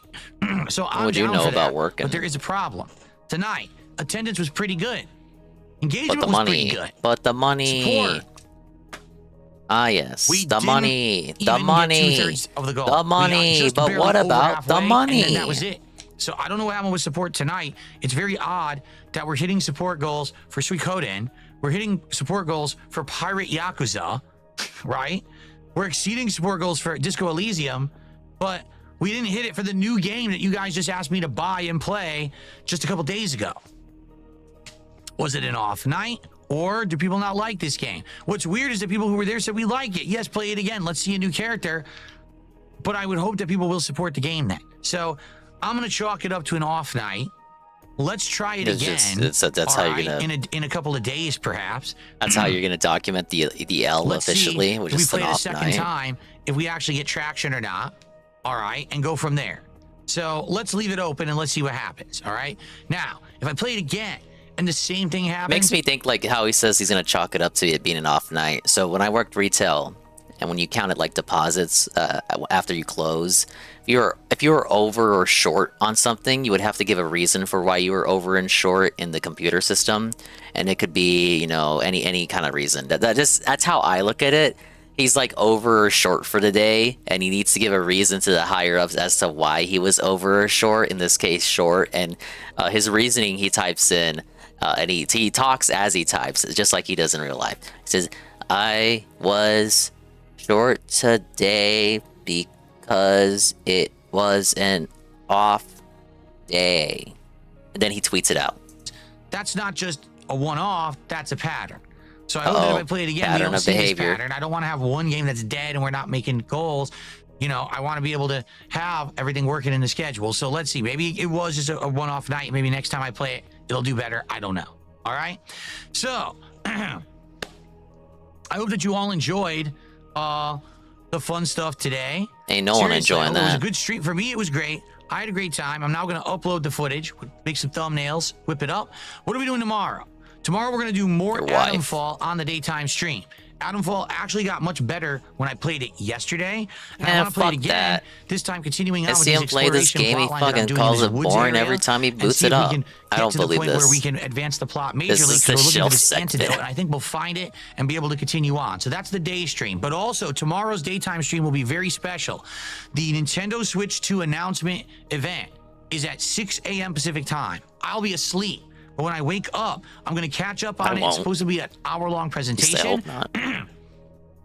And on the Level 1 podcast, I want to cover the major topics that were discussed. The games, the hardware, the cost, all of it. All right? So, I hope you'll be there for a very special Switch 2 focused Level 1 podcast tomorrow, followed by Adam Fall, all on the first stream. That's shoo-in. That's double exciting stuff. Yeah, I to got hit the a Nintendo support goal, rabies. right? That's why I Then ain't doing tomorrow well. night, I'm going to do more Disco Elysium. Yes, that's right. I'm going to give Yes, it a that's shot. true. The Disco Elysium streams have been doing outstanding with support, but haven't been getting a lot of attendance. Let's see how it goes tomorrow night. Maybe it'll flip. Maybe people will show up to support it. But Disco Elysium will happen on Wednesday night as the late stream. Okay? So tomorrow should be a great streaming day. I hope to see you all. I hope that we hit goals because we're in the home stretch of getting to these goals and getting in position to do the DSP tries it by the end of the week, which would be perfect if we did it like Friday. That'd be perfect. So let's see how it goes, all right? So for a full fun day here from lovely Stratford, Connecticut, I hope that you all enjoyed my content. Everyone, please have a good night. I'll see you all tomorrow for the Switch 2 special and more Adam Fall. Peace out. Have a good one. See you then. All right, that's a daily wrap. Not too much to say on it besides, well, it really was just another middle manager Burnell daily wrap. He's gonna tell us what he's gonna do tomorrow. He's gonna suck ass. He's always sucking ass though. He's gonna sweep for Nintendo. No, that's what I'm gonna do. Okay, I really want to watch this Musk video. Hello? It's been sitting in the sub box for so long. Hello, you absolute legends. He's gonna In January destroy of 2025, Elon Musk. Or did we already watch this? Did we already watch him destroy Elon Musk and I just still have it in here? World's Or you know what? I watched Kino Casino destroy Elon Musk.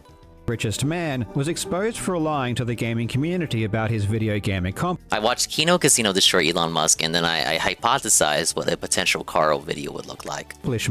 In December, he had posted to Twitter numerous times on his alt account, bragging about all of the work he'd put into his Path of Exile 2 hardcore character. On hardcore mode, if your character dies a single time, the character is lost forever. So getting to a very high level is a difficult task, and Elon was very proud of himself for how far he'd gotten. On January 7, he streamed Path of Exile 2 on his main Twitter account, and he showcased just how far his character had come. It was now one of the highest leveled characters in the entire world, which would have taken many, many hours to accomplish. And not only would it have taken a long time, but he would have needed to be very efficient to keep up with all of the other gamers who weren't also hanging out with Donald Trump and allegedly running multiple companies. But there was a problem. It was obvious from Elon's gameplay that he had no idea what he was doing. He was a complete noob, and not only did he lack the basic fundamentals of high-level Path of Exile play, but he seemed to lack some basic fundamentals of action RPGs in general. It was immediately obvious that he had barely played the game, let alone played enough to level his character to the point it was. Elon had been lying. The truth is that he had been paying other people to play his account for him, which he has since admitted. This entire situation was bizarre. The man has more money and more power than you could ever want, yet he still felt compelled to lie about something so trivial. And to top it off, his reaction to being exposed was arguably more childish and insecure than the original lie itself. But what I find interesting is that it was this particular claim that seems to have really ignited this entire scandal. Because it's one thing to say that you've leveled up a character in a video game, but it's another thing entirely to say that you used to be one of the best players in the world at one of the most competitive video games of all time. If you think about like StarCraft or any game like Quake, any game where a lot of people are playing, to rise to the top, you have to be exceptional, period, as a human being. There's something exceptional about you. Actually, if I mention Quake, way back in the day, I was one of the world's best Quake players. I know we talked about this. I loved Quake. And not only was he one of the best, but he was even semi-professional. A long time ago, You got I fourth was place? like semi-pro good at Quake. This is really dating me. In fact, he was part of one of the best teams, and they even came second in the first esports tournament ever, and he won thousands of dollars. We're one of the best teams in the country, actually. And I think it was the first paid esports thing in the US. We ended up coming second in that. I think we made a few $1,000s or something. So it was pretty good at Quake back in the day. Elon has been making these claims for an entire decade, and they are orders of magnitude more outrageous than his Path of Exile 2 claims, and yet they didn't seem to cause any real backlash. Of course, once Elon was classified as a liar in general because of his Path of Exile claims, all of his other claims and I can no longer talk. Were discarded But as hello, well, I am as Billy almost Mitchell for the certainly being stream. fabricated. The If he joke lied has about his Path of Exile the joke has achievements, he died probably because I lied about can't his talk. Quake I can't achievements talk too. anymore. But that wasn't good enough for But me. I'm gonna do my best to Elon try to finish made this very game, specific 'cause I've already claims started about it. Quake history. He pointed to a specific tournament that occurred around a certain time period, and he even gave an exact prize amount for second place, which if true, would have been the biggest prize pool in Quake by far for the time. His donkey If this dick tournament guy. existed, Yeah, I'm he would watching have him. left a footprint. I'm watching him in the wake of him losing this court case. Sorry, I had the game However, muted if because you I just was watching search the rap. Google for the supposed tournament, you will find nothing. But yeah, he there are lied. multiple websites chronicling the history of Quake multiplayer, and they all list the major tournaments. But Elon's tournament is nowhere to be found. I got the Honestly, ick from I was saying, ready yeah. to make a public statement that Elon's Quake Saying got me claims sick. were completely false. But then, out of nowhere, I found a crumb. A single breadcrumb that eventually led me all the way to the truth. In today's video, we will examine, among other things, Elon's claim of being one of the best Quake players in the world. Is it completely untrue? Or is there even a hint of substance to what he says? Let's find out. I really hope you enjoy. Now legends, this video is sponsored by the military online game War Thunder, and when it comes to vehicle Did you combat, see the Billy War stuff? I'm Thunder like, is I the don't most give a fuck. comprehensive game ever made. Available on PC, consoles, and now With that stuff, like to like just summarize my take, I guess it is an example of like a guy who's had his name defamed, at least in a very specific sort of way. It's proof that you can win over like quote-unquote smear merchants and slanderers and people who just, you know, defame you and whatnot. It is proof that you can clear your name. At least in the specific accusation here that he was the cause of this other YouTuber's suicide. The judge did not come to a determination of whether he's a cheater or not, because that wasn't his job. He doesn't.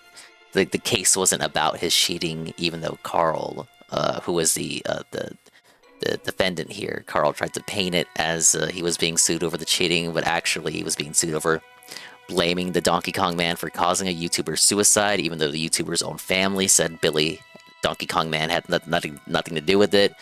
And then you have Carl here trying to frame the case as, oh, he's suing me because I said he cheated, because that looks better in a GoFundMe page when you're trying to get sympathy and legal no-nos. It looks better to say, oh, he's suing me because I said he cheated, rather than, oh, he's suing me because I accused him of being the reason for a YouTuber's suicide, even though his family 100% said otherwise. Yeah, so he basically lied to his audience and misframed what the case was about, and he's trying to cope and try to explain how, no, I didn't mislead anyone, but I've been watching the videos ever since the trial started, and I didn't get my news of the case from anywhere else. So I figure if you're like me, and you only got your news on the case from those videos, you would certainly think that the case was about, oh, he's suing me because I said he cheated. Not, oh, he's suing me because I blamed him for causing a suicide, when everyone else says to the contrary. And the family corrected Carl too, and he was like, no, I'm gonna double down. He's straight up telling, oh no, literally in his suicide note he says Donkey Kong Man had nothing to do with it. He sees that and then just why? a very defiant L, and just very unfortunate. Like, cause I held him in high regard. I mean, I didn't suck his cock or anything, but Sunday night I was talking about it. I was like, you know, it would be very funny if he lost, because so many people are pulling for Carl to win over Donkey Kong Man. So as a contrarian, I was like, well, it would be funny if Donkey Kong Man won, just because so many more people would get upset than if he lost. So I just look at it that way, because in this drama kind of sphere, more people would see if Billy won than if he lost. So it would be funnier. It's the funnier outcome if Billy wins. I must have been Nostradamus, because not even a day later, my wishes were granted. And I did, in fact, get the Steve that I had wished for. His Discord was melting down. His comments were exploding. People justifiably, genuinely felt betrayed and misled. That he had misframed what the case was about, that he wasn't honest. And I played a few a lot of people have been digging through the videos for clips, Jinx. And I found a clip that someone else had dug up of him going out of his way to state that he is intentionally not being transparent to his audience with what the case was about on purpose. Because now this is a several years old clip. But in the clip, he says, I'm not being transparent with you about what the case is about because it would jeopardize the case if you knew. It would jeopardize my defense. Now, he didn't say what the case was about, but now we know it was about, you know, the allegation that Donkey Kong Man caused suicide. So that's why he didn't say, you know, what the case was about. That's what he meant by, oh, it would jeopardize the case if you guys knew what it was about. I never said it was about me saying Donkey Kong Man was cheating. I never said that. So in his tweets, he was on Twitter yesterday. He's been deleting tweets and editing tweets, trying to like frame the damage control. But one of his damage control tweets was like, oh, I never said what the case was going to be about because, you know, that would jeopardize my defense. So I just had Billy, you know, explain the case in his own words. So what he means by that is whenever he does a video on Billy, he would play a clip of him. Now, I find that disingenuous because if you're like me and you only watch the videos that he puts out for your information on the case, like you only know about the case through those videos, the profile that Carl builds on Billy is that he is a liar. He's a liar, a cheater, a scumbag, a douchebag, and an asshole, and someone who is not honest, who should not be trusted. So let me rewind here. Carl says, oh, I didn't tell you what the case was about because I wanted you to hear it from Billy in his own words. And here are clips of Billy explaining what the case is about. And and he does play clips where it's like Billy says, oh, Billy, no, my mistake. Billy says, oh, Carl wants you to think the case is about this, but he's lying to you guys and it's actually about this. And again, I find this disingenuous because Carl builds up the profile that Billy is a liar. Okay, so you want Billy to explain to you what the case is about so that we hear it from Billy's mouth. But in the same breath, you constantly label and defame Billy as a liar who should not be trusted. So as a viewer of Carl's content, again, like me, you only watch his videos for info on the case. Watching the videos up to that point, you would be trained to just generally not believe what Billy says. You're trained to believe that everything that comes out of Donkey Kong Man's mouth is a lie. So why would the viewer then believe Donkey Kong Man on what he says the case is about? Does that make sense? Did I over-explain that?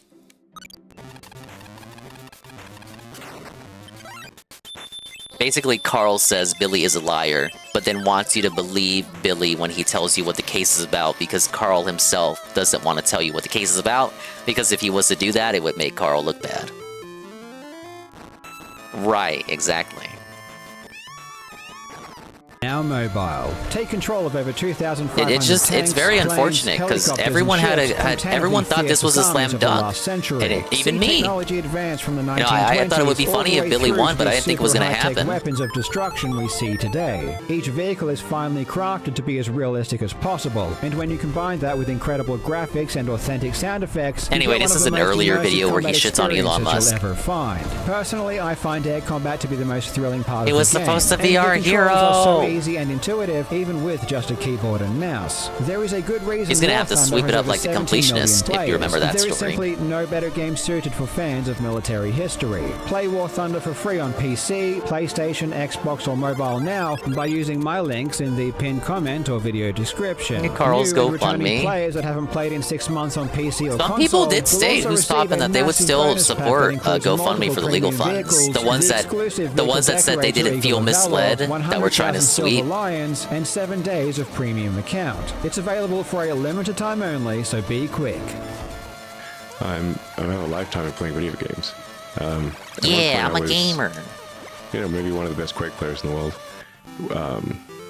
Actually won money for in what I think was There the are first sweepers, paid Goki. You esports can check the tournament in US. comments. Elon One of has the claimed tweets he many put out, times that he was one of the highest replies there, like the top reply is some guy sweeping and saying, "Oh, you guys are claiming you were misled. You're just coping." Hey, JPM.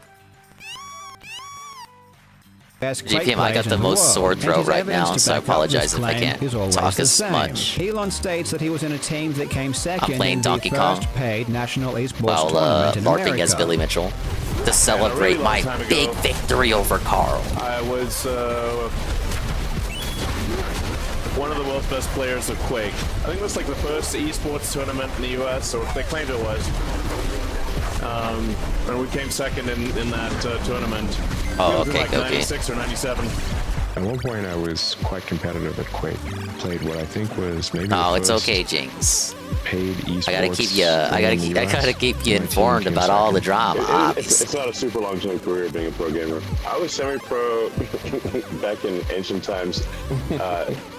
Billy's being persecuted for no reason. I wouldn't say that. Made money. Like I had the first paid tournament in the US. Hey, okay. So I dislike Pokemon VGC people when they cheat. I am a hypocrite when it comes to this, because I see when it comes to Pokemon VGC people cheating, and I do like to see them suffer when they get caught and then complain about on Twitter about them getting caught and banned from competitions. In the same breath, I kind of feel, I guess because Billy's achievements are older, and it's just like, man, we're talking about shit from the set. Like, who fucking cares, man? Who the I'm like fucking PETA guy here. Who the fuck cares? Is that sweeping? I don't know. No, I do know. I am sweeping for him. I feel like I sweep a little bit when I say that. And then I see when Pokemon people cheat and they don't want to breed their Pokemon because they would rather gen them and get hacked. They would rather generate their Pokemon with perfect IVs and shit, and then they get caught by Pokemon companies' hack detections, and then they cry on Twitter about how, oh, well, they should just allow hacking because like it takes too long to breed, and you gotta buy all the $60 Switch Pokemon games, and you're paywalling the poor competitors. I don't fucking know. They say a lot of dumb shit on there. So I dislike that. But when I hear about Billy cheating, it's like, okay, but this shit's from the 70s. Like, do we really care that much? Do we really care? Especially with the stuff that's coming out about Carl now. It's like, what is the hotter tea? What is the hotter tea and the funnier tea to talk about? I think it's Carl.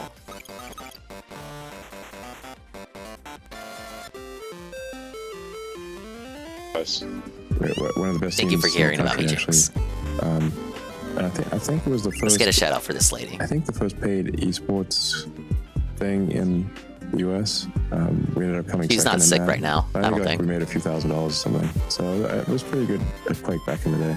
In theory, this should be easy to confirm, as it's a very specific claim, and the amount of money that Elon claims to have won for second place, several $1,000s, means that the prize pool would have had to have been massive. This absolutely would have left some kind of historical footprint. A superficial search of Google, however, yields no results that match this description. There are multiple websites that have been preserved that document the history of Quake, including the significant tournaments, and from these resources, a tournament of this size just didn't occur. The first Quake tournament that has both a cash prize and also historical evidence is the Red Annihilation tournament, which had its finals in June of '97. This is one of the most significant tournaments in esports history, precisely because it's seen by many people to be the first true esports tournament, at least as we know esports today. In this event, 16 qualified players were flown to E397 for the finals, and the winner, Dennis Fong, aka Thresh, took first place, which had a prize of $5,000 cash and one of John Carmack's Ferraris. Red Annihilation helped to popularize Quake competition, and shortly after this event, the first esports leagues such as the Professional Gamers League and the Cyber Athlete Professional League were formed. From Red Annihilation onwards, everything is extremely well documented, and there is no existence of a team tournament that had a second place prize of several $1,000s. And there is also no historical evidence of any tournaments, prize pool or not, that Elon Musk or his team came second in. So if Elon did win anything, it must have been something after Quake was released in June '96, but before Red Annihilation, a year later. Though even if this tournament exists, whether or not it was the first paid national esports tournament really depends on your own definition of what esports and paid means. No. The reality is that people have been competing in national tournaments in video games and receiving money from it for decades. For example, in 1980, there was a National Space Invaders tournament where thousands of people competed. The regional winners were awarded $150 each, plus an all-expenses-paid trip to the finals. First and second place were awarded prizes, and third place received a $500 check. In 1981, the World Asteroids Championships took place in Washington, D.C., with the winner receiving $5,000 and second and third place winning $3,500 and $2,500 respectively. In 1990, the Nintendo World Championships was a massive video game tournament. Here, the winners in each age bracket received a car along with $10,000. If you are inclined to be a little less pedantic about what constitutes as paid, you can go far back as 1972, with the Intergalactic Space War Olympics, an event that many people consider to be the very first esports tournament. In 1984, there was a worldwide track and field arcade competition, where, according to Guinness World Records, over 1 million people participated, with the US winners receiving a Jeep and being flown to Japan for the World Finals. Large-scale video game competition isn't a new thing. It's been happening for as long as video games have existed. But for the sake of argument, let's accept that none of these count because they don't fit the modern definition of esports, which generally involves complex player v player combat where you can directly interact with the opponent. In my opinion, modern esports first developed with fighting games like Street Fighter II. In 1991, Midway sponsored a tournament in California, yeah, now everyone hands out trips to Japan like for the candy. Finals, where the winner earned a Street Fighter II cabinet. In 1996, the Battle by the Bay was the first yearly tournament that would later become known as the Evolution Championship Series, or EVO, which now hosts the biggest fighting game tournament in the world. And of course, we can't forget about Quake's predecessor, Doom, which spawned the concept of deathmatch. In 1995, the year before Quake was released, there was a tournament called Deathmatch 95, with the finals taking place at the Judgment Day event organized by Microsoft. We're here in Seattle for the World Doom Championships. It's very, very cold and there's a very naff stage thing going on behind me. Thankfully, we're not that concerned with that, but we are going to do is follow the progress of a couple of British guys who are taking part. 50,000 entrants have been whittled down to 24 finalists who've gathered here at the Windows 95 launch to decide who will quite literally win the Windows 95 launch. Did you hear that? Essentially the first worldwide tournament. They held local tournaments to find the local champions and then flew all of us to Microsoft headquarters in Redmond, going from playing largely at home to, a stage at Microsoft headquarters, not just like any tournament, like a real World Championships tournament. Probably the first true esports event. The winner was Thresh, the same player who would go on to win Quake's first major tournament, Red Annihilation. Winning Deathmatch 95, Thresh received a new computer valued at around $10,000. These first esports tournaments didn't usually award cash prizes, because at the time it was hard to get sponsors who would fork over straight cash. Companies would rather offer up a prize, which is cheaper and has the secondary benefit of also advertising the product they wanted to promote. So I guess ultimately Personally, the argument can be made I need to stop saying good night and what time do you start saying good morning? Claim, either Probably like because 5 or they 6 aren't a.m. face-to-face games or their tournaments 3 a.m.'s only pretty, awarded prizes I don't know, instead it's of still pretty cash. late. So when Elon states that I guess he it was in the depends on where you first are paid when the sun esports comes up. tournament, he might technically be correct from a very specific point of view. But personally, I don't think the distinction between a cash prize or any other type of prize is a helpful one in determining if Elon's second place achievement meant he was any All good. my lives are gonna go here. Thresh, the eventual winner of Red Annihilation, didn't specifically win cash at Deathmatch 95,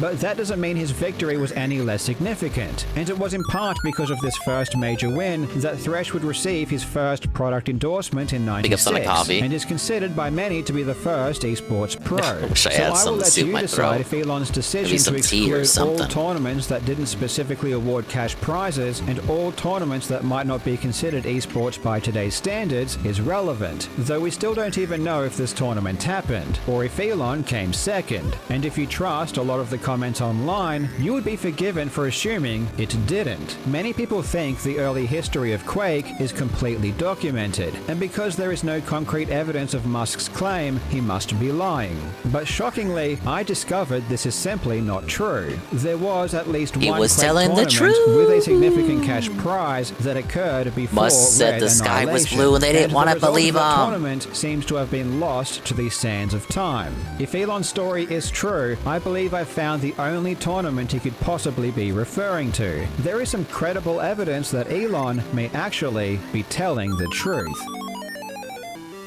In June of 2017, a user posted to the Quake forum on ESR.com that they had listened to Elon's biography. In this biography, it mentioned that Elon's company Zip2 had a team that came second in a tournament and won several $1,000s. This person wanted to know if it was true or if it was just an exaggeration. Oh shit, I should have Zip2 was a handstand. company that Elon co-founded in 1995, which was an online city guide that gave users information about local businesses. The biography in question was written by Ashley we can do Vance kettle and was here. released in 2015. Put it in the microwave. In it, Elon That's claims schizophrenic. his team, comprised of his employees, competed in one of the first nationwide tournaments and won a few $1,000s. Most of the forum post replies were unhelpful or claimed that this was false. For example, this reply, which states that there were only 2 North American deathmatch tournaments with over $1,000 prize money, and all of the finalists were well known. However, a full 5 years after the original post, an anonymous user posted this reply. Extremely late to the game here, but yes, Elon is 100% correct. We were the team that beat him in Zip 2.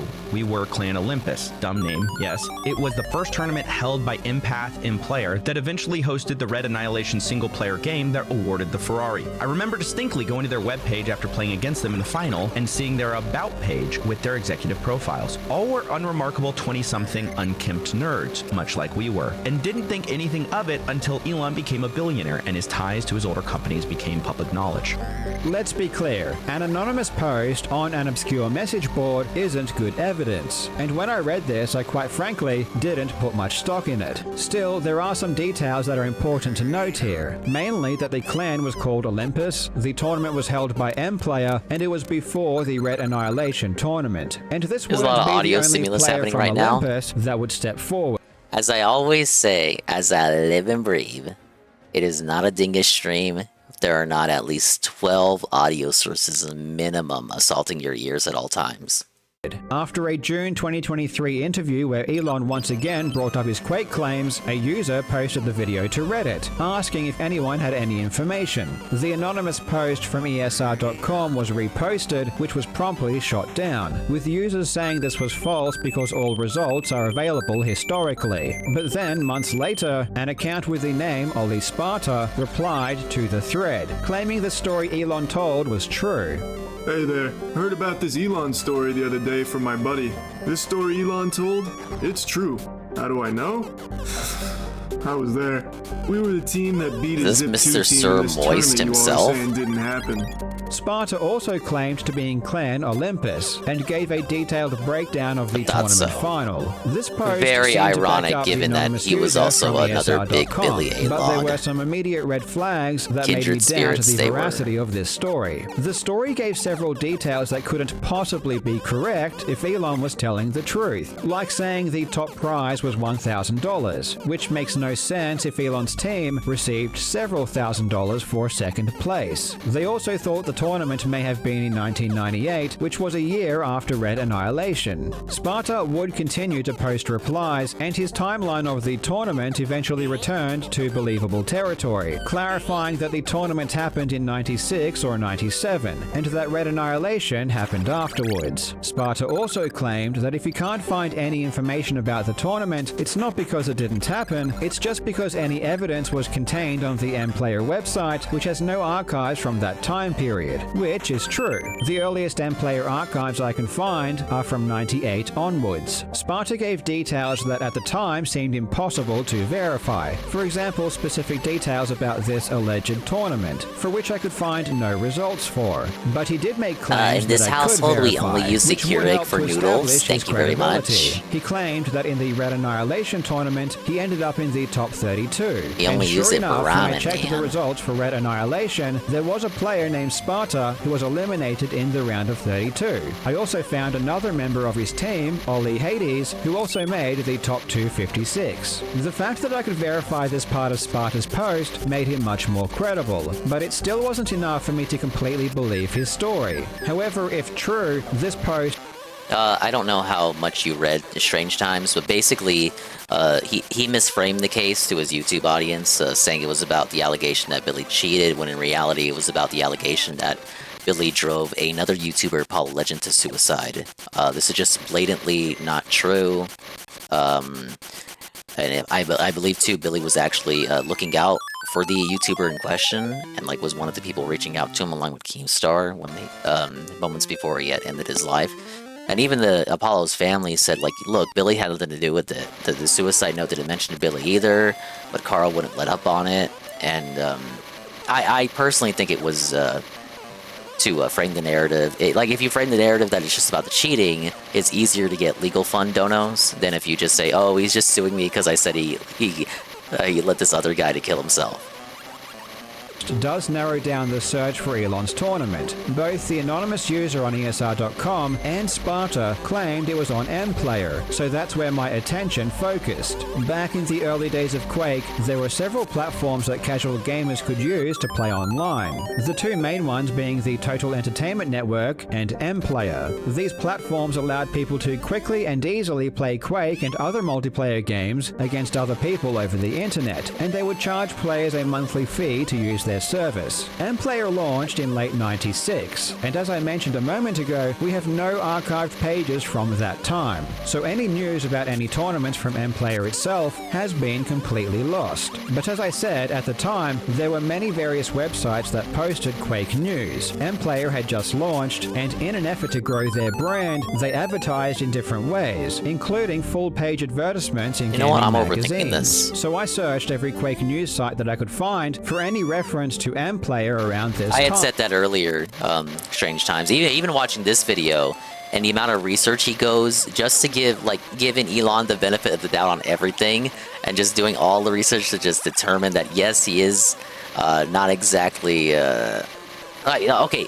He does the research to exonerate him on these Quake tournament claims, but doing the research for the Path of Exile 2 stuff and just like doing the deep dive. And it's like, oh, okay, Carl has a reputation for getting the facts right and all this shit, and it's just completely shattered now, thanks to all this legal buffoonery. It's a shame that this tournament was advertised in some way. One particular website, bluesnews.com, is especially helpful because not only did it post Quake news around that time, but it still has its full archive available, going all the way back to 1996. And lo and behold, searching for references to M-Player, I found a post from January 3rd in 1997, which linked to an article on Next Generation announcing a Quake clan tourney with a $5,000 cash prize. Thankfully, this article was archived, and it reads, clans registered with M-Player by January 2nd are eligible to participate in their Ladder to Cthulhu Quake tournament. The $5,000 prize is one of many prizes that will be awarded to participants of the tournament. What's funny about this article is that it was published January 3rd, a day after the registration cutoff. So it was essentially useless, as anyone reading it was already too late to participate. This article shows there was a tournament with a significant prize pool before Red Annihilation, so it turns out Elon's tournament might be real.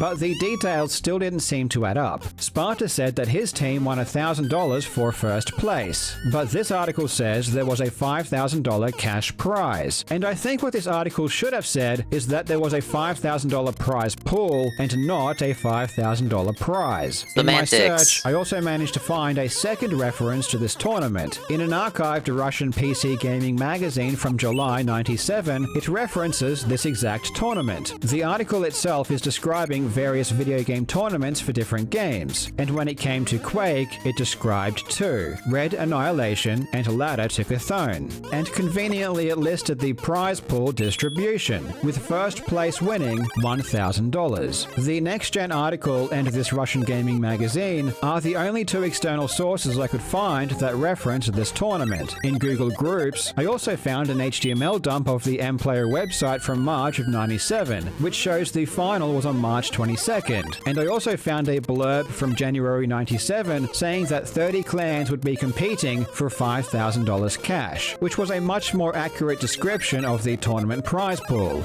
But unfortunately, I could find no other references or information about this tournament, including who actually won. Still, what this shows is that there was a paid tournament on mPlayer, and the prize for first place was exactly what Sparta said it would be, $1,000. The fact that this tournament was so hard to find and Sparta's account was as accurate as it was makes me think it's extremely unlikely that Sparta made up this story. It seems to me that this is exactly the tournament that Sparta was referring to. Ellen was right. Tournament that Elon's team competed in and came second, which also means Elon's claim of winning several $1,000s is greatly exaggerated, and what his team actually won was $750. Elon's story appears to be based somewhat in reality. Technically, he probably did come second in one of the earliest paid esports tournaments. But does that mean he was any good? Does that mean he was semi-professional? Does it mean he was one of the world's best players? No. No, it certainly does not. In 1996, early Quake players were quick to try and prove who was the best, and it wasn't long before organized tournaments were being held. Competition at that time was almost exclusively team-based. Teams would be represented by clans, and originally id Software hosted a full list of clans on their website, though it wouldn't be long before players formed their own network called Clan Ring, which connected all of the clans together. Clan Ring would begin hosting tournaments from late '96, and these tournaments were where the best players became known. These tournaments were not played through online paid services such as 10 or mPlayer. Instead, matches were played through servers that people would host at their own university or workplace, places which at the time generally had the best internet connections available. While these tournaments didn't award cash prizes, they were held in the highest regard. Prizes really didn't matter. All players cared about was the esteem that came with the victory over the other clans and the respect earned from other players. These tournaments, which were run and organized by players, are well documented. There are detailed statistics and full bracket results. We know who won and which players performed well. Clan Ring players didn't play on platforms like mPlayer for multiple reasons. First, mPlayer required players to pay a monthly fee to use the service, which was an unnecessary cost when you could just use a Clan Ring server and play for free. Second, services like mPlayer did not provide the best multiplayer experience. While these services did allow casual players to easily matchmake with other players, they inserted an extra middleman, i.e. a third-party client between the player and the server, which slowed things down and caused higher latencies. In fact, even those with ISDN connections were complaining of extremely high pings. I spoke with Thresh himself, and in our conversation, he confirmed to me that the best players didn't use platforms like mPlayer for this reason. And you were just always playing on these self-hosted servers? You generally didn't play through platforms like 10 or mPlayer? I mean, some people did. The best players didn't. There was no reason to. Why play through a service when you could just play directly, right? So yes. More for newbies and that type of people that made it a little bit easier to onboard and get a game going. So, I think very few, if any, top players competed on those platforms, unless we had to, because there was some tournament going on. I actually did manage to find a tournament before Red Annihilation, which was called Ladder to Cthulhu. First of all, does that ring any bells for you? Do you remember this tournament? No. Yeah. Doesn't ring a bell. Yeah, because I found a Blues News, but by the time the article came out, you already had to be a registered user of MPlayer to even enter the tournament. So I assumed that the top players just didn't know this tournament existed because it was just on MPlayer and there just wasn't really good advertising for it. It's quite likely because no good players played on MPlayer. And then with this Red Annihilation, did you just play on MPlayer for that tournament and then left the platform and didn't play on it again? Correct. I mean, playing through the MPlayer service was not the best experience. It's not the fastest. There's latency. You go direct from the game into a hosted server will give you the best experience, obviously, as opposed to having a client and server layer by a proprietary platform that would then place you in a server or like a generalized server was never really that ideal. Mm-hmm. So, I think that's why no good players played on that stuff. And finally, platforms like MPlayer did not differentiate players by their internet connection, which at the time was arguably the most impactful variable. Quake Deathmatch is optimized for local area network play. It was designed to run with very low latencies. When you introduce a high latency, like you would expect when you play online using a 28K dial-up modem, which was by far the most common way people connected to the internet in 1996, Quake becomes very difficult to control. I won't get into the technical details of why this is, but the end result was that if you had a dial-up connection, it was almost impossible to compete with a player who had an ISDN or broadband connection. Having a fast internet connection was such an advantage that any half-decent player with a low ping could defeat even the very best players on dial-up, regardless of their skill. This is why Joe Rogan, who confessed to playing a ton of Quake in the 90s, admitted to spending an insane amount of money to have a T1 connection installed at his house.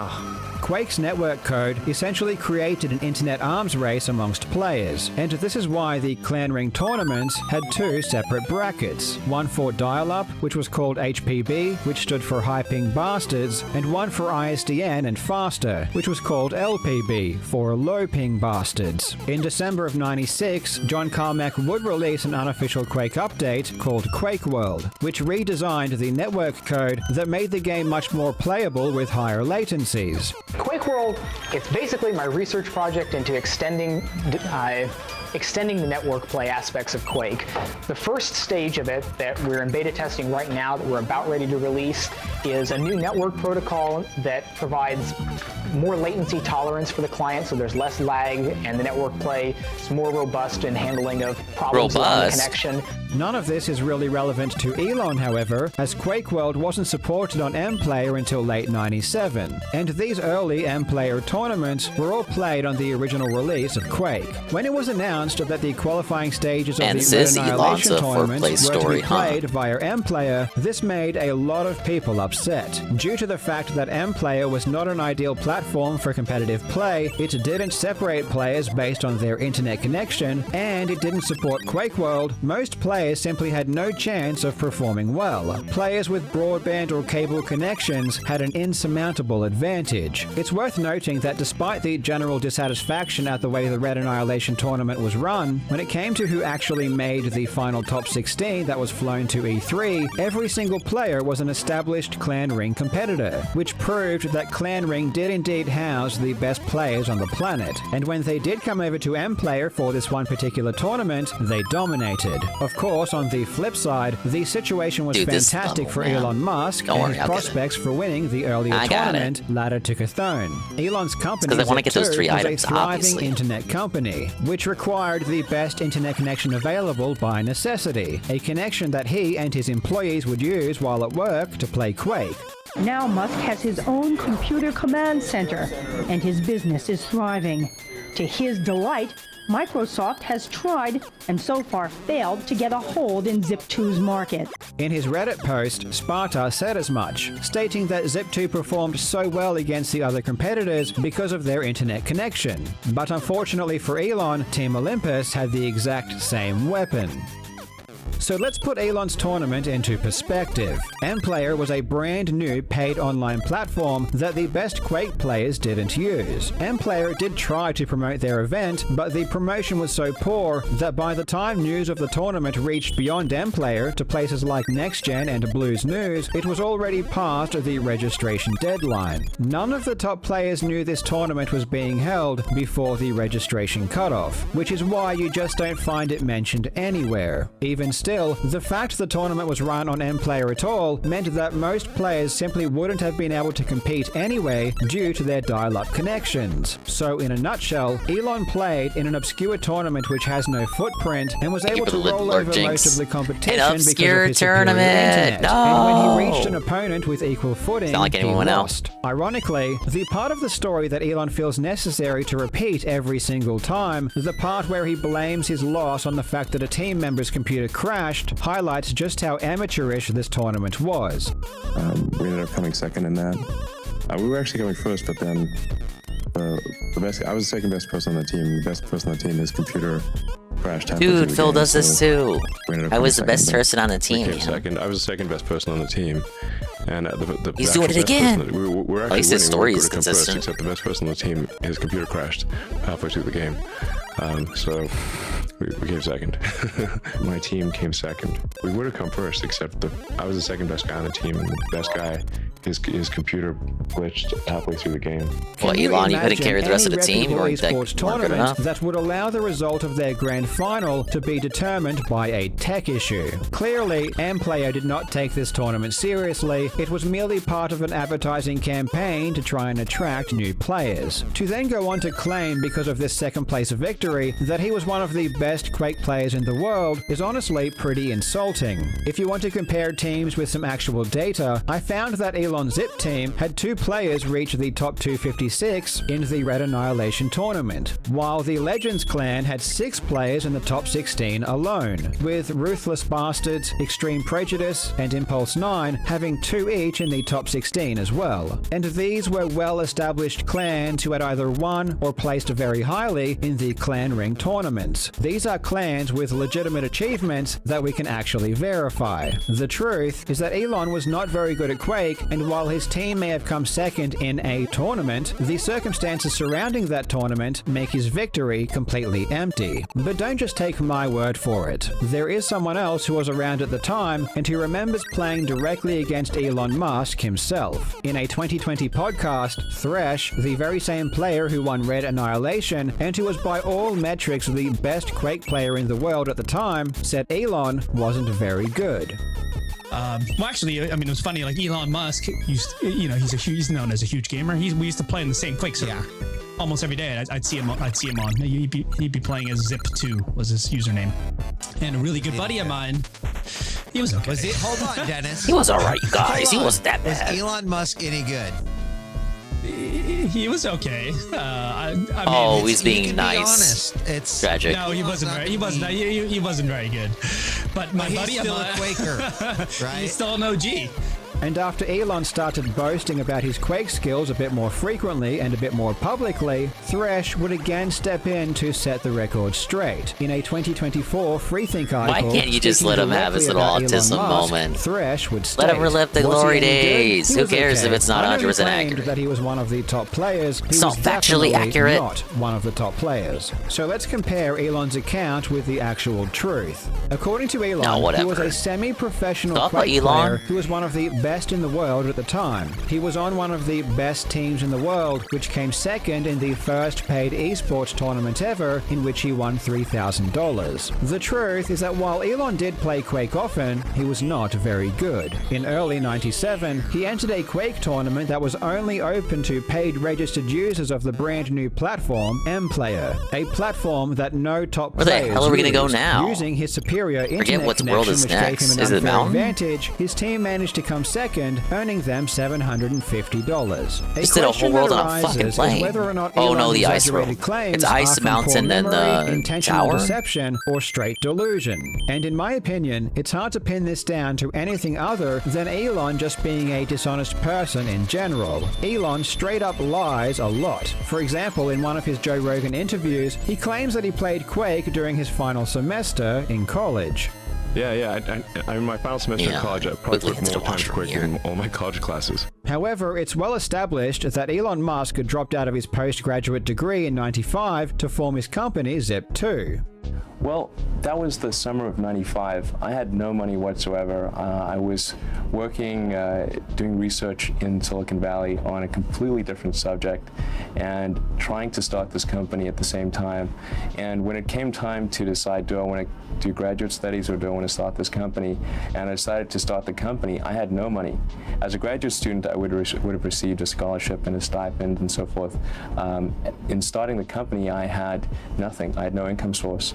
This was a year before Quake was even released, so it's impossible that Elon was playing Quake during his final semester. When Elon admitted that he wasn't the one leveling his Path of Exile 2 account, he attempted to gaslight everyone by saying that he never took credit for leveling the account, or ever intended to. But this is again provably untrue. On Twitter, he did exactly that, saying, and I quote, "After so many deaths, I'm carefully building up a Path of Exile hardcore character." Aside from directly claiming that he was the one leveling his character, it's obvious to anyone with half a brain that streaming the character is implicitly taking credit for it. Unless you state otherwise, people are going to assume that the only person playing your character is you. Elon also claimed to be one of the best Diablo 4 players in the world, and his evidence for this was that he had a top-ranked time in an endgame dungeon called The Pit. So are you in the top 20 in the world or top 20? Wow, in Diablo. Yeah.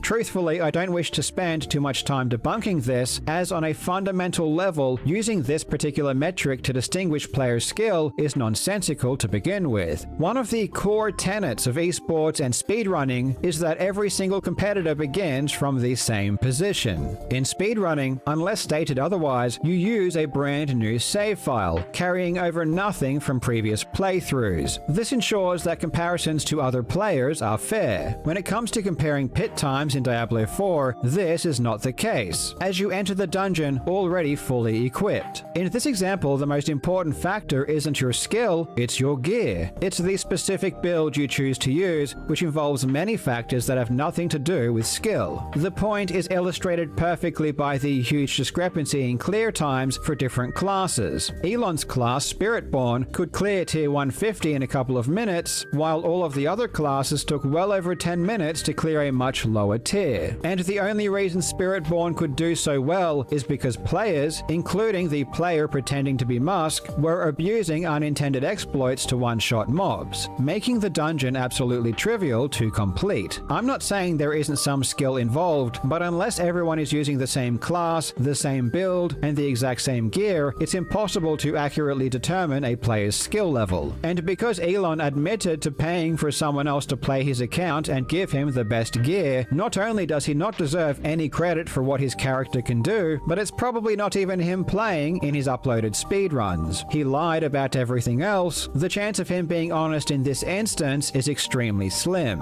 And because he has lied so much already, I would need better evidence than just a screen capture to prove it was him actually playing. It boggles my mind that a man with so much money and power is still so insecure that he feels the need to try and convince people that he's also God's gift to gaming. Not only is he deluded, but he's an insult to the actual professional gamers who devote their lives to this He's one an endeavor. insult to Elon might gamers. enjoy playing video games, An insult which I to think is gamers. pretty cool, but he certainly doesn't respect other gamers. Because if he did, he would stop live in a downplaying their society. achievements by claiming that you don't need to work as hard as they do to be the world's best. Professional esports players practice 12 hours a day, and only a gifted few are able to rise to the very top. But if you're as amazing as Elon, you can run multiple companies, you can help audit the US government and hang out all day at the White House, and still I assume be people the run those best Diablo companies 4 for him. player in the world, while also having the Come on. highest ranked hardcore character in Path of Exile 2, and have Lex Friedman call you a world-class incredible video game player. like you're actually like a world-class, incredible video game player. But of course, Yeah, only he's the if you're as guy. amazing as Elon. Ultimately, it doesn't matter if Elon is or isn't the greatest gamer of all time, like he wants you to believe. But his insistence on exaggerating or lying about everything has made me lose trust in everything else he says. If he lies so much in the one area that I know something about, how much is he lying and exaggerating in the fields that I'm not an expert in? When Elon says he's going to send humans to Mars, is this just another exaggeration? When he talks about all of the amazing things his companies can do for humanity, are these just exaggerations also? Personally, I don't know because I'm not an expert. And I'm not saying he definitely lies everywhere. I see the but connection and logic he's trying to I've make heard him here. It's a lie bit, enough that I just cannot it's a take bit the man nefarious, so seriously it's any obviously longer, supposed to make which I you think is unfortunate. So come to now the I'm left conclusion that wondering, Elon is lying about Elon literally Musk a everything con man because he in every lied about facet of his life, being or a is god it just gamer or video something, and he games? probably Please is, let me but know what you think in the I don't comments. think that Thank was you so much necessary for watching, the video, you Carl. legends. I hope you're having a fantastic day, and I will see you in the next video. Thanks again to War Thunder for sponsoring today's And thank you video. to War Thunder. Make sure to check out War Thunder now for free on PC, PlayStation, Xbox, or mobile by using my links in the pinned comment or video description. Those of you who are new or haven't played in 6 months will also receive a massive bonus pack including multiple premium vehicles, in-game currency, and more.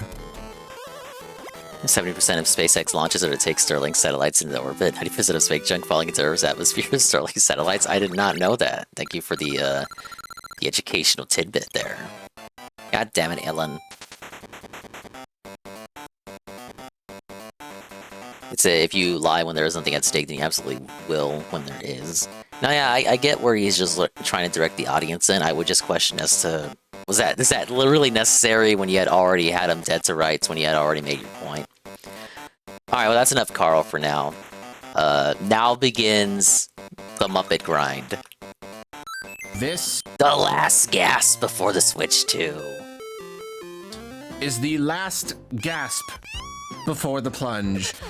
Tomorrow, all will be revealed. All will be clear. I mean, you know, technically, Nintendo works in mysterious ways. There could be some mysteries that they keep secret until we have the Switch 2 in our hands, but I think it is most likely that they're going to show off basically everything tomorrow. There's no reason that they wouldn't. Whatever new features the Switch 2 sports, anything that it can do that the Switch 1 could not do, pretty much their whole like strategy, just anything that we would want to know, they will probably reveal tomorrow. The mysteries will be solved. We're gonna find out what that darn C button does. And yeah, any other new features, maybe even like the UI or whatever. And then of course the games.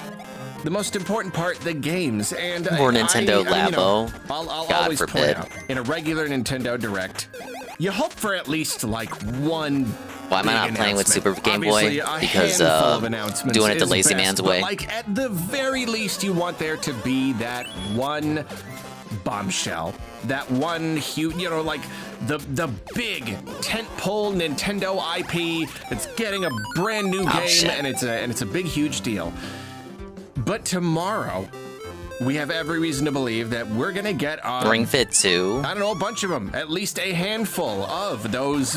I can see it. That first one's probably not going to be compatible with Switch 2. That was what happened at the January 2017 Switch presentation, and we have no reason to believe that it won't happen again because, of course, the schedule the last few years has been a little light. You know, plenty of releases, but lots of like smaller stuff. Obviously, we know that Nintendo's biggest studios have been working very hard on some of their biggest games. And if it's true that the Switch 2 was originally going to come out last year, then they've even had a little bit of extra time. They have had ample time to just make a whole bunch of games. Wait, let me just wait for it to Metroid Prime respawn. 4 and Pokemon Legends ZA, like there's not much coming out in the next year. Like the schedule, it's pretty empty. It is a vacuum just waiting for a big bang of games to just explode into existence. At the very, very, very least, there will be a good little handful of major Nintendo IPs that get new games announced tomorrow. And so I'd like to take this final chance to just do some last second predictions. Not gonna get super detailed, not gonna try to predict the specific. It's like watching a One Piece episode. It takes 5 minutes to get past the recap from the last episode and for him to get to the point. Specifics of every single possible launch game and All whatnot. right, tell us what you're predicting. You know, just one last chance to try to guess what the presentation is going That's to the real deliver. thing there, final chance to I am milk, sticking with the idea that the Switch 2 is going to launch May 15th. I did that video a week or two ago. I had heard on May it. 15th because that's when the San Francisco store opens. It's just, I'm convinced. But the rumors No, I'm hearing it's true. are now a lot like of June. stuff just is sort of lining up in a way. The store doesn't that necessarily suggests have that to May open with 15th the Switch 2. Could be the day. So why not? Yes, I will predict that it will come out May 15th. Could be maybe like a different day in May. Could be the next week. Could be May 22nd. I could also be convinced of May 22nd. But I don't know. You got to pick something. So sure, 15. And then as for games, I will predict that yes, like the January 2017 presentation, there will be a pretty good number of games revealed. However, I don't think they're going to reach so far into the future of the system. That presentation, it announced games that were still fairly early in development and took a couple years to release. I think this is really mainly going to focus on games coming this year. I think there's a chance that we won't really get any major announcements for games beyond this year. And that's because this year is going to have so many great games. Nintendo is just focusing really, My prediction really is the hard games will be on great. impressing Thank the you, heck out of Arlo. us and getting as many people to pick up Switch 2s on day one as possible. When it came to the original Switch, they had to sell us on everything. They had to sell, they had to sell us on the concept. They also had to sell us on the launch games. Yeah, and they had to promise us that games were coming later too. I was watching they True were Crime rebuilding earlier. a lot of trust at that point, That's some and joke so stuff. they wanted to make the entire idea of the Switch. Stayed up past my bedtime, so I playing Dig Dug Arrangement for a few hours. Yeah, I saw a little bit. Well, I mean, you saw me there. I saw a little bit of the Mario Party 7 match. I'm like, fucked. My throat is like fucked right now. Pretty much everyone in my family is sick, so I'm taking a bigly L. But I also saw you were doing the Superstars thing, and then I saw... Was it Xevious? You were doing Xevious earlier, so I guess you did the Dig Dug after.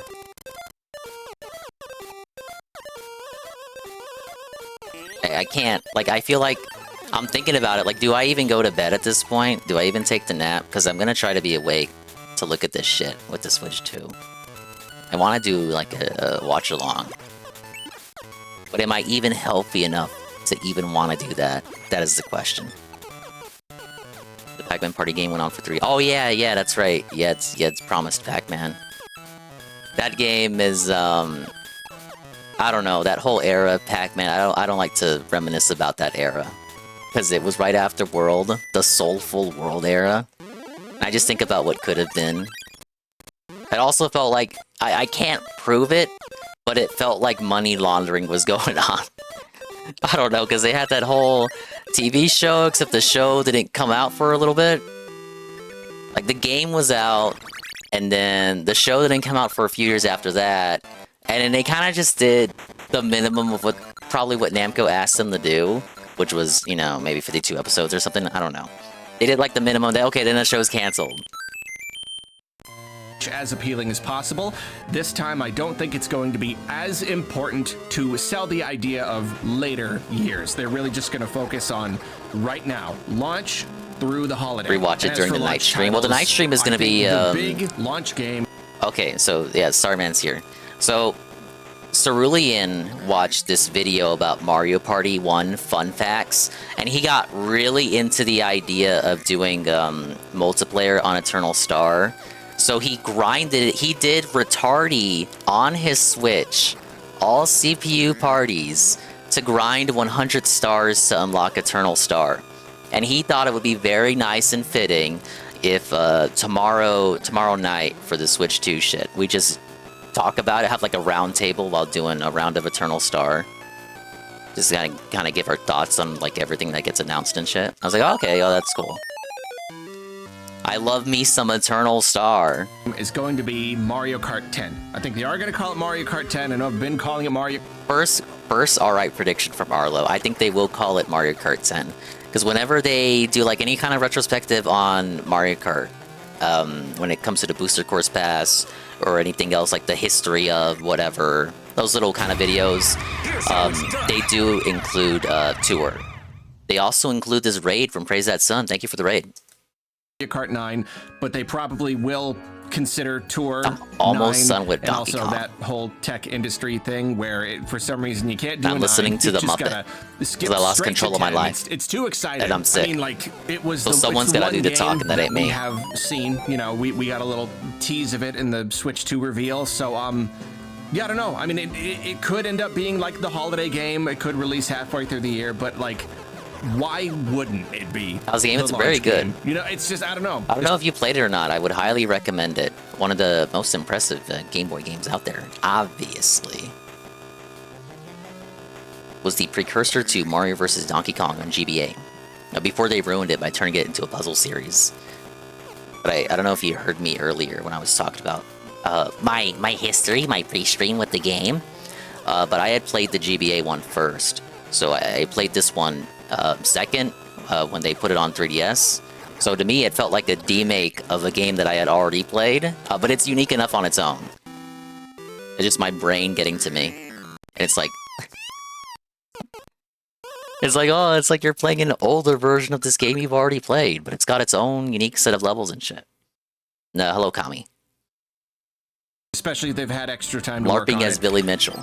It's just too perfect. Mario Kart 8 Deluxe is one of the best-selling Nintendo games of all time. And if they really want Switch 2 to explode onto the scene, then give us a new Mario Kart.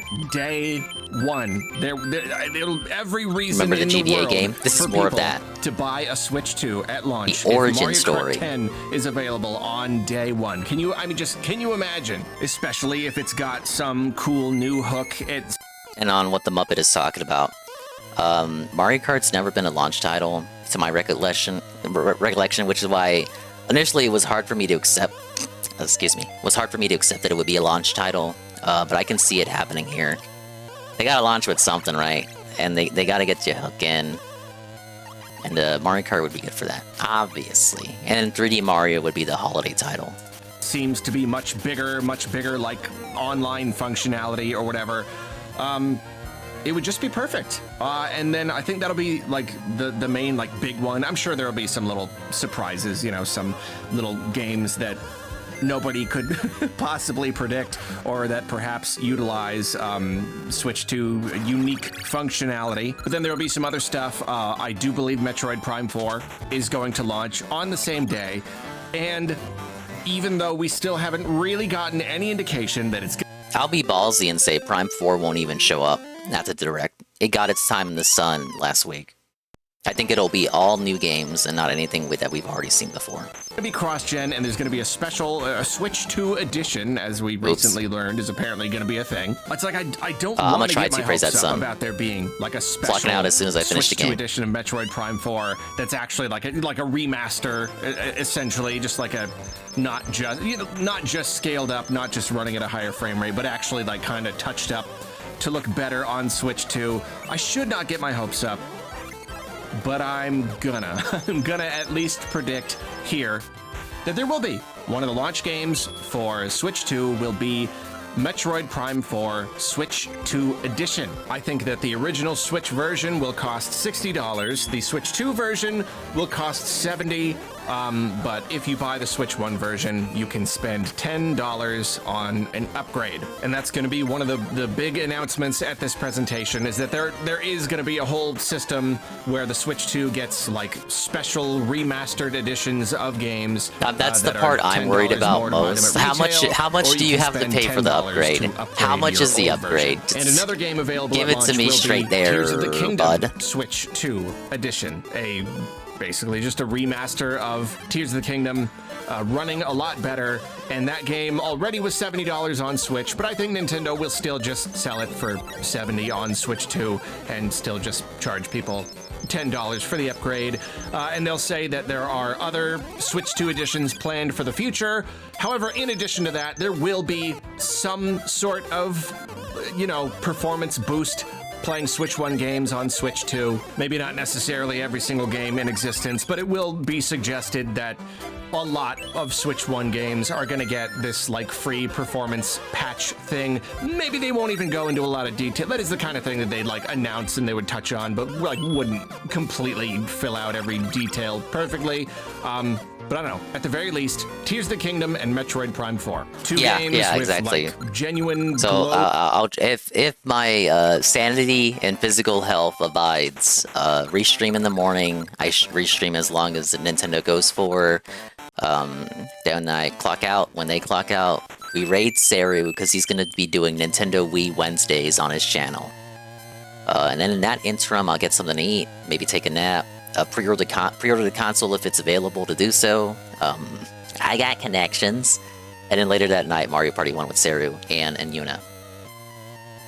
Load up Switch 2 editions. So between Mario Kart 10, a brand new Metroid Prime game, and a remastered Tears of the Kingdom. Yeah, tactical Twitch rates. Pretty darn good little launch there, plus whatever else they have. And then because, like I said, this Direct is going to focus mainly on games coming out this year, there are going to be 2 other major reveals for big Nintendo IPs. Nintendo really wants to hit the ground running. They're bringing out some of their What are these heaviest predictions? hitters There will be right here, reveals. right at the beginning. Well, They I would know hope that so, it might be an Arlo. uphill battle matching the success of the original Switch, so they want to do everything they can to carry that momentum, and that's why they will be revealing a new Animal Crossing.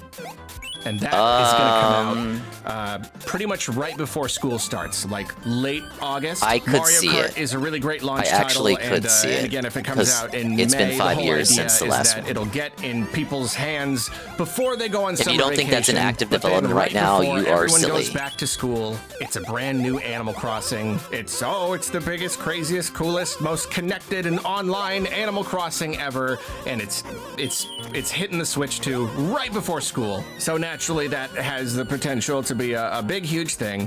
And then the third game that they will reveal, you can probably guess what it is before I even say it, because I've been talking about it incessantly for at least like a year or something. New 3D Mario. We're just due for it. We just are. We are long overdue for a new 3D Mario. They are definitely, they pretty much always, they have for the last however many generations, they release a new 3D Mario within the first year. And I know that up until now, I have multiple times probably predicted that it would end up being a launch title.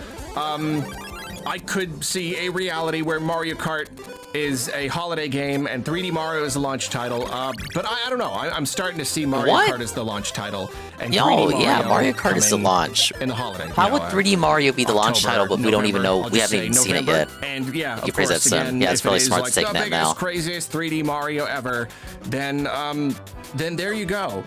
Before the Switch 2 even releases, we know that in the first year, we're getting a huge new Mario Kart, a huge new Animal Crossing, and a huge new 3D Mario.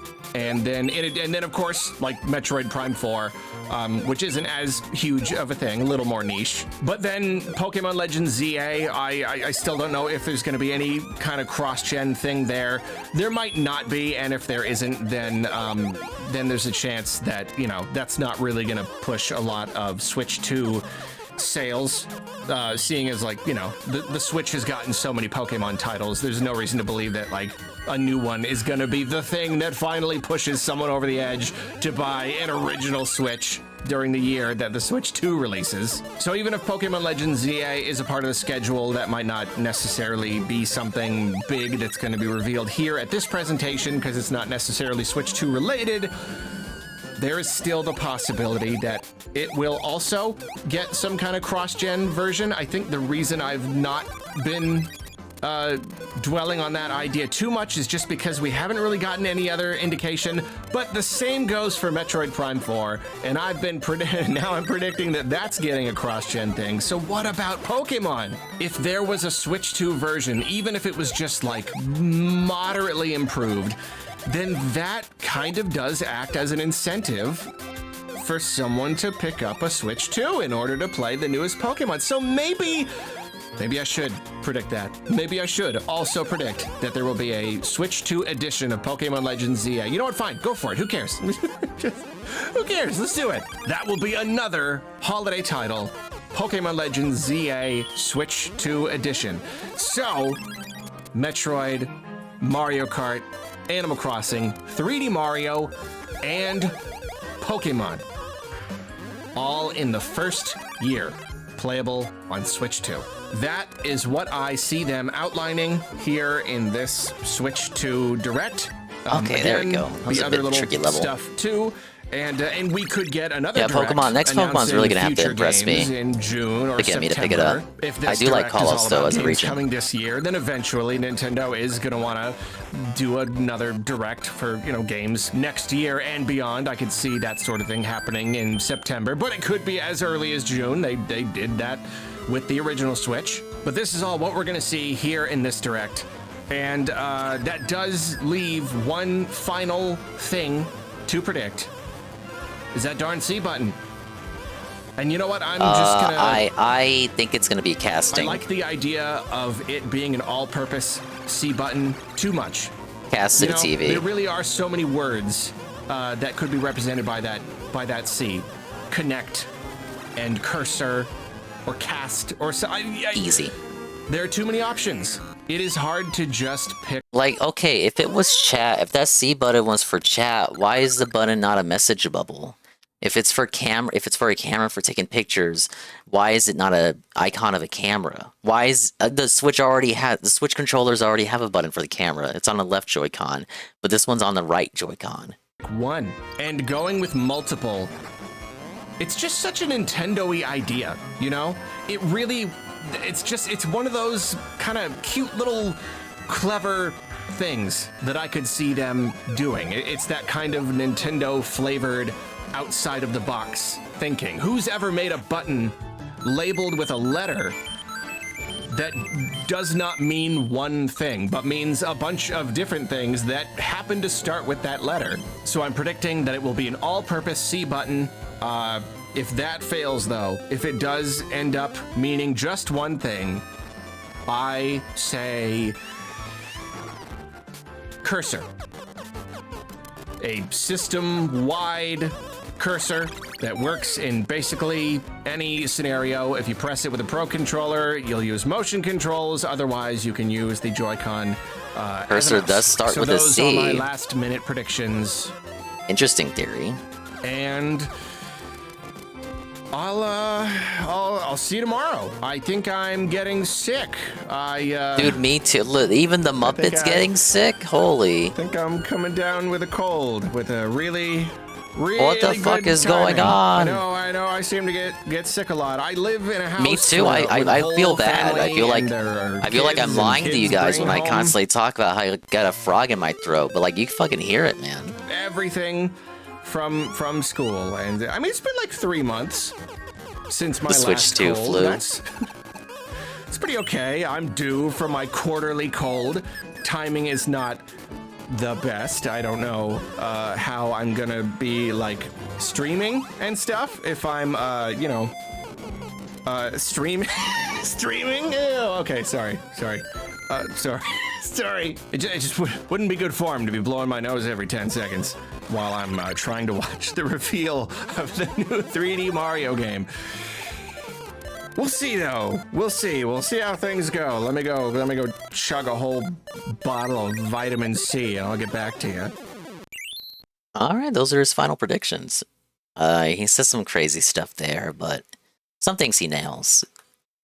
Release window, obviously Mario Kart is going to be called, I say obviously, what if it's not called that? I agree, if they call it 10, it makes sense to me.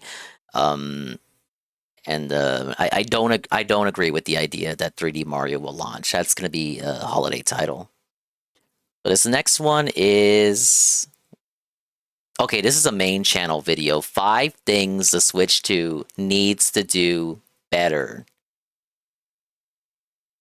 So what did the Switch 1 do wrong? Was brought to you by Squarespace. The hardware, obviously. I have one single question to ask you.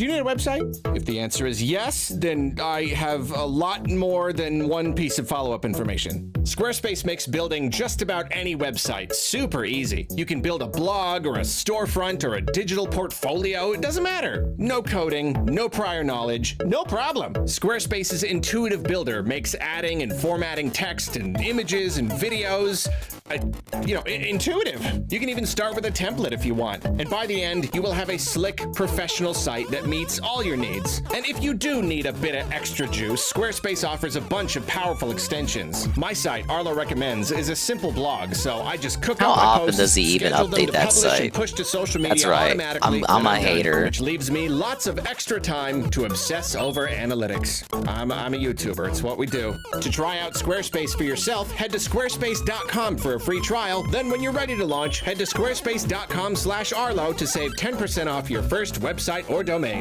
And now for today's recommendation, butter knives. They're really useful. Okay, sorry, I didn't have time to come up with anything today. Thanks again to Squarespace. Hell. Now, I only have one single video to start, and, that's basically encrypted. Hello, my name is Arlo, and I am very, very excited for the Nintendo Switch 2. And that's because the first Switch, it's just so darn amazing, isn't it? Right now, we're on the tail end of the best Nintendo generation of all time, if you ask me. I just feel like the Switch, it stands head and shoulders above its predecessors in most categories. But as much as I love the little thing, it certainly ain't perfect. Among the new functionality and the great library and all that, we have seen some surprising blunders. Surprising because most of these are areas where Nintendo has historically been pretty strong. So going into the next generation, there's probably a lot that Nintendo could improve, but there are 5 things in particular that I would like to see done better on Switch 2. For starters, oh my god, the eShop. Holy shit, yes. The eShop is fucking awful. Atrocious. It is simply dreadful. Slop. It downright stinks. Slop. It's browser-based, so even from day one, it never felt good. It's always been a little sluggish, but it's only gotten worse over the last 8 years. I don't know how any of this works. I don't know why this would be the case, but it seems like the more games that have been added to the shop, the slower it's gotten. It's like a room that you're filling with stuff and you can't move around anymore. Now it's like wading through sludge. Titles take way too much time to load. Everything freezes and lags. The most basic navigation has become I'm not seething about AI or nothing, and that's to say nothing of the lack AI of features. slop Here in clogging the up year my eShop. Like, come on, 2025, come on, it Nintendo. feels very What are we doing? strange having to What are purchase we a doing? bunch of games individually because there isn't even a basic cart feature. Organization is also quite poor, making it harder for games that aren't already successful to rise to the top. And then, of course, there's the shovelware. Low-quality games have always had a place on any platform, and Nintendo's love of unusual hardware features has encouraged a particular breed of junk on their consoles pretty much since the Wii generation. But the Switch eShop takes things to the next level and beyond. Zero-effort asset flips have been a problem since the early days, flooding the platform and making it more and more annoying to find actual real new games. But now the rise of generative AI has turned the store into a veritable landfill. Literally worthless games, chock full of hideous AI art, falsely advertised using other hideous AI art, is now the most prolific genre in gaming when you think about it. And of course, loads of these games are shameless, copyright-violating ripoffs existing for the sole purpose of tricking lesser experienced shoppers. Nintendo used to be quite strict about what they allowed on their storefronts, probably like too strict. And I don't know what happened, but this generation, they just kind of threw up their hands and opened the floodgates for one and all. And I just don't understand it. Like, can we get a happy medium here? You don't need to micromanage every game. You don't have to be super duper strict about what's allowed. We just need like one single person to glance at the Can we just get like an incoming games intern to look filter at all the out games that are being obvious submitted trash, the games that are of literally no value to anyone, that are basically just scams. Having an open platform where anyone can publish just about anything is cool from an artistic perspective, I guess. Maybe you could argue that the line between predatory and simply amateurish may not always be easy to see, but so many of these games do nothing but hurt customers and damage Nintendo's reputation. Like, how can there be literally no moderation whatsoever? I don't understand it. Heck, I'll do it for free. I will do it for free. Like, just send me a list I believe of it, all Arlo. the new games coming in Sweep on it any up, given Jenny. day. It will take me 30 seconds to filter Hey, out the Briz. junk. We don't want that old, heavy-handed Nintendo moderation. Just a light touch. A feather light finger would do. So yeah, I have no idea how Nintendo is going to handle the eShop on Switch 2. If it's fully backwards compatible, I don't know what's going to happen to all these games. Does the whole shop just move on over? Will Nintendo consider changing up their moderation process with this new platform? However they need to do it, the next eShop needs to be better. Every time I hop on the store on my Series X or my PS5, This could have just been the whole video. I honestly don't even care what the other reasons are now. It's genuinely shocking. It's The like eShop is the swimming worst through problem I clear have with the water Switch right after now. Flopping through waist-deep mud. I get it, the Switch doesn't have a lot of juice, so the UI is super simple, yada yada, but I don't know, please, Nintendo, it should not be so unpleasant to purchase video games on your massively popular video game hardware. And, you know, some nice music wouldn't hurt either, just saying. Next up, here's something that I think a lot of my viewers will probably agree with. You know what Less should live be better service on games. Switch 2? What on earth has happened to Mario sports games? I'll admit this is an area where lot I of don't have blunders much on of the a Switch. personal stake. I've never been big on Mario sports, so I don't know all the ins and outs of what the old games Arlo's a had fake that the fan. new ones don't, but I can certainly see the broadest issues. To sum it all up, it seems that the older games tended to be rich in both personality and content. On the personality side, both the characters and the artists bringing them to life were better able to express themselves. Mario Strikers, in particular, had the characters emoting with unusual intensity. The further back you go, the more loose Nintendo was with how their characters were depicted. The GameCube era, man, back then, it felt like anything went. But over time, Nintendo kind of homogenized Mario and all his friends, opting for a pretty basic, easily recognizable style without much in the way of expression. It's certainly okay for Mario to look more or less like basic Mario in these sports games, but that doesn't mean that the games should be quite so lacking in personality. And then the content. I have heard tales, epic tales, of the huge variety of modes these games used to offer. We played Loads a of Told Skill single-player Tour stuff, on even stream. meaty There were a lot of campaigns. modes in that As game that we did someone not who even doesn't spend touch, a lot of but we didn't time play for too playing long. games with friends, this right here is what I am looking for in my Mario sports games. I think it's a lot of it comes from those spin-offs taking from the mainline games of the time. So if you play Power Tennis, so much of the identity of that game is taken from Mario Sunshine. There's some bits in there too from Luigi's Mansion, and you don't really see that in the spin-offs today. The spin-offs that came out in the Switch era don't even really reference Odyssey that much, outside of spin-offs that include Pauline as a playable character. So I wonder why they stopped doing that, because it gave you that synergy, right? When the games reference each other. I'm not really interested in simply playing match after match after match with other people. I want content. I want stuff to work toward. I want game to play. But at some point, Nintendo decided that they just weren't particularly interested in providing varied sports-related. Same for the spin-offs on the since I'll continue on my point. The spin-offs on the Wii referenced Galaxy and New Super Mario Brothers all the time. Content anymore, and they started releasing their games with a pretty shocking lack of stuff to do. To be fair, this is an ongoing problem that's not unique to the Switch, and this generation we have seen Nintendo improve in some areas. There have been some wins here and there, but Switch's Mario sports games have been all over the place. It's as though they're always on the cusp of bringing Mario sports back to the glory days, but can't quite stick the landing. Mario Tennis Aces promised the return of campaign mode, and the trailers, they showed off some really cool cutscenes. But then the campaign ended up being incredibly short and basic, and never more interesting than just that one opening cutscene. Like, that was the peak. And the rest of the game barely offered any content at all. The gameplay, it was terrific. It was really great. But beyond almost turned Mario Tennis into a fighting game. I loved it. Required contending with constant connection issues, there just wasn't anything to do. Then you got Mario Strikers Battle League. This should have been a momentous occasion. After so many years of vanilla Mario, here was the return of the sports series with the highest concentration of personality. And judging by the trailers, it seemed like it was everything we could want. And then it released.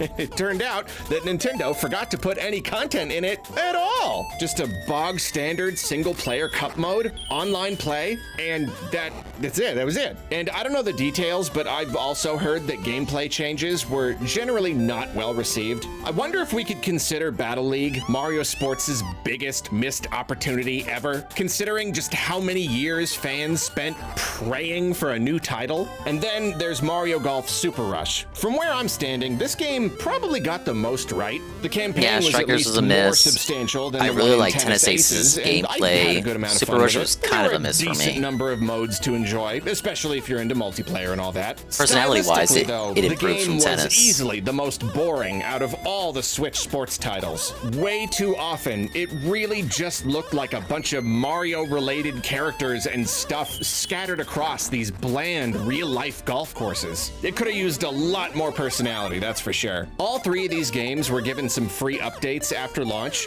but this wasn't the gift that Nintendo seemed to think it was. On paper, yeah, it's nice when a game is supported by its developer. DLC is a good thing. But in every case, it felt like Nintendo was just holding stuff back so they could drip feed it to us later. And it wasn't even really content. It was just characters and little tiny stuff that felt like it should have been there from launch. Nothing actually substantial. And releasing a game that feels very bare bones, then adding things over the course of several months, and ending up with a game that still more or less feels equally bare bones. Yeah, that's not fun. That's not what supporting a game means. It's frustrating because it's starting to feel that this might all be purposeful.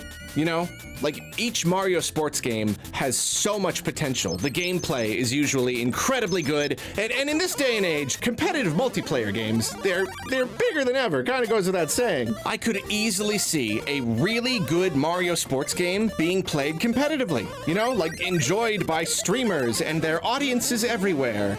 But Nintendo seems uninterested in fostering that kind of experience. When you release a multiplayer game with essentially no content, just online play, that's basically what you're doing. You're putting all of your eggs in the online multiplayer basket, but you actually have to do it. You have to put in the work. That kind of care and attention to detail and, you know, actual support does take a lot of work, I'm sure. And they just don't seem to be interested. They seem to be more interested in just getting the game out there, making their money, and moving on to something else. You know, Mario Party, it's in the same boat. Those games are perfect for DLC. Nintendo could just keep adding content and encouraging people to keep playing for years.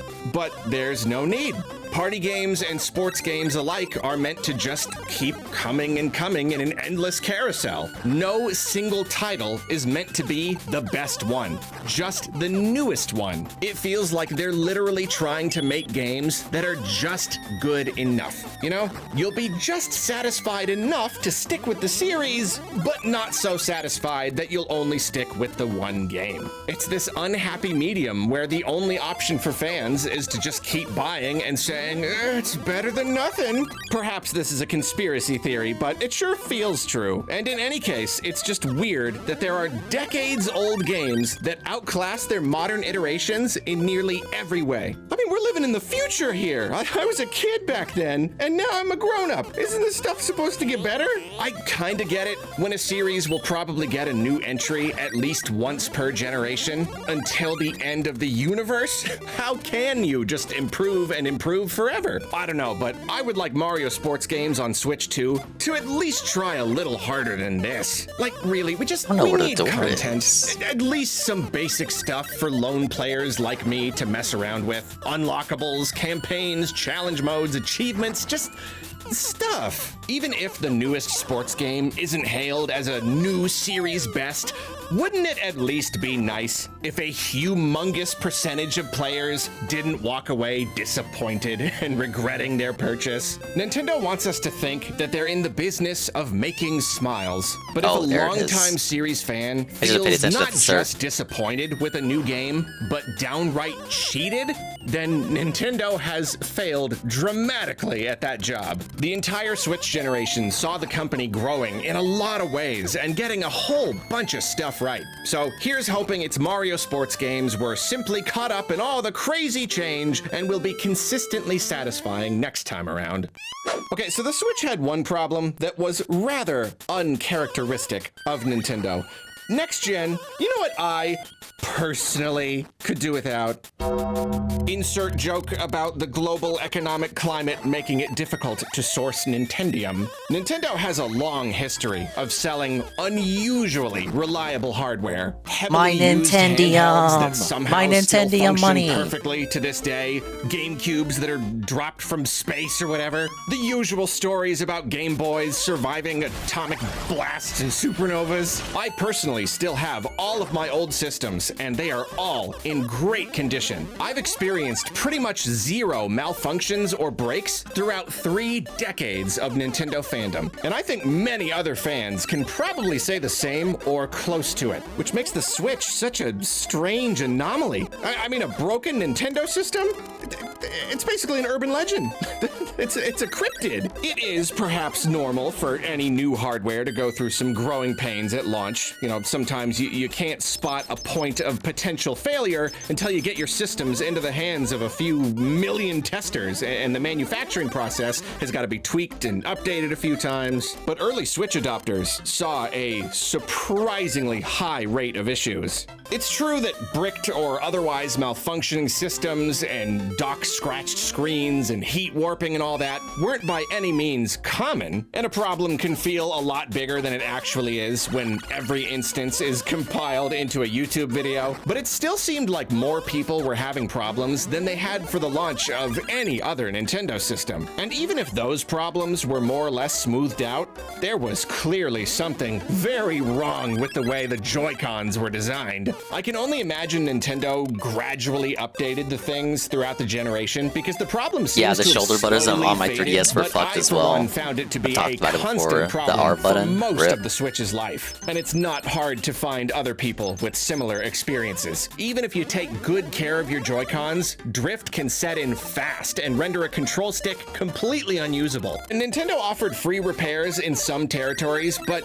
really did not do a good job of addressing the issue. It was a real thorn in the Switch's side, and of course the sides of many customers. The original model of the Switch just seems a lot more shoddy than we're used to. The design is cool, and elements certainly seemed very modern at first, but even from the beginning, there was this slight cheapness to the thing. And I do think this is more or less because Nintendo had to kind of rush it out the gate. The Wii U tanked so hard that they needed to replace it and reinvent their whole business strategy as quickly as possible. I wouldn't be surprised if they just didn't have as much time for R&D and stress testing as usual. The good news is that if that's true, then we probably don't have much to worry about. The Switch generation was nice and long, the longest ever for Nintendo. They've had ample time to design the next iteration of Switch, especially considering we have reason to believe it was originally going to launch last year. And the Switch was a totally new idea. This will be an upgrade, so I wouldn't be surprised if Nintendo had less straight-up inventing to do and more simple tweaking. I'm trying not to get my hopes up or anything, but it sure would be nice if we just didn't have to worry about all this stuff next gen, wouldn't it? I mean, hey, this has certainly increased my appreciation of Nintendo's tendency to produce pretty reliable hardware. So now, let's just get back to normal and be that much more thankful. Okay, so everyone can agree that hardware problems stink, but this next one might be a little more divisive. One thing has really bugged me about the Switch generation. What do we got? It's the music. Music? This is another area where Nintendo has historically excelled. I mean, do I even need to remind you of their long history of producing some of the best video game music there ever was? Their ability to almost casually throw out tunes. This one I think is subjective. Like, you're just older. The earworms aren't sticking with you like they used to. Mario series alone Odyssey's music is iconic to me. I haven't forgotten it at all. Phenomenal music. So I really don't know what changed during the Switch generation. Breath of the Wild came out right at the beginning, and the music was really good, but also more subtle and minimalistic and all that, so not because that was the really vibe that game was going but it seemed like an outlier, an exception. But then Mario Odyssey came out, and the music was good, but not quite 3D World good or Galaxy good. And I thought, no, okay, I disagree with that. It's got some bangers. Major first-party game would have amazing music. But you're only saying that to line it up with your narrative. Game hit the scene with soundtracks that tended to be pretty good. At best, music that certainly worked. It was all pleasant enough, but is he gonna mention Fire Emblem? Three Houses has a goated soundtrack. He hates anime. He's not going to bring up Fire Emblem. Very little that jumped out at me and stuck in my memory. Very little that I wanted to seek out and listen to on my own. Very little of those tunes that just like adhere to your very soul. And no, Yoshi Crafted World, that's a dog shit soundtrack. You know? I mean, if anything, Odyssey ended up having some of the best music all gen. The single best example of disappointing music, for me at least, has got to be Metroid Dread. Some of my all-time favorite VGM tracks come from Metroid games. Let's make that clear. I can base... I like the music for the water area. I believe Berenia. Basically, just put on the OSTs from the Metroid Prime trilogy and listen to them like albums. Remixes are goated like for sure. Seriously, just for hours and hours on end. But Dread's music is infinitely forgettable. I've played through the game probably a dozen times by now, and I can't even say it's grown on me. It is still the most fine Metroid music I could imagine. Not bad by any means, but certainly not great. Actually, no. Now that I'm saying that, I'm remembering some of the music is bad. The cutscene music. Some of the music in the cutscenes is genuinely terrible. It sounds like N64 music. Anyway, then my most recent disappointment was Echoes of Wisdom. A brand new 2D Zelda was a chance to finally move away from all that beautiful subtlety and get our ears on something more energetic and memorable. But that game's music is also just pretty good, if you ask me. It apes the styles and sounds from past games, but doesn't manage to do much with them. And man, to bring up Mario Sports again, some of those old games have the best music. So many incredibly fun tunes in all sorts of genres. But all the modern OSTs are made up of a bunch of generic sports channel music. It's like the Mario part was left behind somewhere. Ironically, it's the same composer, Motoi Sakuraba, I believe his name is. He's done some music for some other RPGs as well. But they didn't change composers, it's still the same guy. Pick up Sensei Croy. He's the first person to notice that the royal we, that there was a community goal. For Carl's legal fun, yes. Absolutely nothing happens if that goal gets fulfilled. But what if something did happen? What would I put here? Right there? Along the way. I won't just sit here. Yeah, Xenoblade 2 and 3 have great OSTs. He's not going to bring up anime. No series is at its musical best on Switch. Too little of this newer music lives up to the Nintendo legacy, you know? It is possible that I'm being unfair and hearing the old tunes through, rose-tinted headphones? Like, maybe it's nostalgia convincing me that the older music was better. I'm trying to be open to that idea, but I don't know. Switch generation is long. I've had many years to try and let some of these soundtracks grow on me, and it just ain't happening. And I often discover older games and instantly marvel at how great they sound. It really just feels like something was off in the music department during the Switch generation, which really I don't understand at all. It's not like there's one person managing every single soundtrack. It's not like there's been some executive order to make the music in every game a little less good. I don't know why this would be such a widespread issue. Don't know why. I don't know. I guess it is certainly possible that we've got different people working on these soundtracks now. Maybe a lot of the old guard has moved on. Or it's also possible that somehow this is just a coincidence? It doesn't seem likely, yet I don't really have a more likely alternative, so who knows? Whatever the case though, I just have to hope that somehow things improve on Switch 2. I don't know why they would.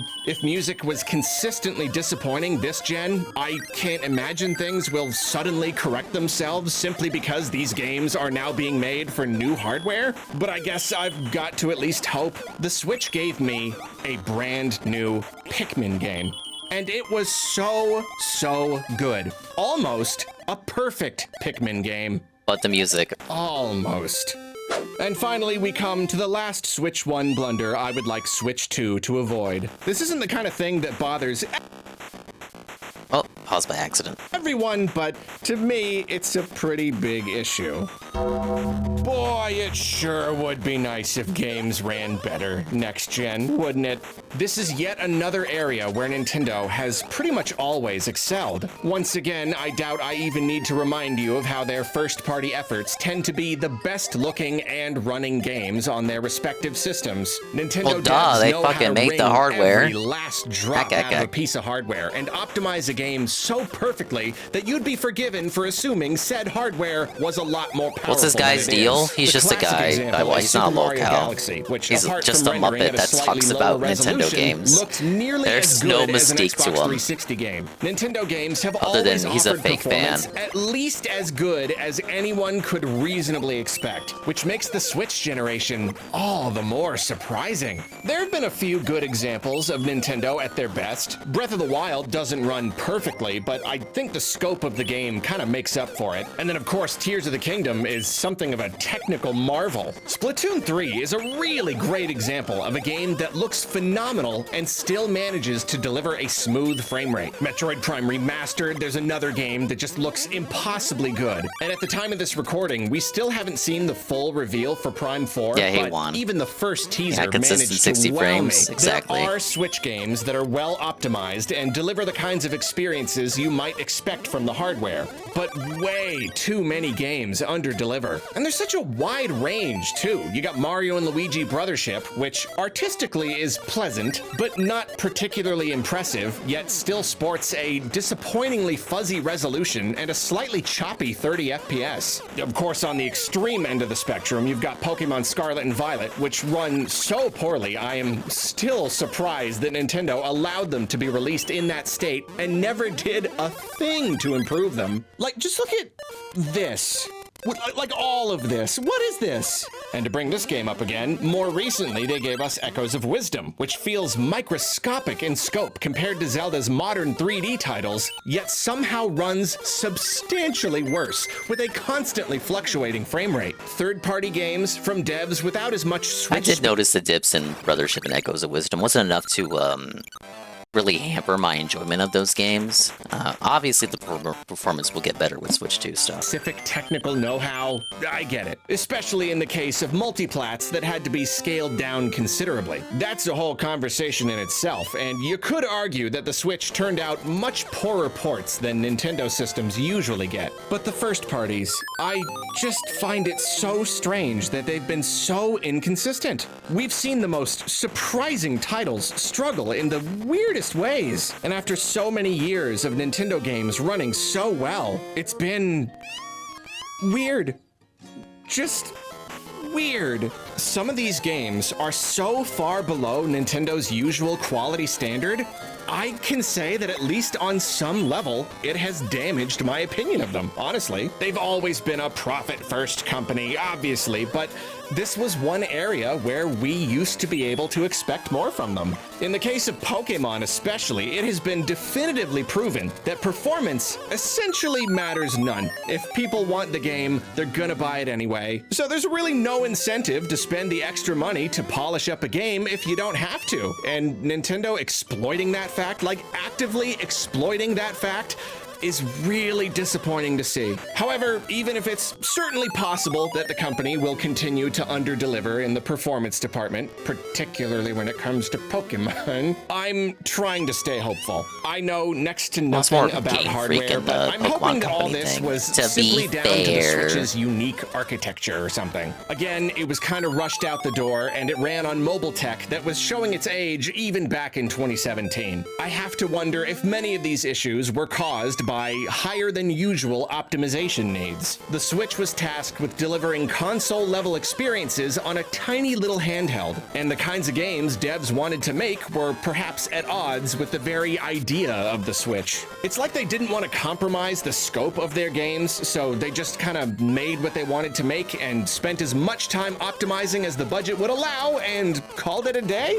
Basically, I'm hoping these problems will more or less be unique to Switch, and that Switch 2 will offer devs enough juice that they don't need to worry quite as much about achieving clear images and stable frame rates. Most Nintendo games are naturally light on realism and big on style. Yeah, so Astral Chain, I really like the art style. It was very to make stylistic. great-looking games and still having juice I to did spare enjoy it, to but ensure holy they shit. run well. That's the dream. When it had at hiccups, least. Like I hardware felt issues, those performance hiccups, issues and it was were very a problem during the Switch generation, and I can only hope that they more or less disappear with the arrival of a much more refined and carefully planned system. If it's weaker than the competition, which, you know, obviously it will be, then poorly done multiplats will always be a part of the discussion, but first parties at least should have everything to gain here. Buying the latest game from a beloved Nintendo series and contending with baffling performance issues has been a very new and very unexpected experience for me. And now that I've done it, I can officially say, not a fan. Tried it, didn't like it, so let's just go back to normal now. And hopefully a few years from now, we'll all be marveling at how the latest 3D Mario looks like a PlayStation 6 Pro game? That's the face I'm gonna make in the thumbnail. Well, those are the 5 things that I would personally like to see improved on Switch 2. Despite my profuse objections, I get the feeling you're going to tell us what areas you'd like to see Nintendo work on next gen. And you know what? I suppose I can't stop you. And while you're down there in the comments, please let me know what about Arlo Nintendo content you would like to see improved next gen. Perhaps more less memes? clickbait. Yes, yeah. Surely you would like to see more memes. Sparky, put whatever the meme is right now, put it. Put the meme. Put the best meme. Yes. Next gen is off to a great start.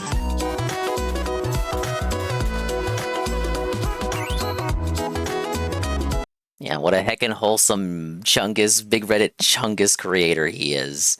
He's got a few more.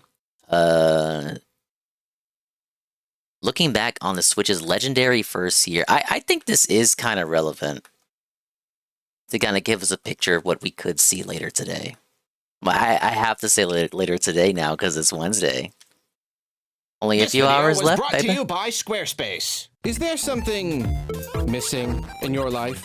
A hole that you cannot fill? Well, I really hope that missing something just happens to be a website, because if it is, then boy, have I got great news for you. Squarespace is the easiest way to build a site. You don't need any experience, any coding knowledge, nothing. Just an idea. From there, you can build just about anything you need using Squarespace's intuitive editor. You can even start with a template to cut down on the work. Doesn't matter if it's a storefront or an info page or a blog or just some place to host your digital content. Formatting and embedding and tweaking is all super simple. My site, Arlo Recommends, is a simple blog, so I can just create a bunch of content, schedule everything to automatically publish and generate social media posts, then sit back and watch the analytics. And if I ever need more, I can tap into Squarespace's many powerful extensions. To try out Squarespace for yourself, head to squarespace.com for a free trial. Then when you're ready to launch, head to squarespace.com/Arlo to save 10% off your first website or domain. And now for today's recommendation. Locust Toy Box. All these years, I had no idea that David Firth of Salad Fingers fame does music, and all I can say is that it's incredible. I don't even know how to describe it. It's just like weird, experimental, electronic music. I don't know. It's great. Stringland was what pulled me in, so that's a great album to start with. Thanks again to Squarespace. Unfortunately, nothing will fill the hole inside of me. I think he's still doing it. Besides starting the video. Diamondo. The launch of the Switch feels so fresh in my mind that sometimes it's genuinely hard to believe that it is now slipping into the realm of nostalgic yesteryear. It's 8 years old, it's been punk. 8 years at the time of this recording. Won't be long at all before a whole stinking decade will have passed before our eyes.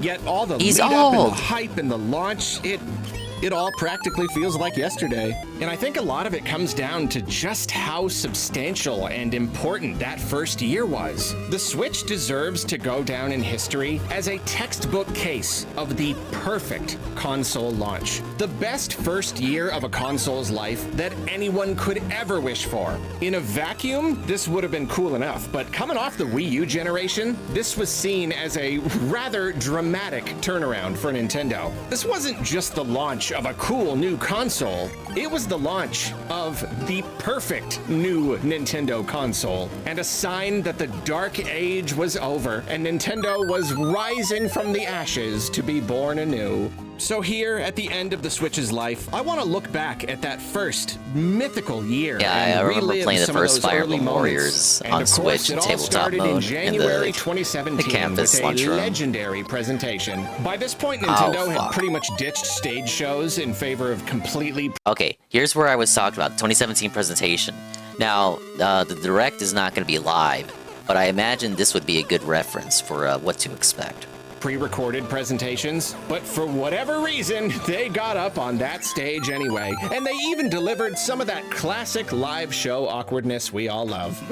Splatoon 2. Nintendo is big on nostalgia, aren't they? The reveal presentation gave us all the finer details on Switch, and I would say this was a rare case of basically all the news being good news. The launch was soon. The price was totally reasonable. The thing was region-free. It charged using USB-C instead of some proprietary cable. That was huge. They told us everything we wanted to hear. Then, obviously, there were the games. I really don't know if Nintendo has ever announced more games all at once than they did during that presentation. The reveal of Super Mario Odyssey promised the return to open sandbox environments and showed off all these bizarre and creative locales. So, personally, that was a bombshell and even more evidence that Nintendo was really cooking with this new system. And beyond that, we got reveals and announcements for Splatoon 2, Xenoblade Chronicles 2, a port of Mario Kart 8, Fire Emblem Warriors, also 1-2 Switch and ARMS, and I'll admit, even back in 2017, the whole motion control thing already felt kinda old hat, so I wasn't personally excited, but those were still 2 brand new game reveals. ARMS was a good game. Then third parties announced Shin Megami Tensei 5, Octopath Traveler, No More Heroes, I'm getting too Skyrim, cocky. I and the gotta whole thing fucking was capped off get my by head a in the new game. trailer for Breath of the Wild that, like, I mean, it made it look like it was going to be, without a doubt, the biggest and coolest Nintendo game ever released. That is what that trailer conveyed to me. We were already very excited about the Switch. The concept alone was enough to sell plenty of people, myself included. But the January 2017 Switch presentation communicated before the system even hit store shelves that this new Nintendo had a heck of a lot to offer. Going into the generation, we knew that there would be no lack of stuff to play for the foreseeable future. So it goes without saying that the actual launch day was a pretty big deal. The Switch dropped simultaneously worldwide, and the excitement was palpable. No stores had Wiis to sell when it launched, and nobody but me cared about the Wii U when it launched. So this was the first Nintendo console launch experience I got to really enjoy, really experience experience with other fans. Most of the stores in my town didn't do midnight launches. I didn't get to go to one, but there were lines out the door of every retailer. Hundreds of folks just like me, pleased as punch to get their hands on this magical new piece of hardware. It was a real event. I had several friends who previously had little to no interest in Nintendo, and they were all there with me, picking up their Switches on day one. I could already tell this was the beginning of something special. And speaking of launch day, I really don't think any other Nintendo system can hold a candle to Switch when it comes to launch and year one titles. You want to talk about launch games, you can't ask for something better than Zelda, especially a series redefining title like Breath of the Wild. I mean, the previous two Nintendo systems launched with, in my eyes, no single unmissable piece of software, and it took a long time for those libraries to fill out. But Zelda, this Zelda on day one, that was the kind of game I could play all by itself for months, but Nintendo did not give me any time to rest. Year one of Switch was notable because of how constant the releases were. Not consistent, constant. There were hardly any gaps in the schedule, not so much as a whiff of drought in the air. The thing launched, then the next month they gave us Mario Kart 8 Deluxe. The Wii U's failure was a blessing in disguise for Nintendo because porting its games helped fill out an already impressive early library. Now, in addition to the biggest Zelda ever, we had a Mario Kart that most people hadn't even played yet, so it was practically as good as a brand new one. And this was a multiplayer game, so it had everyone trying out split Joy-Con mode and urging their friends to pick up Switches so they could system link. I'm not even a this huge was that Mario era Kart of discovery fan, but that the Phil launch keeps was talking about. nevertheless quite the event for me and my friends. And still, the games did not stop. In June, it was ARMS. In July, it was Splatoon 2, which sparked another huge thing where suddenly everyone was playing it. We were all trying to get together for multiplayer. Again, the first game was on Wii U, so not as many people got to play it. But now the series felt like this fresh new thing all over again. It was finding an even bigger audience, becoming something downright popular. At this point, around the launch of Splatoon 2, I distinctly remember feeling like Christmas would never end. It had been only 4 months since the Switch's launch, and we were now inundated with stuff to play. All anyone wanted to do was play the Switch and talk about the Switch. I don't think it had ever felt quite so exciting to be a Nintendo fan. Those first months were just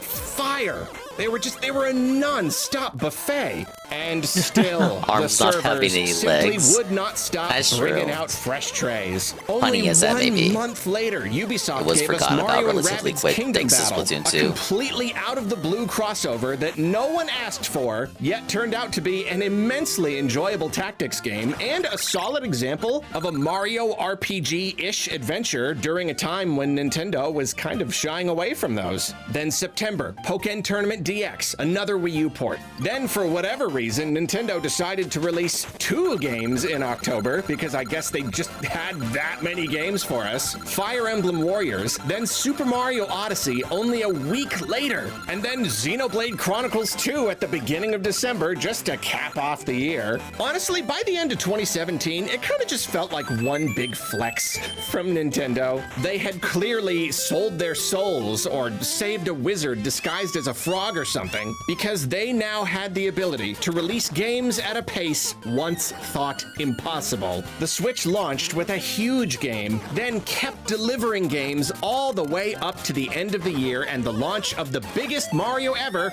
and a massive RPG. Even for a pickier player like me, there was always something to play. The first year offered something for just about everybody. And you know what? That's not even the first whole year. If you want to look at the entire first 365 days of the Switch's life, fudging by just a couple weeks to make this list that much more impressive, add Bayonetta 2 and Kirby Star Allies on there, meaning that during the Switch's first year, plus like 2 weeks, only counting Nintendo IPs and exclusives, we got Breath of the Wild, 1-2 Switch, Snipper Clips, Mario Kart 8 Deluxe, ARMS, Splatoon 2, Mario Mario & Rabbids, Pokken Tournament, Fire Emblem Warriors, Mario Odyssey, Xenoblade 2, Bayonetta 2, and Kirby Star Allies. That Donkey is Kong an board. obscene amount of video game to play, representing a huge chunk of Nintendo's famous IPs. And all of this was playable both on the TV and in handheld mode, which at the time was still incredibly novel and made everything just that much more fun. All these games to play, and somehow playing them was more enjoyable than ever. Oh, but when it comes to video games, hype is not limited to the playing of the games. There are also the times when we get to be hyped about the mere existence of the games. But what and in this about department, we were Smash? similarly spoiled in the year of 2017. Nintendo didn't want us to think that this amazing first year was not but a fluke, a bait and switch, if you will. No, this new era of Nintendo, with all its exciting game releases, was all the more exciting thanks to the promise of future releases. The April and September Nintendo Directs really just covered previously announced Switch games and 3DS games, but nothing could have prepared me for the E3 2017 presentation. Nothing. We had just spent years slogging through the dark Wii U days, where the releases were sparse and oft disappointing. And even when Nintendo had good games to share, their directs tended to feel extremely long and boring, padded with titles that were so hard to care about. I was still used to those kinds of directs. Plus, Nintendo had announced so many games during the January presentation, and there were already so many games on the schedule. What else could they possibly have to show? The answer, it seemed, was Metroid Prime 4. a lot. In addition to huge reveal trailers for previously announced games, including a Mario Odyssey trailer revealing the game's big hook and sending the hype train into overdrive, Nintendo announced a new Kirby game, a new Yoshi game, the first chunk of Breath of the Wild DLC, and yeah, that was when they teased Metroid Prime 4. I've spent plenty of time discussing the significance of this game, what the announcement represented, what it meant not just for the series, but for Nintendo themselves, so I'll spare you. But I will say that this was another big moment for me. Perhaps the biggest moment. By the end of that E3 presentation, I can say that that was the new peak. This new system, Nintendo's explosive return to relevance, all these games releasing faster than I could play them. This promise of even more games, among them one game that I never thought would happen. One of my absolute biggest gaming related wishes coming true. I don't know if anything can ever top that moment. Even with Switch going strong and Switch 2 on the horizon, even if Nintendo continues to dominate, bringing just game after incredible game, I don't know if the stars will ever align quite like they did in June 2017. It was the single most concentrated amount of pure hype I have ever experienced, and I just don't know if it'll ever be topped. There was no Fire Emblem, so, you know. To top it. And it's really indicative of the state of Nintendo at that time. I hesitate to call it lightning in a bottle because they've somehow succeeded in more or less keeping up that momentum for close to a decade. But there's no doubt that they made an unusually huge splash in 2017. The first year of the Switch's life, it truly does represent the company at its peak. The Nintendo experience. I played the newest Fire Emblem Engage. I'll Yeah, say it again. I loved it. I just don't think you can ever really obviously, expect the narrative of Three Houses was stronger. To be quite that good. It had a Saturday morning cartoon feel to it, which I appreciated. It had a lot of spirit and spunk and gusto to it, which I think is it was very underappreciated. literal dream come true. It was unrealistically Like, it made no perfect, qualms and it set the about stage what it for was one relative heck to of the a other console games in the generation. series. The Switch has become Nintendo's most successful console ever by a wide margin. They're more relevant than they've been in decades, and it all started with that first year, when they needed a win, perhaps more than they ever had in over 100 years of the company's history, and they stepped up to bat and didn't knock it out of the park. They sent that thing to the moon. Yep, it really does feel like yesterday. And to think, as I say these words, we are on the cusp of something big. Sometime this year, we will have our hands on it at last. We will finally get to play Metroid Prime 4. It's been such a long 8 years.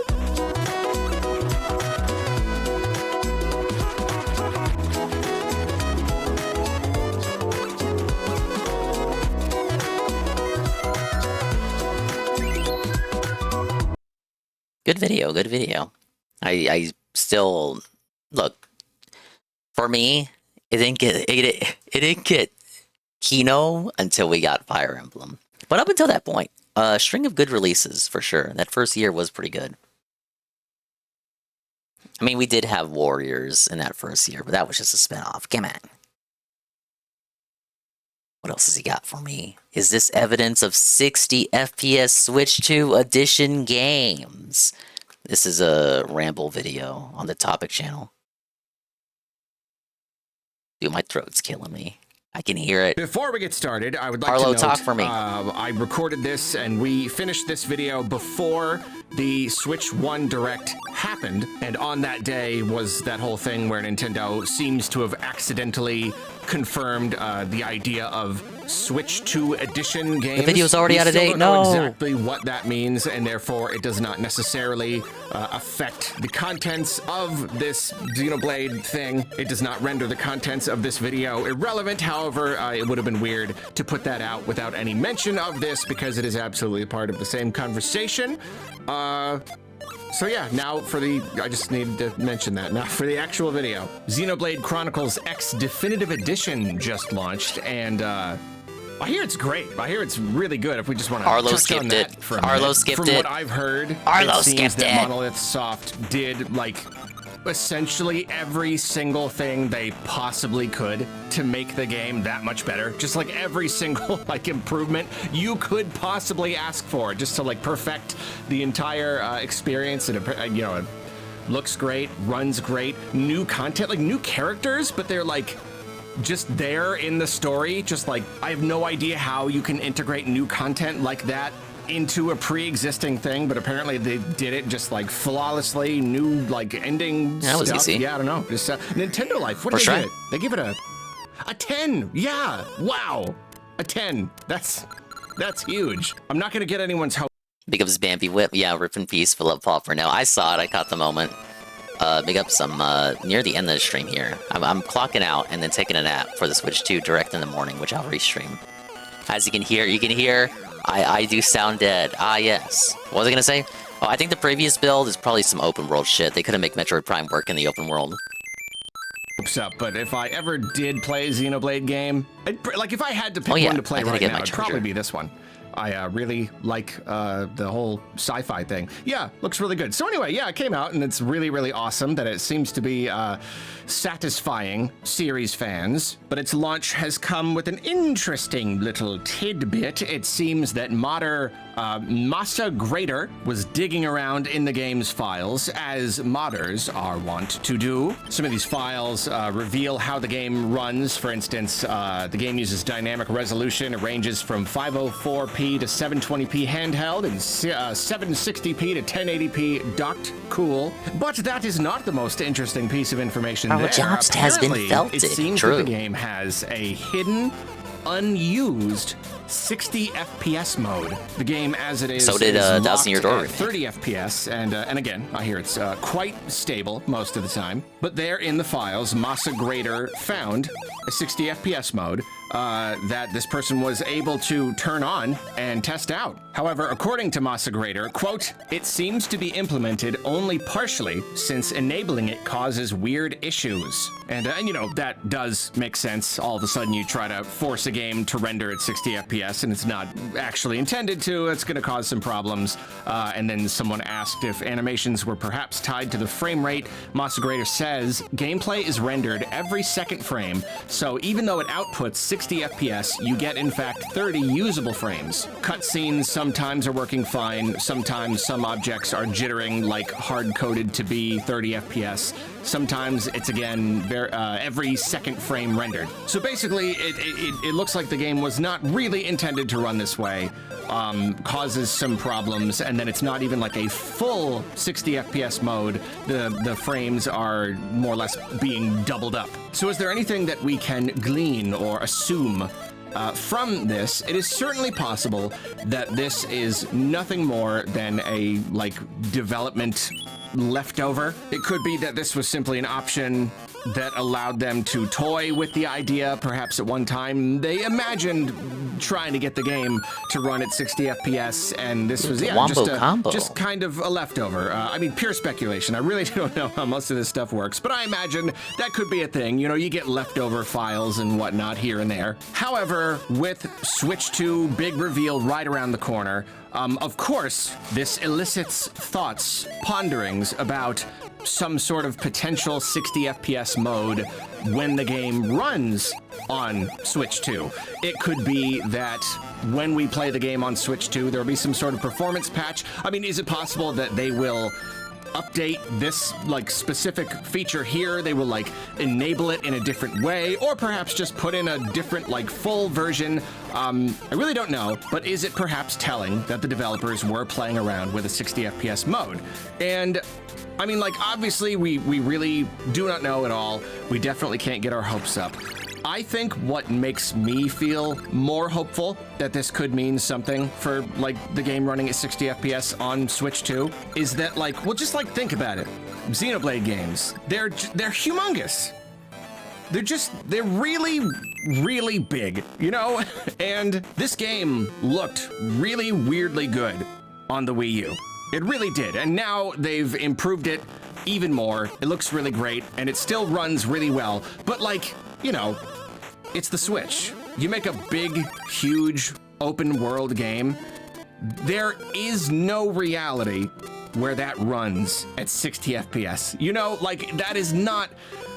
I am a layman. I'm the definition of the layman. I know next to nothing, and yet, even I can tell, you're not gonna make a game like this run higher than 30 FPS. It's not possible. I mean, just look at the Switch. Look how many other games struggle to even hit 30. You think Xenoblade Chronicles X, this big, huge game, and then in this one with the big, skells or whatever, the mechs that you're flying around all over the place. No, I'm surprised that it's at a stable 30. That to me is surprising. If this game had come out and it was added to the list of games that run poorly and are kind of disappointing on the Switch, I would not be surprised. So it was never going to run at 60. I don't know. And you know, it's still possible that maybe I don't know, it's good to test this stuff. You know, you gotta test it. Maybe someone was just kind of messing around with it. I don't know. But if this does mean anything, I don't know. It feels perfectly possible that this does mean some sort of 60 FPS mode will be enabled on Switch 2. I don't know. It just that makes sense. And I'm sure the Switch 2 will be powerful enough to run this game at 60. It's going to be that much more powerful. I don't see why there would be any game at all, any Switch game, that would not be able to run at 60 FPS on the Switch 2. Not that I'm getting my hopes up. You know, I'm not going to launch into the whole entire thing, but it really just comes down to what the developers want to do, and often you get something like say Bloodborne. Everybody really wants a remaster of that game on PS5. They really, really want to play Bloodborne at 60 FPS. But something about the way the game was developed, the way that it was coded, it was coded with 30 FPS in mind. I don't know how that would work. I don't know why that would be the case. I can't really understand why you wouldn't be able to just make some tweaks? I mean, it doesn't just come down to how the game runs. It's also like how the gameplay works and iframes and whatnot. Yeah, I really don't know why it would be a problem, but that at least is a thing. That is a thing that people have said, is that like you can't necessarily just take any game and just increase the frame rate. Sometimes games are made with a certain frame rate in mind, and if you just uncap the frame rate or whatever, or put it higher, you could cause gameplay problems. It could take extra work. So anyway, all that to say, I'm not getting my hopes up that every single Switch 1 game is going to run at 60 FPS on Switch 2. I can certainly hope, but in any case where they want to enable that, I'm sure that they can. And so, I guess that's it. I mean, I guess that's really all I had to say, is just, this could be the case. It really could. This could mean nothing. It could just be a development leftover. Or it could mean that, yeah, when we play Xenoblade Chronicles X on Switch 2, it's gonna run at 60 FPS, which would be a bit of a shame, especially with such a huge RPG, to release like a couple months before the system comes out. You sink 150 hours or whatever into it, and then it comes out. You're like, oh, I wish I'd waited. But we'll see. And I mean, you know, of course, we will just see soon enough what Nintendo's plans for backwards compatibility and potential next-gen upgrades and whatnot are. But then it will also be interesting that when the Switch 2 comes out, I'm hoping 3 in a row. Modders, perhaps Masa Greater themselves, are able to dig into the files and either confirm or deconfirm whether or not this specifically ended up being true. If like the same option itself became enabled or you know, altered and then enabled in some way. I don't know. That'll be kind of interesting to see. Man, that was a quick video. No, basically just him rambling about shit. I did hear about this story that there's a 60 FPS mode in X, and like I said earlier, there's one in Thousand Year Door remake too. But I think the mode in that one was specifically for 4K, not necessarily 60 frames. Yeah, the more than I recall that it was for a 4K mode.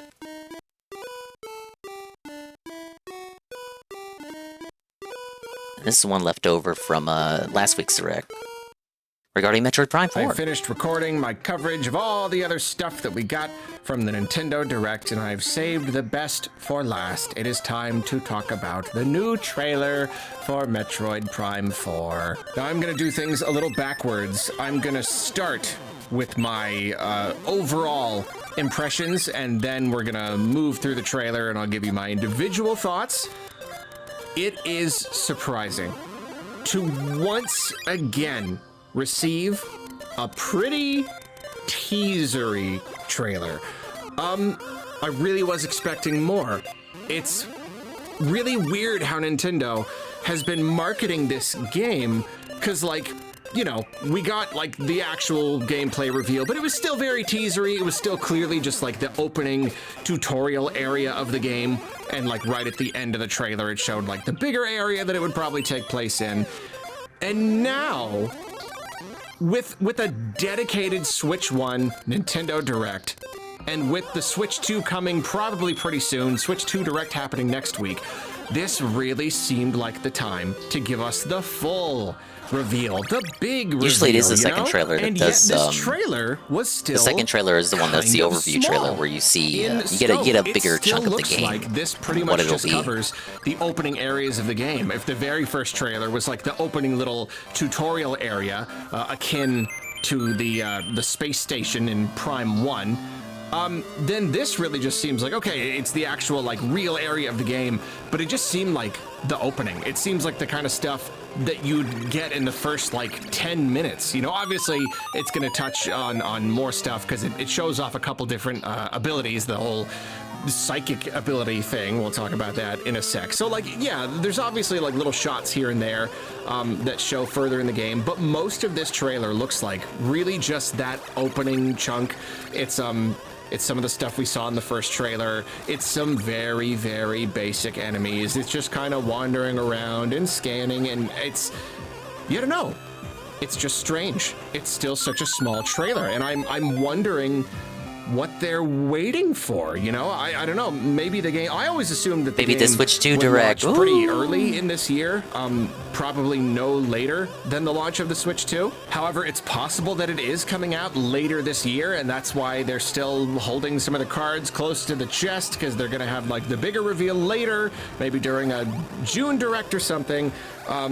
I really don't know, and it's also interesting that we didn't get a release date. My throat is killing me. I can't talk at all. It was surprising at first, but you already knew that. I think I probably agree with the idea that's being thrown around that it's probably going to launch the same day as the Switch 2, because like there doesn't seem to be any real reason why it wouldn't have a solid date. Finally hit puberty. Unless it's coming so much later in the year that they genuinely don't have a date yet. Though he doesn't sound like this. Apart from that, I can only see it coming out same so I gotta day have the Switch Muppet 2, talk and for that's me. why they couldn't really reveal He's voicing all my opinions. The release date, even though they're not saying that's the date that the Switch 2 is coming out, but they don't want to acknowledge that day at all. You know what I mean?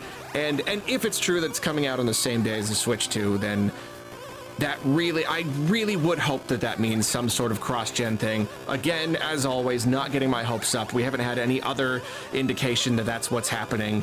But like, come on, if it's launching the same day as the new system, there's got to be some sort of upgrade thing. And I just recorded the video on the whole Switch 2 edition thing. So just because I can't talk right now. That there will be a special edition or something. Whatever the case, though, yeah, it's a surprisingly small trailer, and yet I am not disappointed by it, because there is still a whole lot of wonderful stuff to enjoy about this trailer. It's got a very weird quality. I know it's in 3.5 hours. Get that? I want to beat the game and get a little nap in before then. Like even like the voiceover, it's a little bit funny, especially with she can use mechanisms and open doors. Everybody was all laughing about that, but like I don't know, just the so late. I'm losing my fire here. Very kind of. I'm so close. Weird vibe about it, and especially with all the psychic abilities and stuff. I don't know. Just like they were treating it with this strange reverence, and I like that. I like that a lot. But yeah, let's go over the specifics. Not gonna go frame by frame. I came close. I was like, I'm not gonna go frame by frame. And then I was going to, and then finally at the end, I just, okay, we'll still go through beginning to end, but we're not going to be quite that detailed. Before I say anything, ooh, that music. You hear that music? That's Metroid Prime music right there. You know, like after Metroid Dread, I'm trying not to be worried about the music in this game, but this game has lava? That's some Metroid Prime music right there. Oh, I get chills just like listening to a second of it. So yeah, love the music in the trailer. It is wonderful to get a better look at this new environment. Yeah, the first trailer we really just got like the one shot and plus the little bits of extra footage from the website or whatever.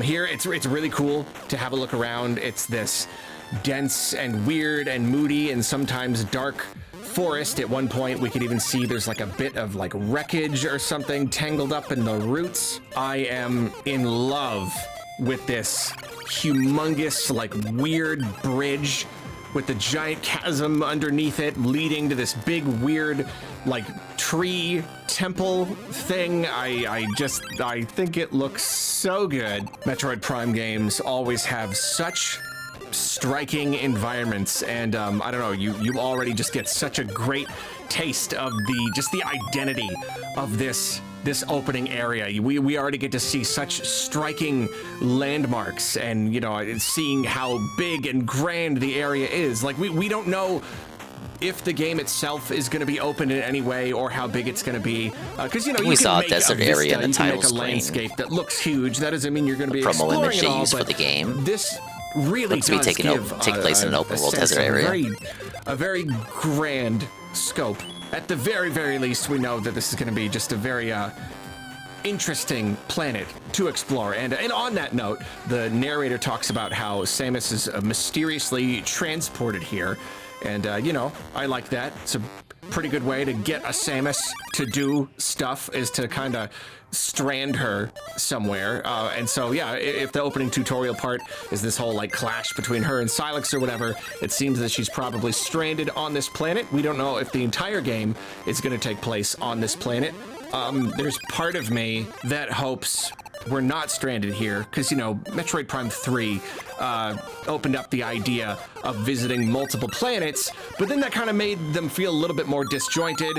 So while I like the idea of a big scope, I like the idea of really utilizing the gunship to go different places, I also really like the idea of just returning back to basics and just giving us one really big, cool planet. Yeah, we talked about of course, how like if it's a planet, Prime 3 it doesn't did even have to be planets seen like last as a week. limited thing. You can have all sorts of different Not a bad idea. environments and biomes and whatnot on one But it needs to planet. be I done doubt it's better. all going to take place just here in this like jungly area. Just to give you a good sense of Samus that is scale and transported to this scope of planet, the, and the it's greater revealed world that out the planet is called Vuros.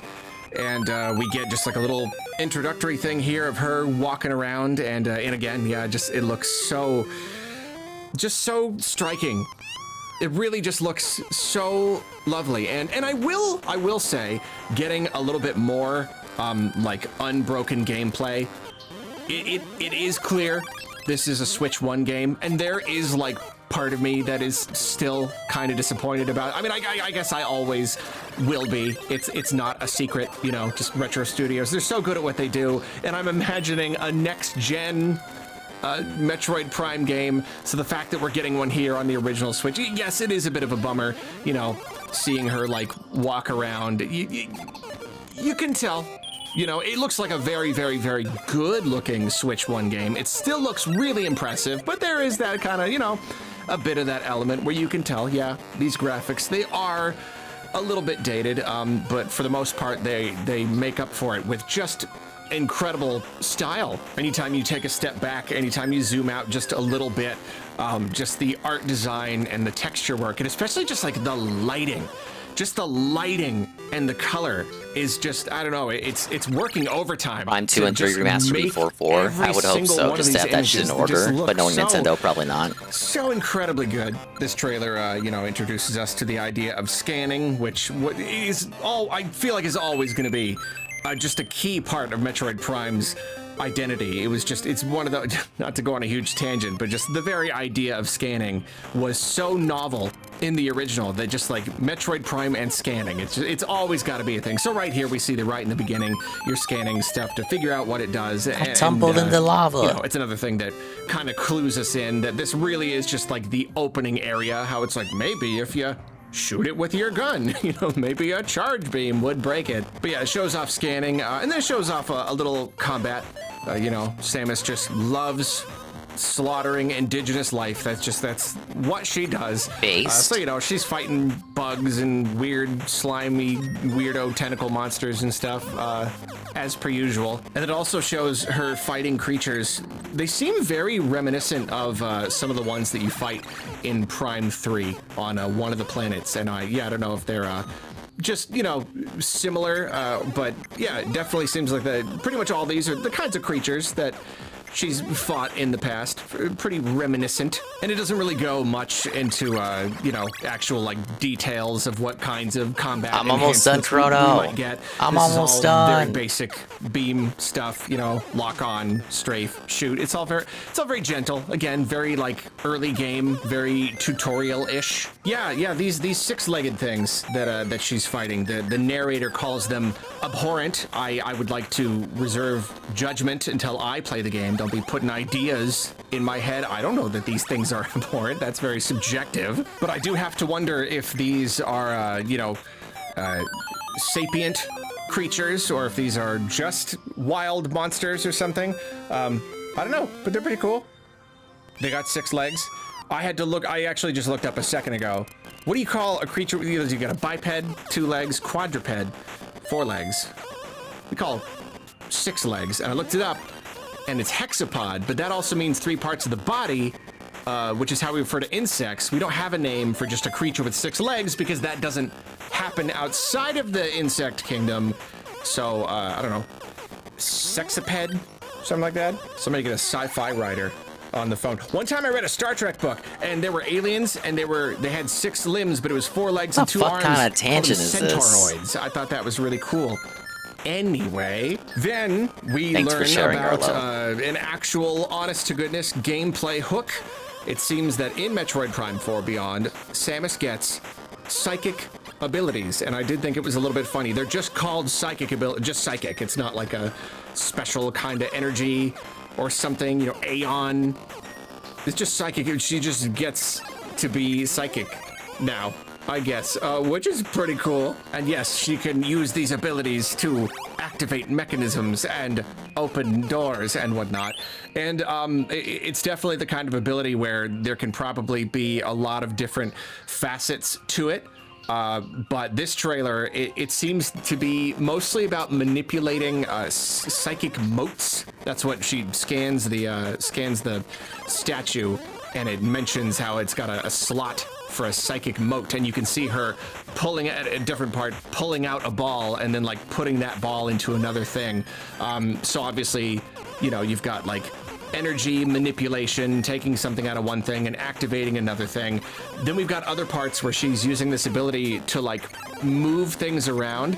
And I don't know quite how this is gonna go. It is kind of funny because it seems like the sort of ability that would want motion controls, you know, kind of like in Prime 3. They introduced motion controls, and so there were all these little things like you're twisting the remote around and back and forth to like pull a thing out and then rotate it and then push it back in or rip something off. So I don't know if they're gonna use like motion controls to move this stuff around. I certainly hope not. I hope that we can just do it with the stick, because I don't feel like messing with that anymore personally, beyond just like a couple little things. But then at the same time, yeah, like if you weren't using motion controls, why would you create this mechanic where you're like moving things around? I don't know. Maybe it'll make sense when I play the game. It probably is all doable just with the stick anyway. But I don't know. That's cool. It's a fine idea with a lot of potential. I mean, if the idea is just you taking a thing out of a thing and putting it in another thing and then moving things around, whether it's a lever or something, there's really no limit to what you can do with that. And, you know, a lot of Metroid is about puzzle solving. So, yeah, seems fine. I mostly just like the vibe of the whole psychic thing, but we'll talk about that a little bit more in a bit. Yeah, and apparently another one of the abilities that you get is to like go slow motion with your beam and like control its trajectory. Like you go along in slow motion and curve its path so you can hit multiple enemies and I presume switches. And it's a very interesting idea. It's really, I don't know if that's something that I would have ever considered, and it's certainly the kind of ability that's probably going to have a lot of different applications. I don't know how often in combat I'm gonna want to like slow down and try to hit a bunch of enemies at once, but I'm sure there will be many switches. I'm sure there will be many series of switches where you've got to, you gotta hit all the switches in a row or whatever. But even just the fact that you can follow along in like the camera follows along, I feel like there's gotta also be applications in just like spy cam, you know? It's like having a little drone or something where you can like look up and overlay. I mean, it's got to, right? Like even just as I see it here, I see no reason why I wouldn't be able just to talk just about like, hey, how what's up I there? also And think just that kind of psychic stuff is pretty slow. just like go up there and check it out, you know? So it's another idea that's got a pretty good amount of potential. What am I doing? Depending Stop. on how they decide to Then you use shut it. the fuck So up. then next, Get in the game. Samus gets to talk to what appears to maybe be a hologram or something. Playing games at 4 in the morning is of not a healthy. person, and I will say it is a little bit funny. She really does have a knack for finding and aiding like ghostly, like utopian figures, you know, whether it's the Chozo or the Luminoth. It's like, yes, we are this utopian society, but there is something bad going on. And so I'm a ghost and we need you to help. I'm a ghost or a hologram or just, you know, just that like kind of serene robed figure. It is a little bit funny to see yet another one here, just yet another species of robed ghostly alien. This one calls Samus the chosen one and everything. They're really just going for it. And you know what? I'm cool with that. I'm hoping that a lot the of fans story are not. does go a little bit deeper than simply this planet needs your help. There's just something bad going on here and we need you to help us so that the planet doesn't die, because, you know, that's, yeah, it's basically like the first 2 games. And then those did end up, you know, playing into a larger story, which I really loved that about the Metroid Prime trilogy, how it kind of like develops as you go. But I mean, I imagine that there's more to it. Yeah, like the whole like Silex thing. Is Phazon any part of this story whatsoever? We really don't know, because, you know, because again, this was a much smaller trailer that really did not seem to touch on like the bigger story of why she got there at all. But of course, there'll be plenty of time for all that. Love this shot. This shot with like the flowers growing up the walls and just flying around all over the place. I am absolutely in love with that. And then we just get a bunch of other like shame Ravenbeak got killed off too lots fast. of little clips here and there. Another shot of like a big robot. How will we get here in Smash Brothers now? All caught in the vines. We see a Metroid because of course we do, and we see some other weird alien creatures, and we see a space pirate's face, and you know, just little stuff to get us excited. Yeah, we get a little taste of a boss, Carvex. Awesome. Plant bosses. Metroid just loves plant bosses. I don't know what it is, but I like it. And then the narrator, he's really laying it on thick. The threads intertwining between space and time are beginning to weave. That narrator a got new so much tale. shit, though. Very poetic. I really appreciate that, man. Like I said, this trailer just has this like weird vibe about it. He was like the only person that liked the trailer. Boy, ooh. I am never beating this level. What? Then at the end, so it shows her transporting somewhere. It looks like she's transporting into some sort of ship, and she's wearing a new suit. Talk about that in a second.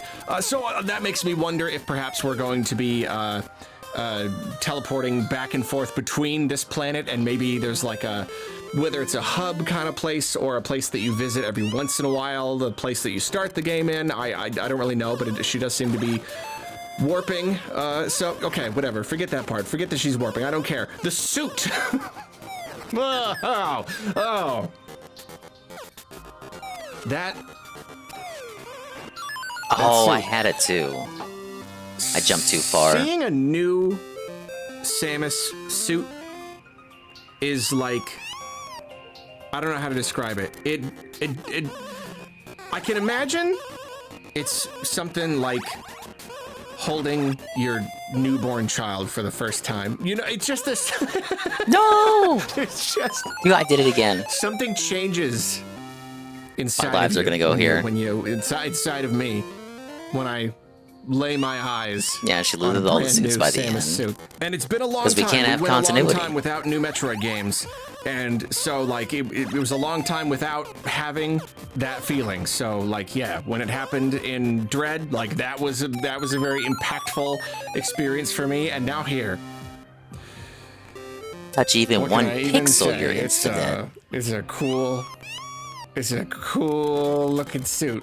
I like it. I like it a lot. So that is the latest trailer for Metroid Prime 4 Beyond. Yeah, like I said, it's smaller than I expected, but it's still, I mean, I mean, you know, I cover the news. I cover the Nintendo news, so you know, I'm looking for these trailers. I'm looking to talk about these trailers and whatnot. If I were not doing this job, this would be the final trailer that I watched at all. When he tumbles, it's not me choosing to do that. Mario just does that on his own. It's more than enough for me. I like everything that I have seen so far, and I am very excited to play the game. But yeah, so that's it for the trailer, but it is definitely worth mentioning. Nintendo revealed the box art for the game, and it's awesome. Looks very, very, very cool. It doesn't show off the full new suit, but Its there are top certainly 3 some is interesting elements Metroid, here. Pikmin, and Paper Mario. And specifically, of course, Metroid Prime. I gotta say, recently I've been just like, I don't know, I've just been like learning a lot. You know, I've got subjects that I'm interested in, and I've just been doing better than I have at any other time in my life of just like having interests and researching them. And some of the things I'm interested in, I mean, like, okay, well, one, I love astronomy. Black holes are really cool. So the whole, like, behind the Metroid Prime 4 logo, the whole, like, black hole thing, that is already really cool. It's talking about threads weaving between space and time. So, like, weird space-time weirdness. I'm very excited about that. But, like, some of the stuff I've been really interested in recently, I love like neurochemistry and like the idea like what is consciousness and, you know, kind of like metaphysics and stuff. I just think all that stuff is really cool. And so seeing even just this image here on the cover, knowing that she gets psychic powers and her suit literally has a third eye on it. When I registered that that's what I was seeing, oh man, I was freaking out. It's so funny. It's so cool. Everything about this game, even separately from being a new and amazing looking Metroid Prime game, it's also like doing all this, a lot of these subjects that I think are really fun and I've just been like looking into a lot recently. It's too much. She's got a third eye. All right, let's fucking get out of here. That's so cool. One more world. Oh man, it's just neat. It's neat. And wow, you know what? If you look at the box art close enough, we can see some new stuff back there. Is that like sand? It kind of looks like a sandy landscape. Notice the and desert. There's like a weird tower in the background. Is that like another creature? Why does this stage have? Behind her? Why does Or this is stage that have like 16 a levels? statue? Yeah, I don't know. I really don't know. There's so much about this game that we really just don't know. But if we are lucky and it is going to have something of a presence on Switch 2, then it could be that we'll get more information during the Switch 2 Direct. I don't really know if they gave us this trailer. Maybe they're not going to give us another trailer that soon. So I guess I shouldn't get my hopes up. But I don't know. It's Metroid Prime 4, and it's shaping up to be cool. The penultimate stage, dude. Hopefully I'm alive I'm to finish the game. Darn then I can take an excited about it. hour nap and then start the She's stream got up again. Third eye. Come on. Let's see, Zelda movie's release date. Oh yeah, this was teased into Nintendo Today.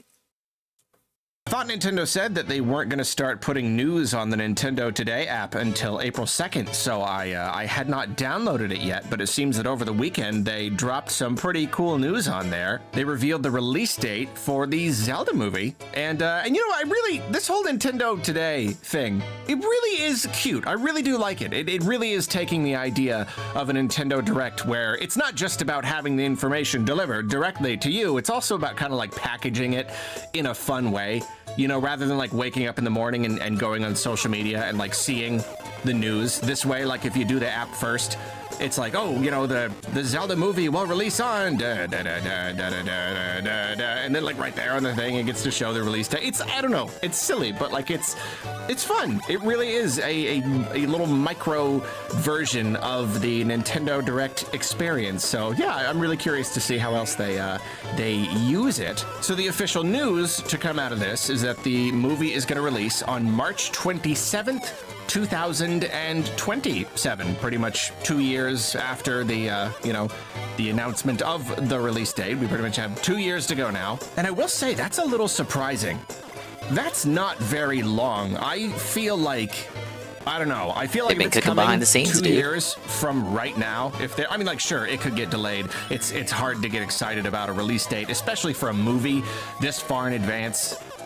I mean, any movie can be delayed. It is a very, don't get married to that date. Don't request work off yet or whatever. We really don't know. But if at this moment they think that the movie is coming out in 2 years, they have to be filming like now. You know, like they have to be there. They basically have to be in like full production mode. If not filming, then filming pretty soon, because yeah, I mean this is a big Check out that shit. epic, and there's Check gonna out be the loads cutscene and here. loads Holy of shit. post-production, That's too CG, good. everything. But the fun thing is, to go along with this official news, we have a whole host of rumors. Likely from an original various story, if I had to sources. guess. Some of these come from Just like the website Mario movie. production list, and I will say, any information coming from a 16 news, stages of hell. a movie or show news website, I'm going to take with a particularly large grain of salt, at least in my experience. All right, well, here I it feel is. like, I mean, the whole internet is trash now. You know, everything is just lies and clickbait and whatnot. But I don't know if anything is quite as fake as like a show or movie site. You know, it's always just like seasons of shows and sequels to movies that are not even real, have not even been confirmed, that may never happen. And it'll be like, this movie 2, release date, plot synopsis, cast, like they I don't know. So yeah, I don't know if any of this is true or not, but according to Production List, the film is shooting in New Zealand, which, you know, even if that's not official news, that's just a good bet. That it just really is. There's probably no better place to shoot a high fantasy movie on this planet. Yeah, Link's and I gonna actually have heckin' a more, good but- friend who recently went on vacation to New Zealand, and he was like, "No, yeah, it really is." Are just all of Middle these Earth. Like, boss it is. levels? It just, like, Oh for my real. God, it's they not are. like one of those things where it's like, oh, that's just the touristy stuff. He's like, no, like the entire place. It really basically is Middle Earth. It is the perfect place to shoot a fantasy movie. So yeah, definitely would not be surprised. But Production List also claims that shooting is going to take place between November 4th, 2025 and April 7th, 2026. So that would be a good chunk of months for pre-production. Junior, what are and you about doing? half a year for shooting, and then a little less than half of the year for post-production and whatnot. So yeah, we don't know if that's true, but could see it. Seems reasonable, I suppose. And then the website also has a little plot summary. Again, this could just be something that a writer for that website just kind of did. Or even like ChatGPT or something. We really don't know. Maybe it is official. Maybe they have a connection. I don't know. Whatever. The synopsis is as follows. A live-action adaptation of the video game franchise, The Legend of Zelda. Yeah, follows veteran. I Link, think it a could have done young better as an warrior anime. destined to protect For the sure. magical kingdom of Hyrule from the forces of darkness.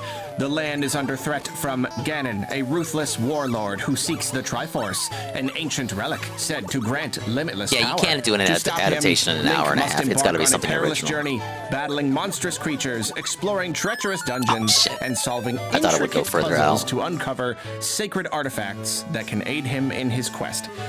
So yeah, you know, pretty bog standard Zelda stuff.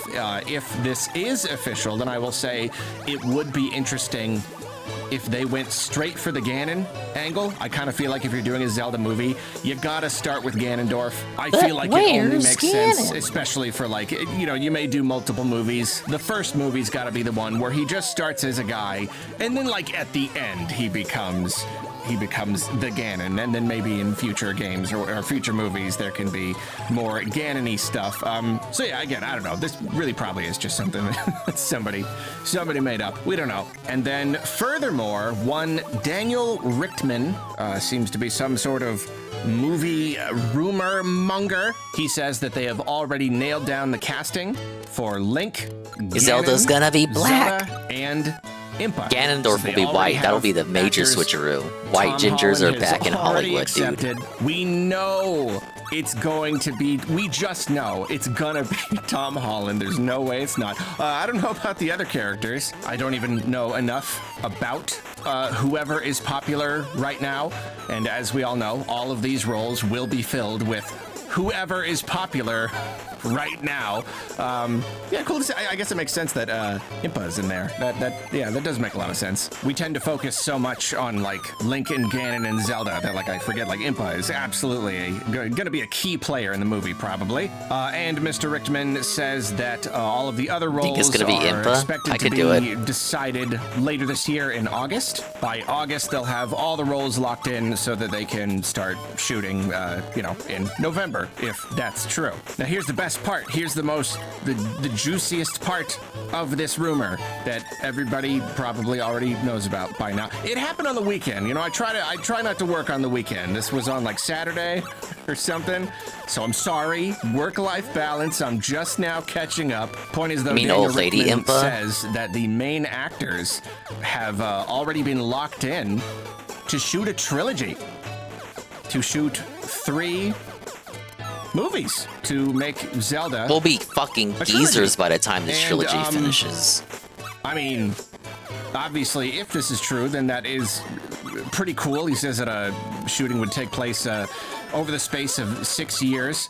But if they're only shooting between November and April, that would suggest to me that they are going to shoot 1 movie and then see how it goes, and then maybe if that movie does well enough, because there's no way that they're gonna agree, like write it in stone, that they're gonna have to make a trilogy. They have to see if the first movie is going to succeed, and I, not to go on the whole entire tangent all over again, but I don't think I'm alone in it's this imagining that stage. a live-action Zelda movie is just more risky. I think there's a perfectly fine chance that it will do really, really well simply because it is Zelda. This was and DK everybody wants Jr.'s to see final what a boss. Zelda movie looks like. Oh But my if God, look. somehow it just turned out, In I don't DK know, Jr. like if it was here, you really rescue critically Donkey panned Kong, or something, but in and this weren't one, that you confident that they trap could make Little more. Jr. Maybe they And it's one of the wouldn't, last games he ever appeared I don't in. know, but This it is does why he doesn't seem appear like in Mario they're games not- anymore. if Mario these other trapped rumors him are true, then again. They're not doing a Lord of the Rings where they just spend 2 years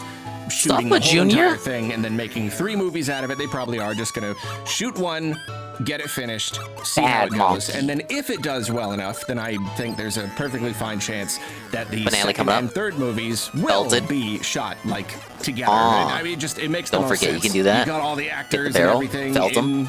in New Zealand or whatever.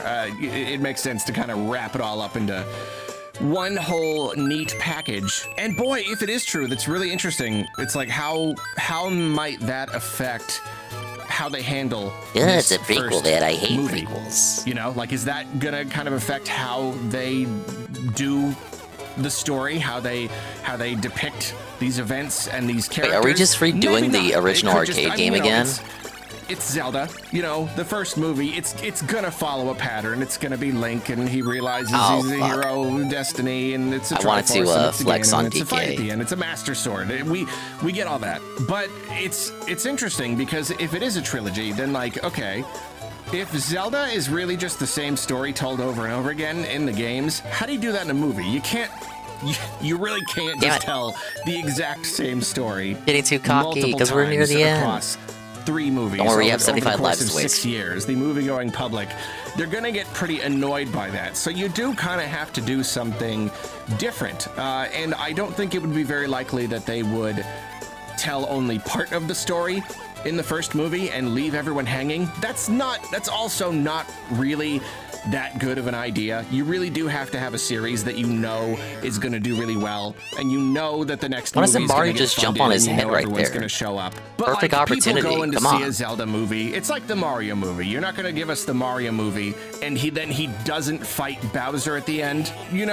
It doesn't really make sense. So I don't think this is going to be one story split up into 3. But then again, if the first movie is a perfect and whole Zelda movie, what do you do with the story beyond that? Off the top of my head, it is true that like if the first movie is all about Ganondorf and he becomes Ganon at the end, then you sort of have another angle for the next movie. Now it's, he's been locked into the spirit realm, and now he's like full on pig mode. So now they're trying to bring him He's been back. hypnotized. So I could kind of see a second movie.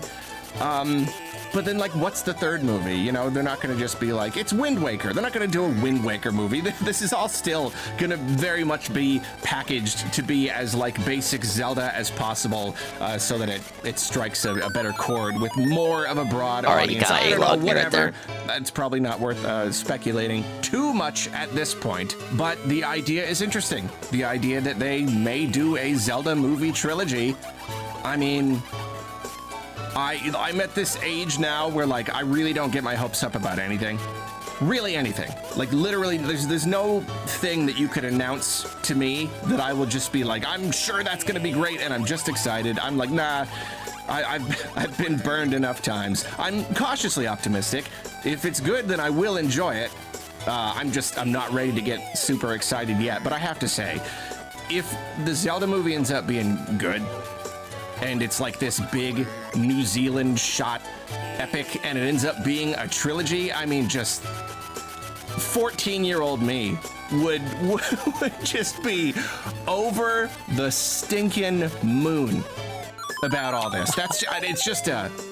It's a crazy idea. It's the kind of stuff that, like, back when I was a teenager, I dreamed, like, Nintendo was not nearly as big, and I just dreamed of it being big. I dreamed of just, like, movies and shows and, like, way more merchandise and all that stuff. And in a lot of ways, that reality has kind of come to pass. Nintendo is much more relevant now. Come on, I got 3 stages left. I can't do this now. Merchandise. More people are aware of Nintendo, and now we are getting movies. So yeah, I don't know. It's just an interesting idea.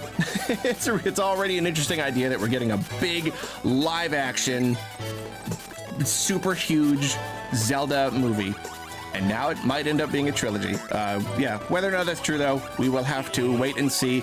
We may not even know until the movie comes out and we see how it does. You know, like, it's gonna get a lot of people in seats. A lot of people are probably gonna go see it. But, you know, it's also going to be really expensive to produce, and if it doesn't quite make enough money, then they might not greenlight a trilogy, but if it makes $1 billion like the Mario movie, then there you go. Thank you, Arlo, for the auditory distraction here.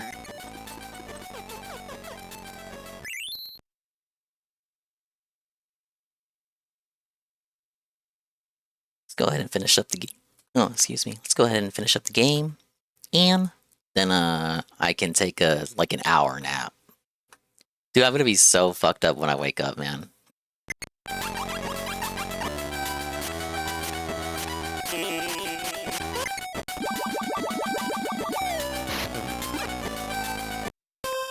Oh, you can't.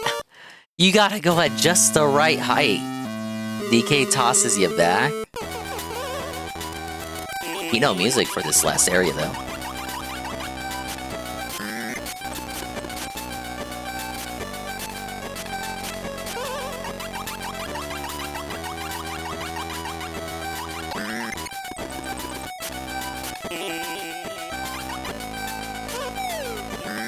Oh, I had to risk it. Oh, that didn't even matter. It's deceptively difficult.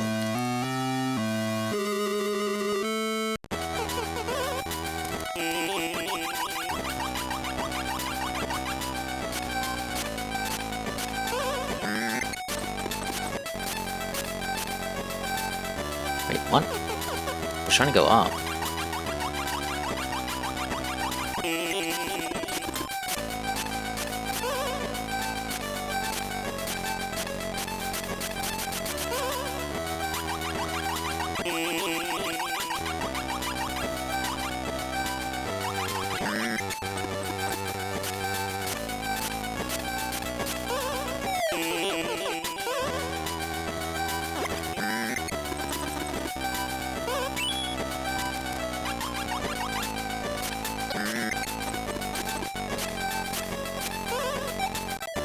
Oh, I tried to make it... You gotta be, like, real gentle, then.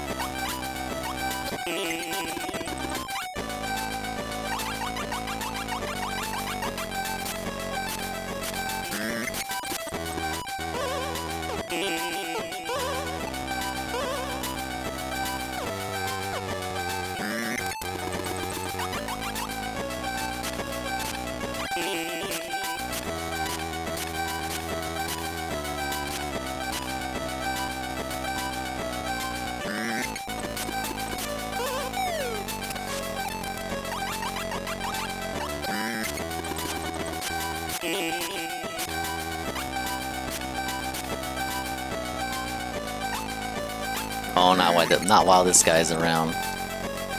Wait till he moves out.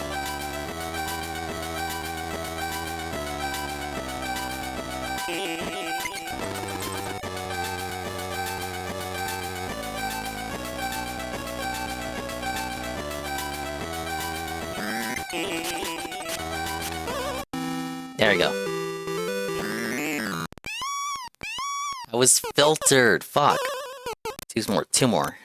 Come on. 2 more and one's a boss stage. Last regular level here, I presume. Oh my god. Oh.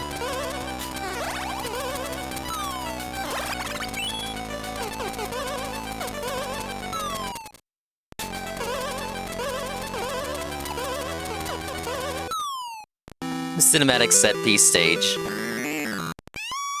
Final boss?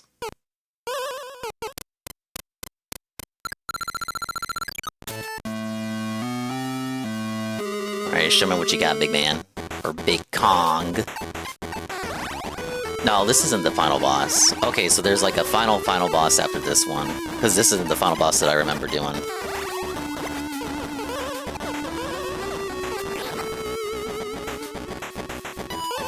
It's like DK's final struggle.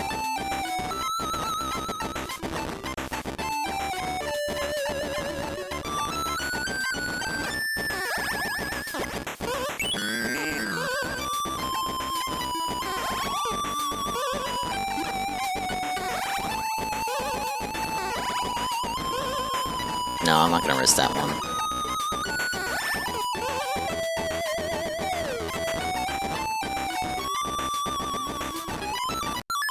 Oh, fuck. I should just stick to the center of that right side area. Instead of that little upper ledge.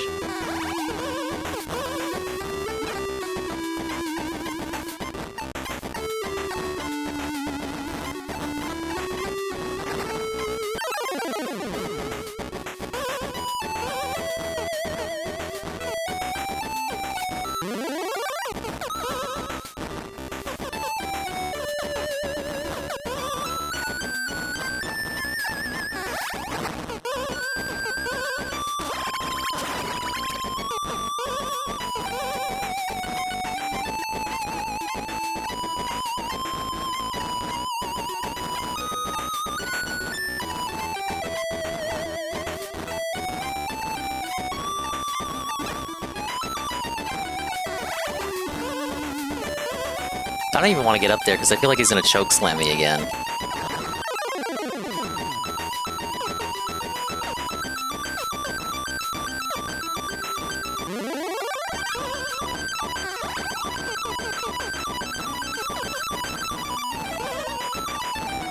this supposed to mimic a guitar? It sounds like this was supposed to be like a guitar riff. The guitar solo for the Donkey Kong game.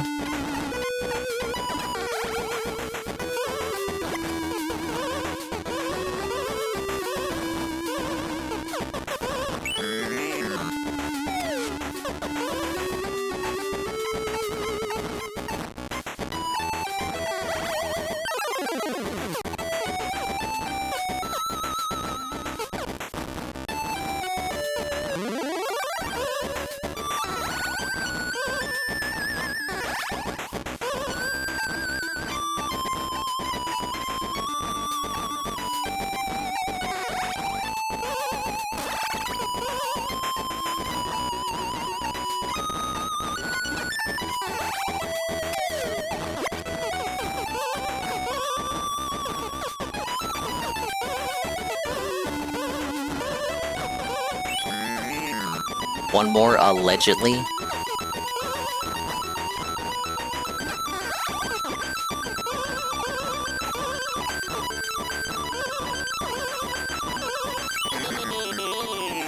Okay, now final boss. Whatever it is. I think it's a giant robot. Or I might be mixing it up with a GBA game. It's gonna come back, desperate. Bunga bunga.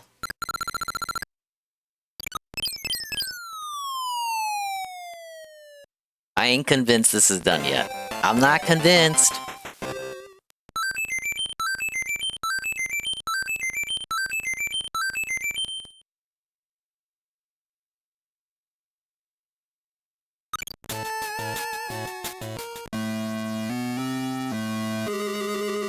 Okay, now we get the fur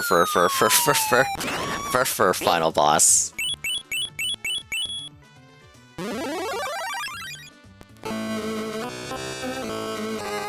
So mushrooms make me small, but they make them big, sure.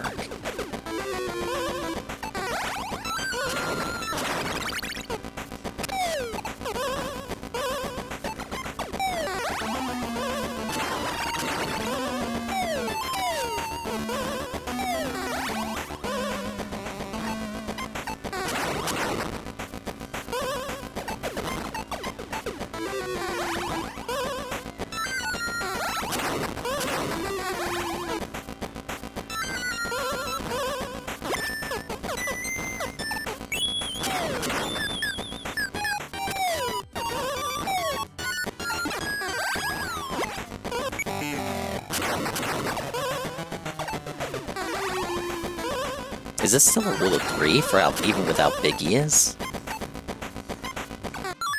Oh, I did it too early.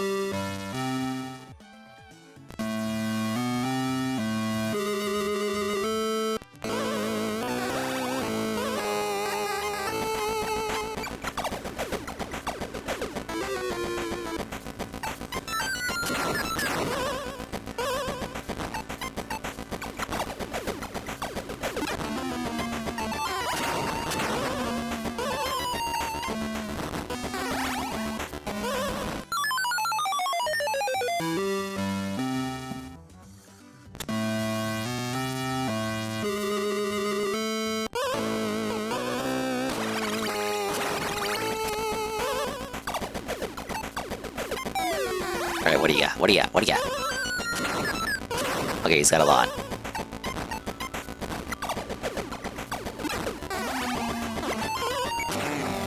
Okay, that was a close one. The fist almost hit me. But I juked it, boys.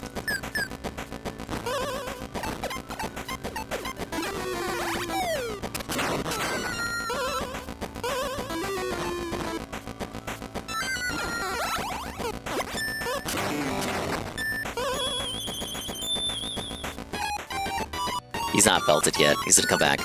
Come on. Come on, come on, come on. Phase 2, baby.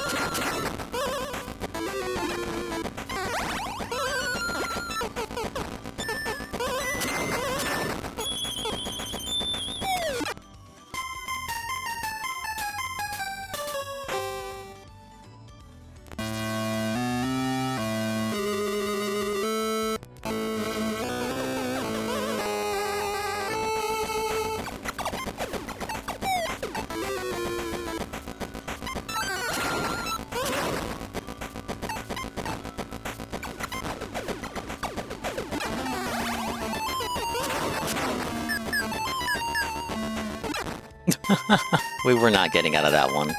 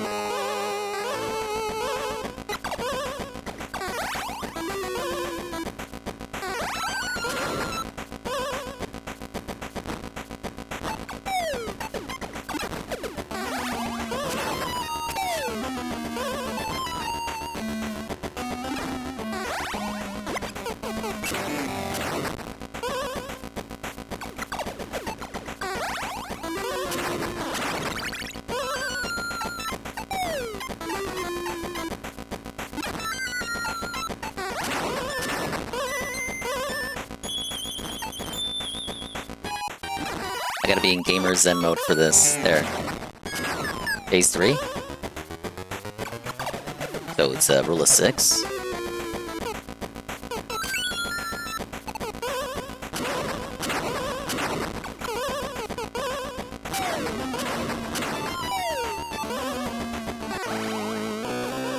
Close one.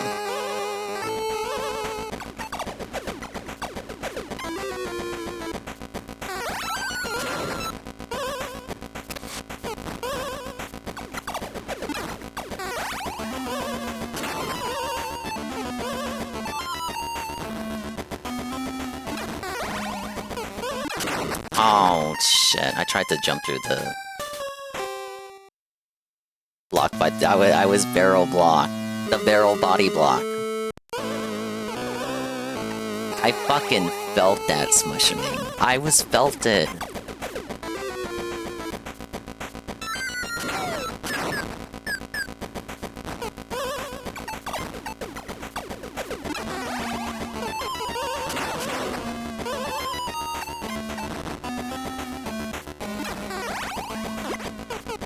You get so little time to actually toss the barrels. Like, you gotta be on them.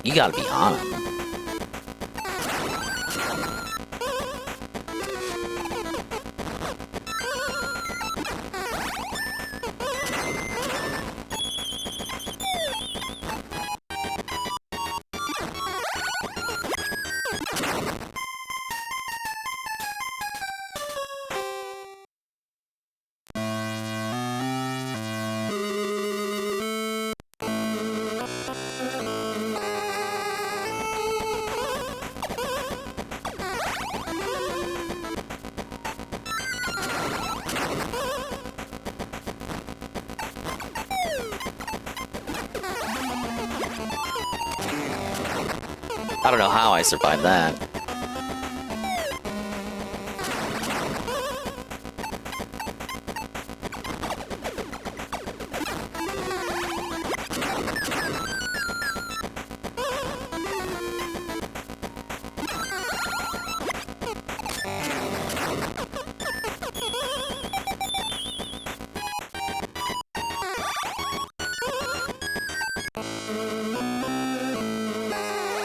Alright, now he's pissed.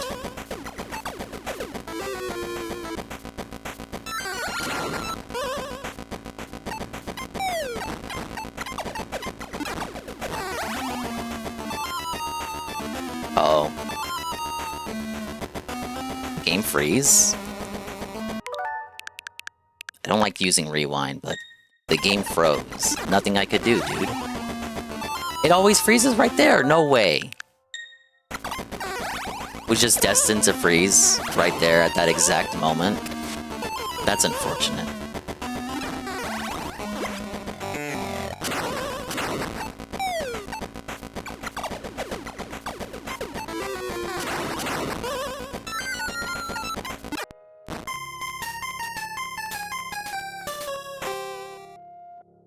I guess the rewind didn't matter.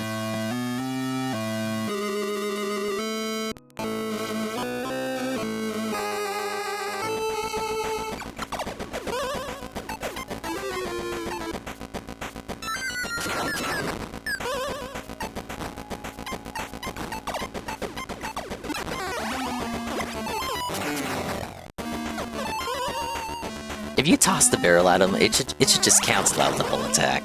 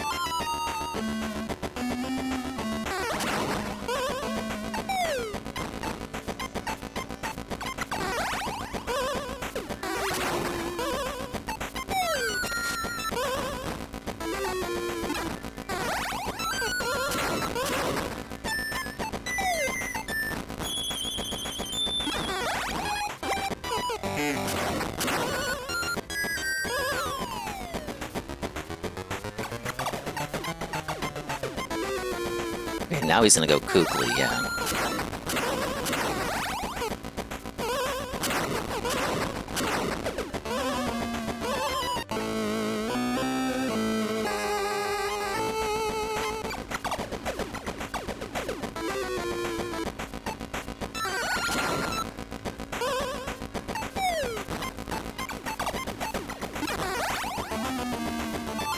Why did the game froze again? This game is too intense for the Game Boy to handle. What's up, Game Boy? It didn't matter anyway because I died. The game seems to freeze whenever he does the knuckle slam attack. I don't know what's going on with that.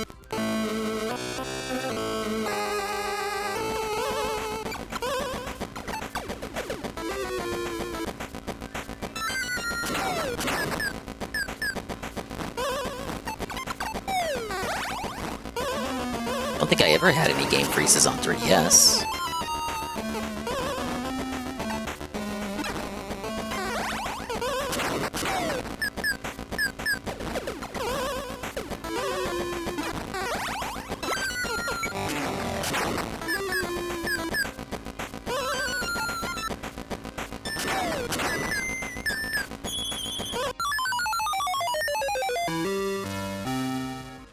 If only he could flip stuff while in mid-animation.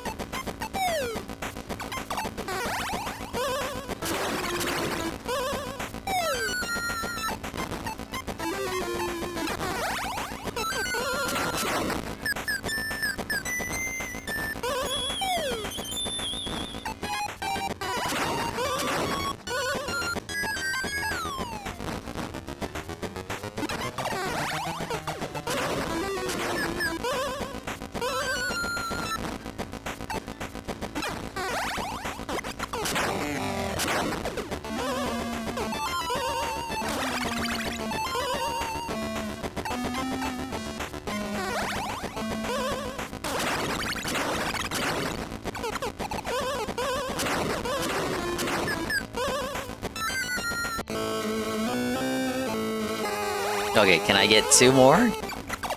I'm going full gamer tilt mode.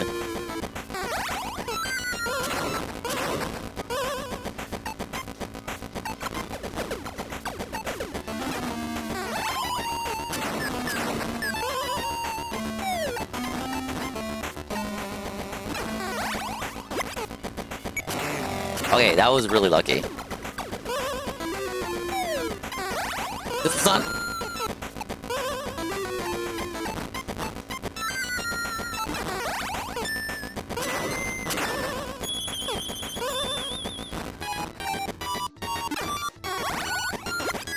There.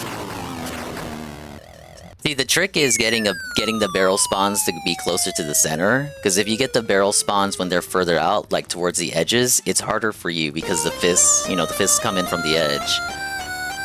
The barrels are closer to the center, it gives you more of a kind of a leeway, I suppose. You got more wiggle room.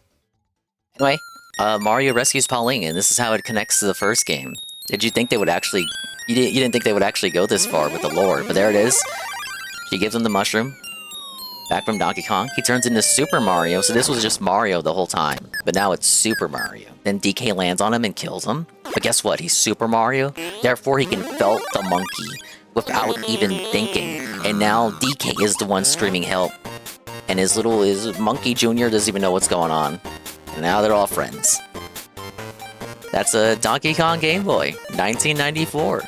Executive producer Hiroshi Yamauchi guy. I've seen that name before, but I don't even know who the fuck he is.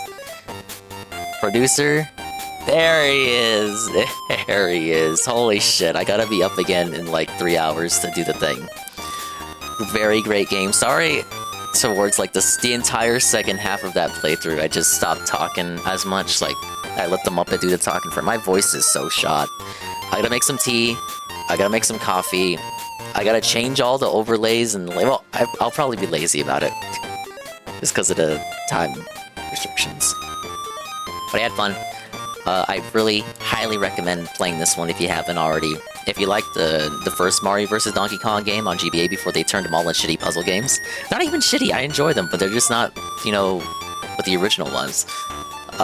If you enjoyed that one on GBA, or the recent remake on Switch, this is just more of that. It's the origin point. It's where that game got its gameplay style from.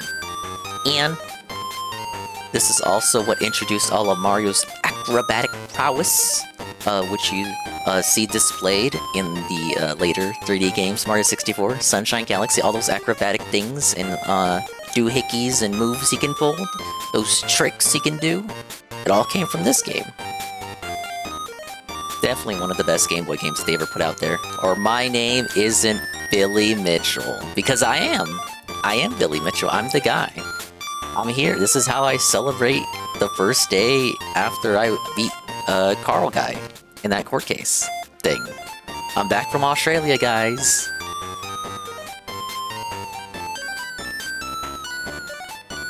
Damn, how many versions does DK have?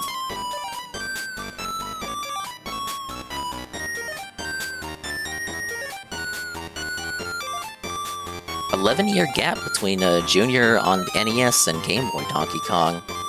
So I guess you could say this was like the first real hiatus of the series. Let's create the bragging rights suspend point. But a very, very good game. A classic, if you will. And happy that I was able to play it on stream. It wasn't during Expand on December, but better late than never.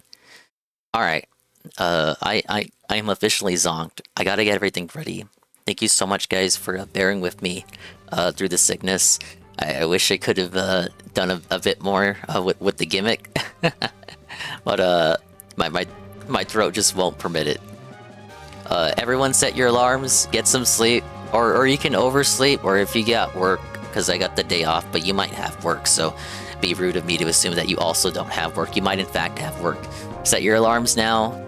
I will try my best to be up by 8 Central, 9 Eastern, and I really do want to restream this live so you can get the live Dingus reaction. I don't know how crazy the reaction will be, given the state of my voice. Maybe a few hours resting it'll help. You ain't sleeping? I mean, I might not either, because of how much stream setup that I have to do. I say stream setup, but it really won't be nothing. I gotta mess around and tinker with some stuff.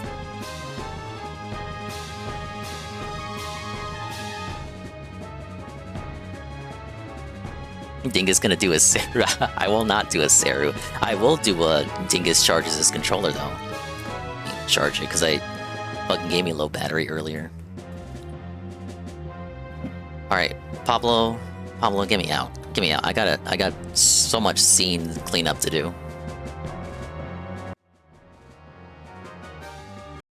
It's nice to the clock's ticking, chat.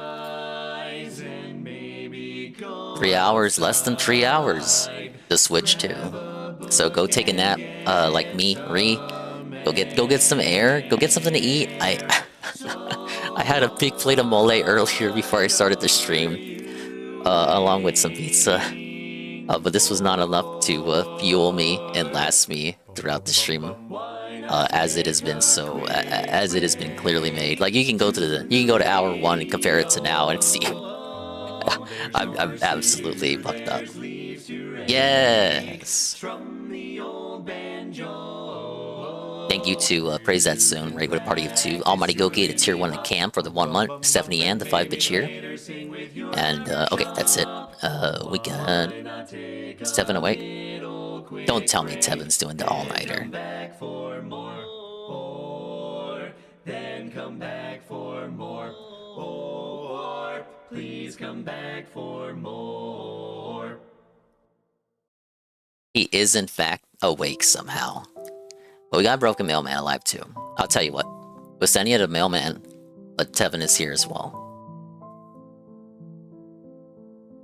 Big ups to everybody here. You're staying up for Nintendo. I keep telling myself I'm gonna take a nap, but I feel like a nap's not gonna happen. Alright, I'm gonna raid Mailman just so that, you know, because you're gonna go to Tevin's place anyway. Bye-bye, adios, Mimi time. Happy April Fools, even though it's April 2nd. We'll see you when we see you. And if we didn't see you, then we didn't see you. But if we did see you, then we saw you. And if we didn't see you, hopefully we will see you next time. If I can see myself in the mirror each and every single day, hopefully I can inspire viewers like you, Rue, too, to see themselves in their mirrors each and every single day.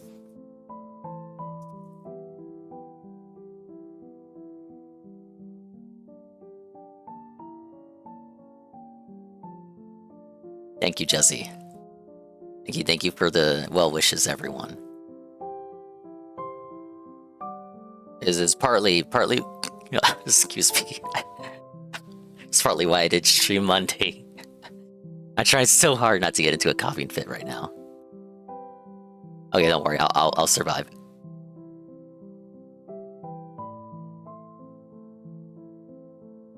It's why I didn't stream Monday. I thought like a days of rest would do me good. It did not.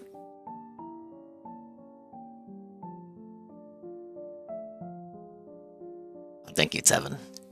It's a shame too. It's like this is the day. This is the day to be a dingus. Like, why the fuck am I sick? What the fucking karma? All the shit I do for people.